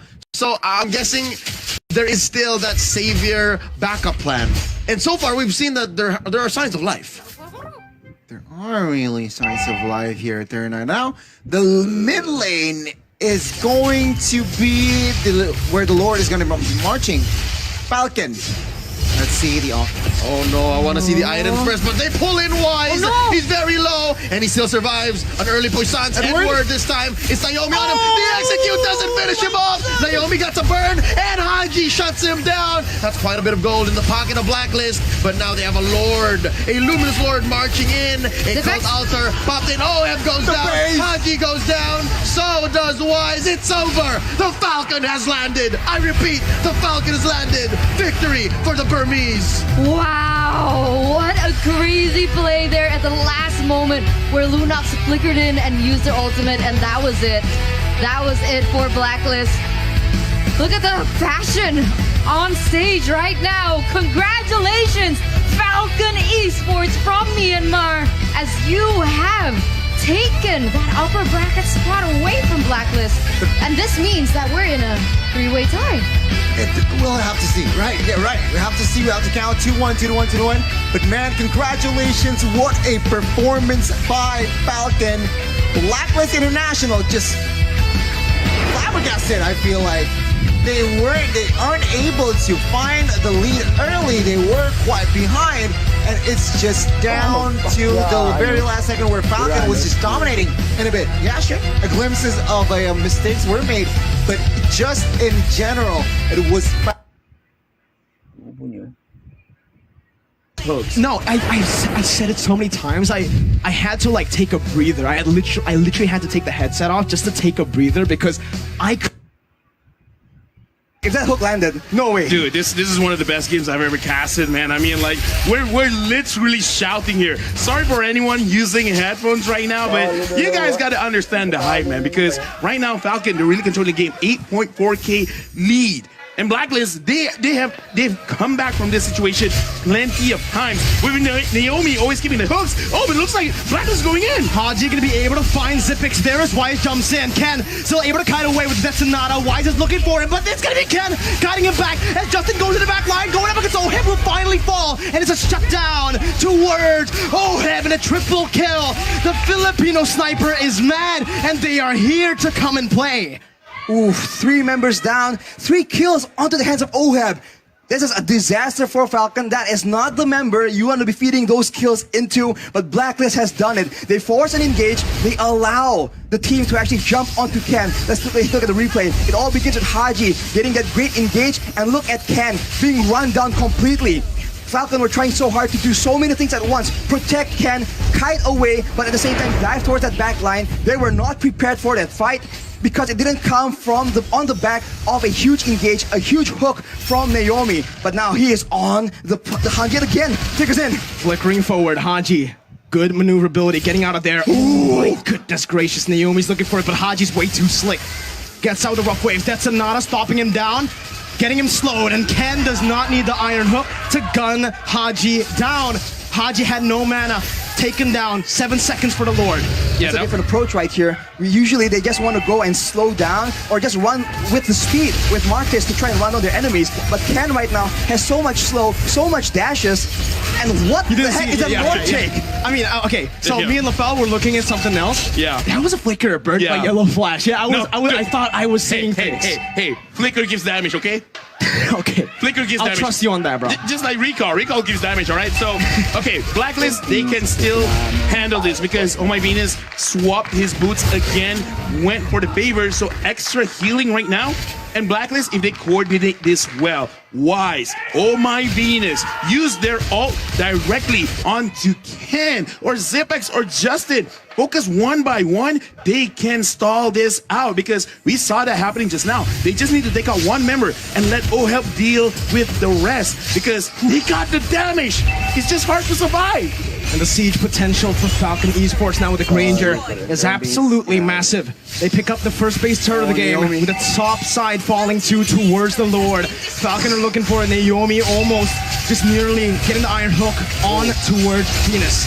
Blacklist International still on the defense as that's Edward using the final blow. Haji with a flag but will fall instead. And now it's Falcon Esports' turn to turn it around. Haji was taken down. Naomi not able to find the hook again. Blacklist still playing, and that's going to be Ken dealing so much damage with just one basic attack. They've snowballed 10,000 gold lead. They're waiting for that final minion. Wise with one desperate attempt. Will they try to go for this as Naomi looks for it? Justin is trying to find that opening as well. But Wise will just fall. That's going to be the Petrify connecting onto two, but he will be melted down before anything happens. Venus falls one by one. Falcon takes no prisoners, but this is the defense from the defending champions with no minions. Haji still fighting till the end before they get wiped out by Falcon Esports, and Blacklist International have fallen twice to the likes of Falcon Esports. Falcon Esports basically winning a best of 2, a best of 3, 2-0. Something happened in between the first day that they played and today. Whatever that is, good job because this is a 360 degree. This is the Falcon we were looking for. Above the skies, that is where the Falcon soars. What a performance, man. Unreal. Unreal, man. You cannot make this up. What a game we have just witnessed. This is Mobile Legends history in the making. They aimed high and they flew high. It does not get better than this for Falcon up against the defending world champions. Not only did they beat them once, they beat them twice, playing 3 matches in a row. And the thing is, it's not like too many mistakes were made by Blacklist because this draft requires a specific way to play. And they try to play with the way that they want to play, which is drag a little bit into the late game. But the thing is, Falcon, Naomi played great. Yellow Flash, great? Excuse me, great? Wow, great. Played godly. Oh, okay. Naomi played godly. And the thing is, Yellow Flash, it's not like Blacklist let him live. 3 people were sent. One of them died, and he got the turret. Like, too many good things. Ken, he had to hit his ult, right? Death Sonata, 1, 2, 3 hits. If they miss, no damage. How good is that Granger pick, though? Usually we see it from Blacklist. Falcon says, you know what? We can do it too. You think you're special? Nah. Ken is just so good. And then soon we'll take a look at some of the items. But at this point, doesn't even matter. The execution was just so beautiful. But of course, the items will make a difference as well. Let's take a look at some of that, because Justin on that Valentina has so much damage to offer. And of course, as you mentioned, Yellow Flash, how does he keep doing it? Look at his items, man. He has all the sustain in the world, the Queen's Wings for good measure, and the Oracle. That is a lot of healing. So if he's not CC locked completely, he will be able to buy so much time. But if you focus on him, that is where Justin, Ken, Naomi, every single member from the side of Falcon has been able to make that insane play. If you look at the items from Blacklist, on the other hand, they have items. This is relatively late into the game. 14 minutes is enough time for some of the items to be completed. But the way the fights come out, even though Haji tries to flank around and get the huge engage for his team, it just was not good enough. Falcon saw through it, and looking at the post-game stats, it's dominated by Falcon in the cards. Rich guy, the carry, forgotten one, Ken. And the thing is, he's KDA 5-0-14. Like, come on, man. Like, that's crazy. That's cracked. Yes, he can. Yes, he can. God. Enough said, man. 86% team fight participation. I wanted to talk more, now I give up. Look at the damage to turret and the Turtle Lord turret, man. Falcon were determined not to let Blacklist get away with that late game. There is no late game when you go up against Falcon with this composition. And as I mentioned, 2 late game heroes. Unfortunately for Blacklist, they were just unable to buy enough time. Yo, right now, like, we're gonna look at the MVP soon. It could really, Naomi. dude, Naomi, dude, Ken did not die. He did not die, but man, Naomi. Oh yeah, because the Grok was the last Exactly. pick. Alien. All the more, it becomes spicy. So in a way, we do see that Incendio has an upper hand in terms of the mobility and rotations, right? Going against the jungle barracks. Exactly. He can dance around. Can dance around, and from my I got this information from my friend here. Combat Cat, shout out to him. Blue against Croc. Blue's not having a good time. It's not gonna have a good time. Well, let's see how Edward is going to be pairing up against Alien in this best of 1. This is for that last slot in the upper bracket of Group A. Here we go. Blacks International versus Incendio Supremacy. And it's a purple to orange start. I mean, this is how it goes. Wait, Alien popped the flicker? Was it a misclick or was it a bug? I might be wrong, but the flicker was on cooldown. I don't know what happened. Okay, I guess we'll see what happens here. Right now, we can see the pathings coming in from both teams. We do and have mentioned that Incendio is going to have a little bit of an upper edge when it comes down to the pickoffs and the rotations because they have 1, the Franco for the pickoffs, 2, mobility from the Farsa, and mobility from the Joy. We'll see here again. Early game. Oh, Wise Venus. Oh my god, Apex stole the lethal with the hook. What was that? Tonight's Francos. Tonight's Francos, what? They've been blessed. What are they on? What are they on? I want some of that. Definitely the question. I bet Leo wants some of that. But right now, Sunshine getting a little bit of pressure here from Oh My Venus. And we'll see what happens. Oh, Haji gets hooked here. Apex 47 starting the engagement. And just as much, they understand there's not enough firepower yet. All right, Santay as they say here in Indonesia. Yeah, chill is a direct translation. And you're right, because Blacklist, they need to be able to secure Haji that level 4 before the damage is going to start coming through. But look at this, TNZ already getting quite aggressive here. He has no Santai. I mean, he can get out of it, right? So, all is good, all is well.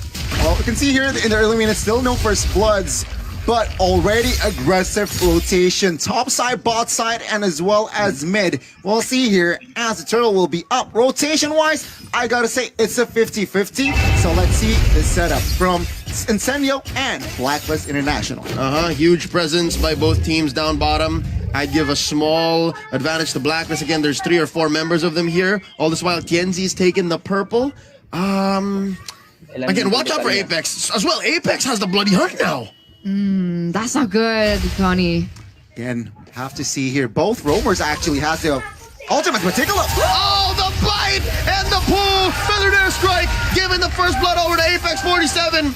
Blacklist is a man down, but they're not done. Alien putting up a wall. Wise not going anywhere, but it looks like it's Alien who gets trapped here. The grab on Edward gets him 1 kill. Oh no, another hook. Edward stays where he needs to be. Flicker on out, Dawning Light, dealing some damage to the members of Incendio. And just like that, they're both scrambling in for some ground. That's 4v4 here. Because Alien is making his way back. Split by Edward. Haji very low. Tienzi finds him. Gets a kill underneath tier 1.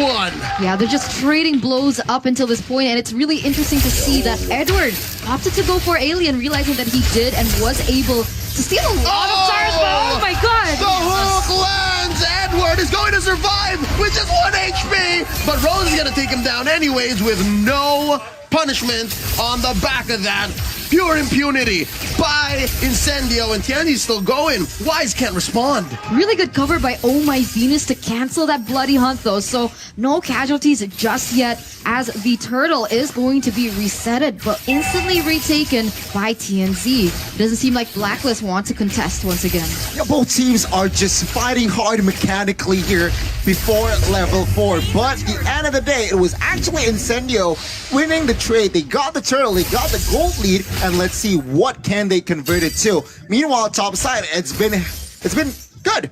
Both gold leaders, they enjoy themselves, they just farm, but let's see the rotation now. Their agenda should be targeting the top side. Oh, so far this XP lane matchup is looking closer to 50-50 than how it was bad for the Glue, because at least Edward's putting on some damage. And again, we mentioned this earlier on, the rotational speed from Incendio Supremacy is something you can't count out. Definitely not. You can see even with the magic shop as well, mystery shop rather, that Rosa is already starting to get those integral items, and Blacklist, they need to be aware of that. Additional movement speed from the Wings by Wings, and she can rotate really quick, put pressure on whichever point of the map that she wants to. But right now, when we're talking about pressure, Blacklist, so much consideration here in the top side, and I'm quite surprised. Beforehand, Sunshine was actually a level below Oheb. The thing is, again, yeah, Oheb can still find his farm here, but it seems like both teams, they are looking for a clash top side. Why? Again, both teams, their agenda is to take down the gold lane. Yep, and so far it's Tianzi who's making the first moves, putting Venus down below to half their health. And up top, already an ult, feathered airstrike by Rosa. Edward to the rescue, finding an angle from the back line. Pop and one, flicker in with a split. Apex 47 with the hook on Haki. He lets go almost immediately. Numinum Blast keeping him where he is, serving up the kill to Oheb. That was so unfortunate. Apex actually got the hook, but there was no follow-up.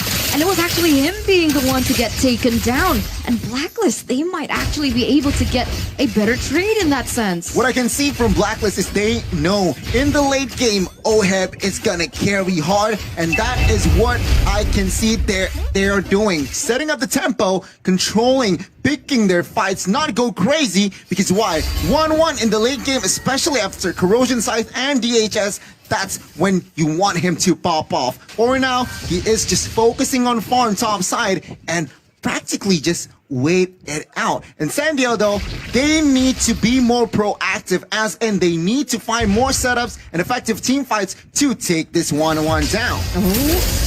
They find one, and that's gonna be all they wrote for TNZ. Usually Joyce are super mobile. I wonder what happened there. That was a lot of CC, and now Alien peeps at what Wise is doing with the turtle at about half health now.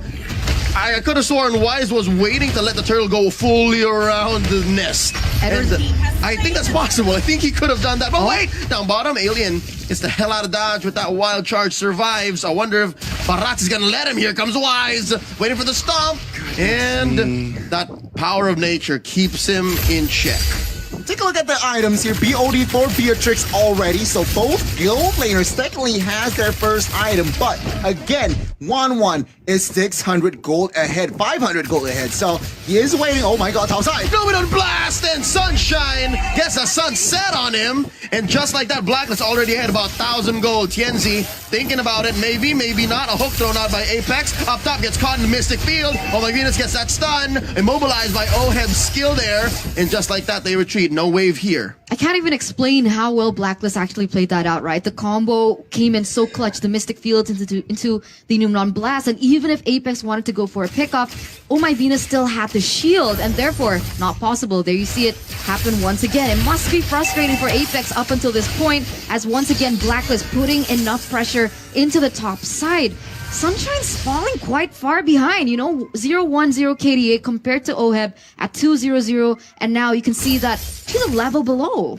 I said earlier, wait, Edward gonna get taken down. I mean, a glue is sustainable, but against 4 members of Incendio Supremacy, maybe not at this point. Donnie, you were saying? Well, I said earlier, Incendio, that they should be more proactive. But it was actually Blacklist. They set up more team fights top side, and they catch Sunshine once, and there you go. The collapse on the gold lane. Got top turret, will fall. And with this in mind, Incendio, they are struggling to fight back. Now, Blacklist, they have the goal lead. It's unfortunate, right? Because initially Incendio was leading with quite a bit of amount of gold. I mean, 1,200 if I'm not mistaken at some point. But the way that Blacklist has been playing, you're right. They have been being able to set the tempo where Incendio now, they're only able to respond. And you can see them now, both of them trying to set up for this Lord, but look at Blacklist's positioning. Yeah, Loki, I think Wise was baiting Tienzi to use his retribution to steal away his own orange. Wasn't gonna happen, but wait, here's a hook on the Wise, setting up another Newman on blast. A wild charge to cancel it. Here comes Rosa with a feathered airstrike. Wise very low. Dawning Light, not enough damage quite yet, but Alien in trouble. Oh, he gets taken down by Edward. Here comes Tienzi. Edward gets sight of the Joy, dashing on through all 5 members of Blacks International. They disengage. 1-0 trade for the moment, still worth it for Blacklist. And does it seem like Joy is putting enough damage onto the members of Blacklist? It's hard. It's hard. As a Joy, you want that ult to be on point. They have the rhythm. They have the music. But for now, Incendio can breathe. Why? Blacklist, sure, they won the earlier trade, but can they really commit Lord? No. As you can see here, clearly Incendio still keep an eye on that Lord. But Incendio, they need to find something here. Blacklist, they are slightly ahead, so I guess Incendio, they still can find an effective team fight. Yeah, despite Blacklist being in the lead, I am kind of missing that Matilda. Wise has to walk towards what he wants to do. It's so honest. So I guess that's what's keeping Incendio still in high spirits. The fact that the Barats isn't going to come from odd angles. Like, we see it coming. Exactly, and we can see here, 10 minutes in already. The goal lead, it's still even technically. Okay, 1,000, but it's nothing. Again, Incendio taking their time. This is what I love to see. From both teams, taking their time. Lord is up, but you can see here, actually, already a setup. Perhaps Apex knows where Venus is. Oh, look at this! Misses Tienzi despite committing the flicker. Oh, unfortunate. We'll see though. He was able to use that ultimate, and that's great for Incendio being able to bait that out. But you can see here Rosa already committing to the ultimate as well to clear that wave in that mid side. Both teams still trying to find their way onto one another, but I gotta say, there's a lot of pressure for Apex to get those reliable heroes from Blacklist. It's really difficult with the way that everyone is positioning though. Oh, lordy Lou, a lot of damage on Edward. Didn't get a chance to use the split. Now Tienzi chased down by 3 members of Blacklist. Concealed play by Apex in the middle of the battlefield, right down the middle of the river. And there goes the Detonus welcome. Getting my tummy. And Alien gonna get popped here by Oheb. And Rosa uses the feathered airstrike. Then they get stopped. Apex gets popped. Sunshine as well. 3 for 2 trades so far. And now Oh My Venus in trouble. Mystic Field trying to stop this Joy. Tienzi gets away. Oh, the burning. That's gotta be, that moment where you're like, am I gonna die? Am I not? The glowing one is, oh god, okay. So 3-4-2 trade in favor of Blacklist. They are still leading with a 1,300 gold lead, but still both of these teams are not able to get the Lord from one another. And now we're going to take a look at the replay in just a few seconds to see what exactly happened in that team fight. Take a look at Alien here. Commits a flicker wild charge, but not enough damage for Oheb. It's actually now Oheb pops that crossbow of Tang onto his Incendio members, and combined with that Dawning Light, that's just put the cherry on top. Incendio immediately lost control of that fight, and we can see here another reset from both the teams. But still, map control, it's still even. Economy, I want to say it's even, but Incendio, they cannot be caught sleeping like that again. This game is oddly slow-paced. I mean, we had just the second turtle at about 6 minutes and a half, and now, not a single Lord taken. It's already almost 13 minutes in. Incendio, they can work around Alien as well, so they do have 2 initiators in a sense. Doesn't seem like Apex has been getting a lot of hooks for them as well, and so it's kind of difficult for Incendio to go in. Wow. I was about to say, right? Athena shield already for 1-1. So what? That's the 3rd item. Again, that shows the amount of respect that Oheb has. Look at Alien in the bottom side, Yeah, though. no, this whole time we were watching the Lord pit, Alien has been making his way through the bottom lane. And oh! Numinal Blast starting it up, forcing a response from Tienzi. Apex 47 gonna go down, but not before Oheb and Oh My Venus go as well. It's 2K for Sunshine. Wise goes down as well. They trade out. Haji taking out that Beatrix. And underneath, Tier 1 Edward is trying to make the most of this bad situation. He's the only member left from Blacklist International, trying to get a grab on the Rosa. And indeed, he is, but no, Rosa flies away. Get back here! Oh, I'm not done with you. And gets it eventually, but the split grab has already cooled off. And now, Edward trying to take him down, but he's the one who's gonna get killed. 2v1. Tenzi, thanks for the assist. Incendio Supremacy gonna go ahead and convert into a Lord. Man, 4-for-2 trade at the very end. Really nice by Rosa being able to buy that much time, right? Because normally being a mage that squishy, going full damage, it isn't that easy to get away from a glue who is hell-bent on hunting you. But once again here, Apex already forcing a flicker.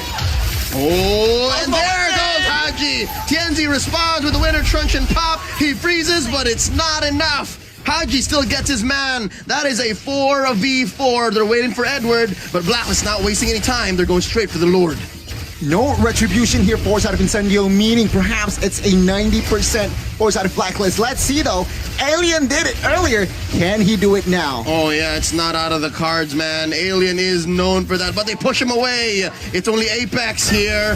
Too far. Alien just can't flicker in. It's on cooldown. Now they're gonna try to punish Apex. Can they? Oh, they call it off. And they find Alien. Oh, so close. Almost. I liked how you said it was a slow-paced game and then just action from like across the board, right? So 15 minutes in, we are gonna take a look at the items before that, though. Wow, Windstalker, the HS, and as well as Corrosion, force out of 1-1. I mentioned earlier about Athena for that extra respect, but I did not expect that Windstalker.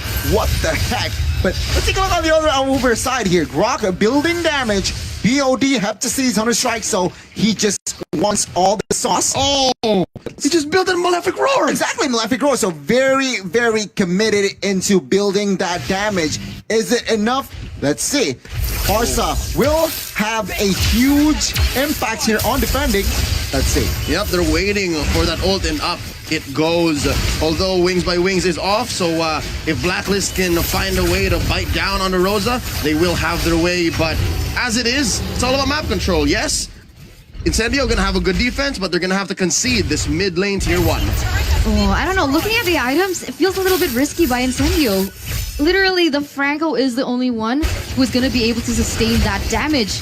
Is it too much though? And even so, Franco is not the hero that will face check a lot of times. He will just be behind, finding hooks, connecting hooks. And so, in that sense, there are technically no... Exactly. Like they if anything, have it's Tienzi. so much damage. If anything, it's Tienzi. But Tienzi is also building magic damage. Oh yeah, you're right. So there's no real peel. Save for maybe Alien. Because Apex is face checking with his hook. Yeah. So you're right. If Alien doesn't find the right angle, again, just like earlier, right? He found Oheb but couldn't finish the job, then maybe. Interesting. Why does Wise have so much gold? I don't know, man. This guy, like we mentioned this during the drafts, that Wise, without a support, quote unquote, he needs to find the right pathing. And I guess looking at the player's goal, he does. He could find the right pathing. Because he's like, in terms of KDA, it's only 1-6. It's not amazing. Exactly. I guess he was farming minions and jungle. Oh wait, look at that. I mean, he's taking enemy jungle. Yeah, I that guess could be one of the Could be. Taking a page out of the Burmese Python there. It's like, oh, this was done to me earlier. Let me just start clearing out their wave. See how you like it, Tienzi. But if you take a look at the damage results, actually, both mid laners, they are top 2. Rosa and Haji shows that in this current patch, mid laners just significant impact. Yeah. And I guess they need to be careful of their positioning, which I personally feel that Rosa had done a great job. 307, not being picked off, not even once. Oh, there you go. That's a hook. And Not they the find run. one. They pop out by Venus before any response came in. But mind you, this does mean Incendio Supremacy is greenless. So they have to rely on their mechanics here alone. They have one more significant ult though. They have the wild charge. And look, I'd say maybe for 70-80% of this game, Alien has been doing this. He's been sitting around these weird bushes, finding odd angles. All right, and it seems like now even with 5v4, Incendio could not commit onto this Lord, but let's see. The clash might occur. They force out a split and a grab. It's on Apex right now. And Oheb very, very low. Wise finding one, could not get a Detna's welcome on anybody. Alien in trouble. Gets that Mystic Barrier up and popping him. Dawning Light from Imam. Haji gets a kill, but Tianzi gets him back anyways. Oh, can they kill Tianzi? They pop the Immortality. There's hope by Apex and a bloody hunt. Plus the blast from Sunshine. But Venus with a stun. Pow! Hitting Sunshine right where they need him to be. But the trade back, the clap back by Rosa. Taking out Oheb. What violence, what carnage has been wreaked upon the land of Dawn. And once again, both teams have failed to secure the Lord. Wow. The bodies, Eternalio, they are everywhere. What the heck is this game? 15-15, and it's been a balanced game from what, minute number 4? Take a look at the goal. Still very, very balanced. Yeah, it's popping back and forth at this point. Rosa gonna be able to steal that blue buff away as well, and wow, just amazing plays back and forth. And the one thing that I really wanted to highlight was how Haji is dealing out so much damage, even though he's like 2-3 items behind the Farsa. Again, it's just Xavier and that Dawning Light, man, just spammable. After what, full items? It's only what, 8-7 cooldown seconds? We're yet to get to that point though. Again, yeah. And so far, the main difference maker has been Apex 47. The fact that you can neutralize one of your opponents, and what, you're trading off a Franco, a tank, a roamer? That's huge. So if he can bite down on Oheb, Wise, or Haji, it's a big deal. And now Alien's gonna get it. Yeah. I mean, 2v1, their top side not. What? Why? Traded out though. Sunshine very low. Kenzie still here. Edward trying to find his man. Sunshine very low. Throwing it out. Edward gets it. Sunshine is down. Ladies and gentlemen, Sunshine is down. Split by Edward. Gonna get a bite down onto Tienzi. There's the grab. And gonna fail to move him out. But eventually they're gonna take him down. That's a 1-for-3 trade across the map. Free Lord for Blacklist at this point. I do realize they don't have Wise, so perhaps Rosa has a chance to be able to steal it away, but no. Blacklist, they're not going to commit onto it. They don't want to take the gamble, so they are going to go straight into the mid lane here to take that tower away. One by one, the towers will fall, but remember... They're going to end. Can they? They're looking for an end. No. Not like this. Not like this, Blacklist. Oh my god. And here comes the... Split. Rosa gets popped. Oh my god, and they're tower! gonna do it. Blacklist International. What the heck? That's a blitz finish. That single moment of choice that Blacklist took. Normal people would have gone straight for the safe pick. They would have went straight for the Lord, but no, they saw the opportunity. They saw the timers. They did it so perfectly. And the defending champions, Blacklist International, they're going straight to the upper bracket. Incendio caught sleeping again, and Blacklist is there to punish. What a match from both teams, but congratulations, Blacklist, you made it to the upper brackets. Say what you will about the Turkish performance, but it was pretty close. I mean, we were watching a game that was at 15-15 with Alien positioning himself where he needed to be, and Apex 47 forcing out responses from Blacklist, and I'm sure it wasn't an easy game for the defending champions, but you gotta say, the spirit of a champion, you can't break it, you can't put it down. They've had, I'd say, one of their worst nights in the past 6 months or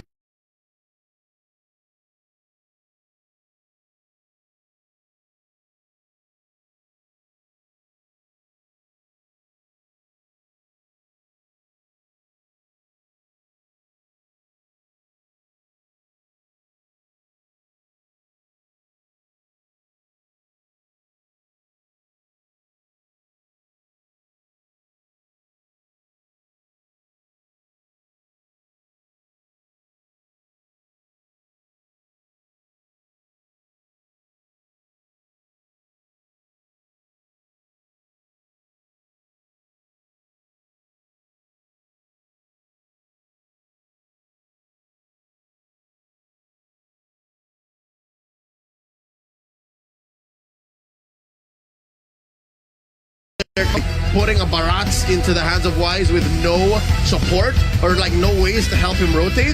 I mean, they made it work. So eventually you'll get there. Definitely, given how the night has gone for Blacks International, a lot of lessons for them to take into the knockout stage. And your question has been answered, right? You're asking like, how is it for them mentally? And like, you got that answer. That's insane. Imagine losing twice in a row. Like, even on our ranked games, we lose like 1-2 ranked games in a row and we're already like triggered. And this is like on the M4 world stage and they're still able to show that much composure. It's beautiful to see. I'm excited to check out the item. Yep, let's go ahead and talk about the post game. My God, it took 21 minutes, Connie. It was. 21 minutes. It was action-packed, though. After minute number 8, it was very action-packed. 19-16 was the final scoreline, but Blacklist International saw a very small window to end the game, and that where they just went full throttle. Incendio, even they were caught off guard, and Farsa was out of place, mispositioned himself, and after that, it was GG. Blacklist International. Taking a look at Venus, 13 assists. Very, very stellar performance. And of course, combined with the help of Oheb on the 1-1, who, of course, didn't wear shoes. DHS, Malefic Ore, Windtalker, Corrosion, Wind of Nature, and as well as Athena for respect. Man, I love it. And of course, Haji, the man of, I feel like, potential MVP. I'd say MVP was Oheb. Okay. That blitz wouldn't have been possible without the 1-1, so that's my guess. I think the post-game stats by the numbers will help explain and figure out what exactly happened. Here we go. Wow, the rich guy is Oheb. Again, this is a solid GPM given the situation, given how much Incendio was putting on the map for Blacklist to deal with. I mean, they took all of the categories here. Rich got the carry sandbag for Gone One, 4 different members of Blacklist shows. Yeah, even though it was quite balanced, it was action-packed here and there, but they were the better team and they managed to find the game. Rosa and friends, unfortunately, Alien, even though his show was crazy on the Grok earlier, couldn't pull off this game. 12% KP, negative KDA, not a good fight. And the question is why, right? Because if you noticed how all those team fights panned out, Edward was just constantly on him, constantly just trying to take him off the board. He didn't give any space for Alien to do anything, and Alien had to be careful because of how he was itemizing. Yep, and that whole XP lane matchup really wasn't much of a factor because a lot of what these two, the Grok and the Glue, were doing were in team fights. Let's award our MVP, and as I said, it's the Filipino sniper. It's Oheb. Again, a lot of what Blacklist did in the twilight of this game, and I'd say the last 4 or 5 minutes were off the back of his 1-1. I completely agree. I mean, 8-6 early game, it was very silent for both gold laners, but after Corrosion, DHS, man, he is ready. And of course, communicating with he communicates with his teammates. Yeah, man, I'm ready. Let's find fights. And there you go. I'm gonna ask him later if that's how it actually went. I want to actually highlight something that I noticed in the early game, right? During the laning phase. Like you mentioned that Oheb was really pressured by Incendio, but the fact of the matter was he was way more farmed than the Beatrix. He was a level ahead. He got the items way faster than the Beatrix. And that's in a moment where he was more pressured than the Beatrix. I think this is a situation where you have to also consider the roamers, right?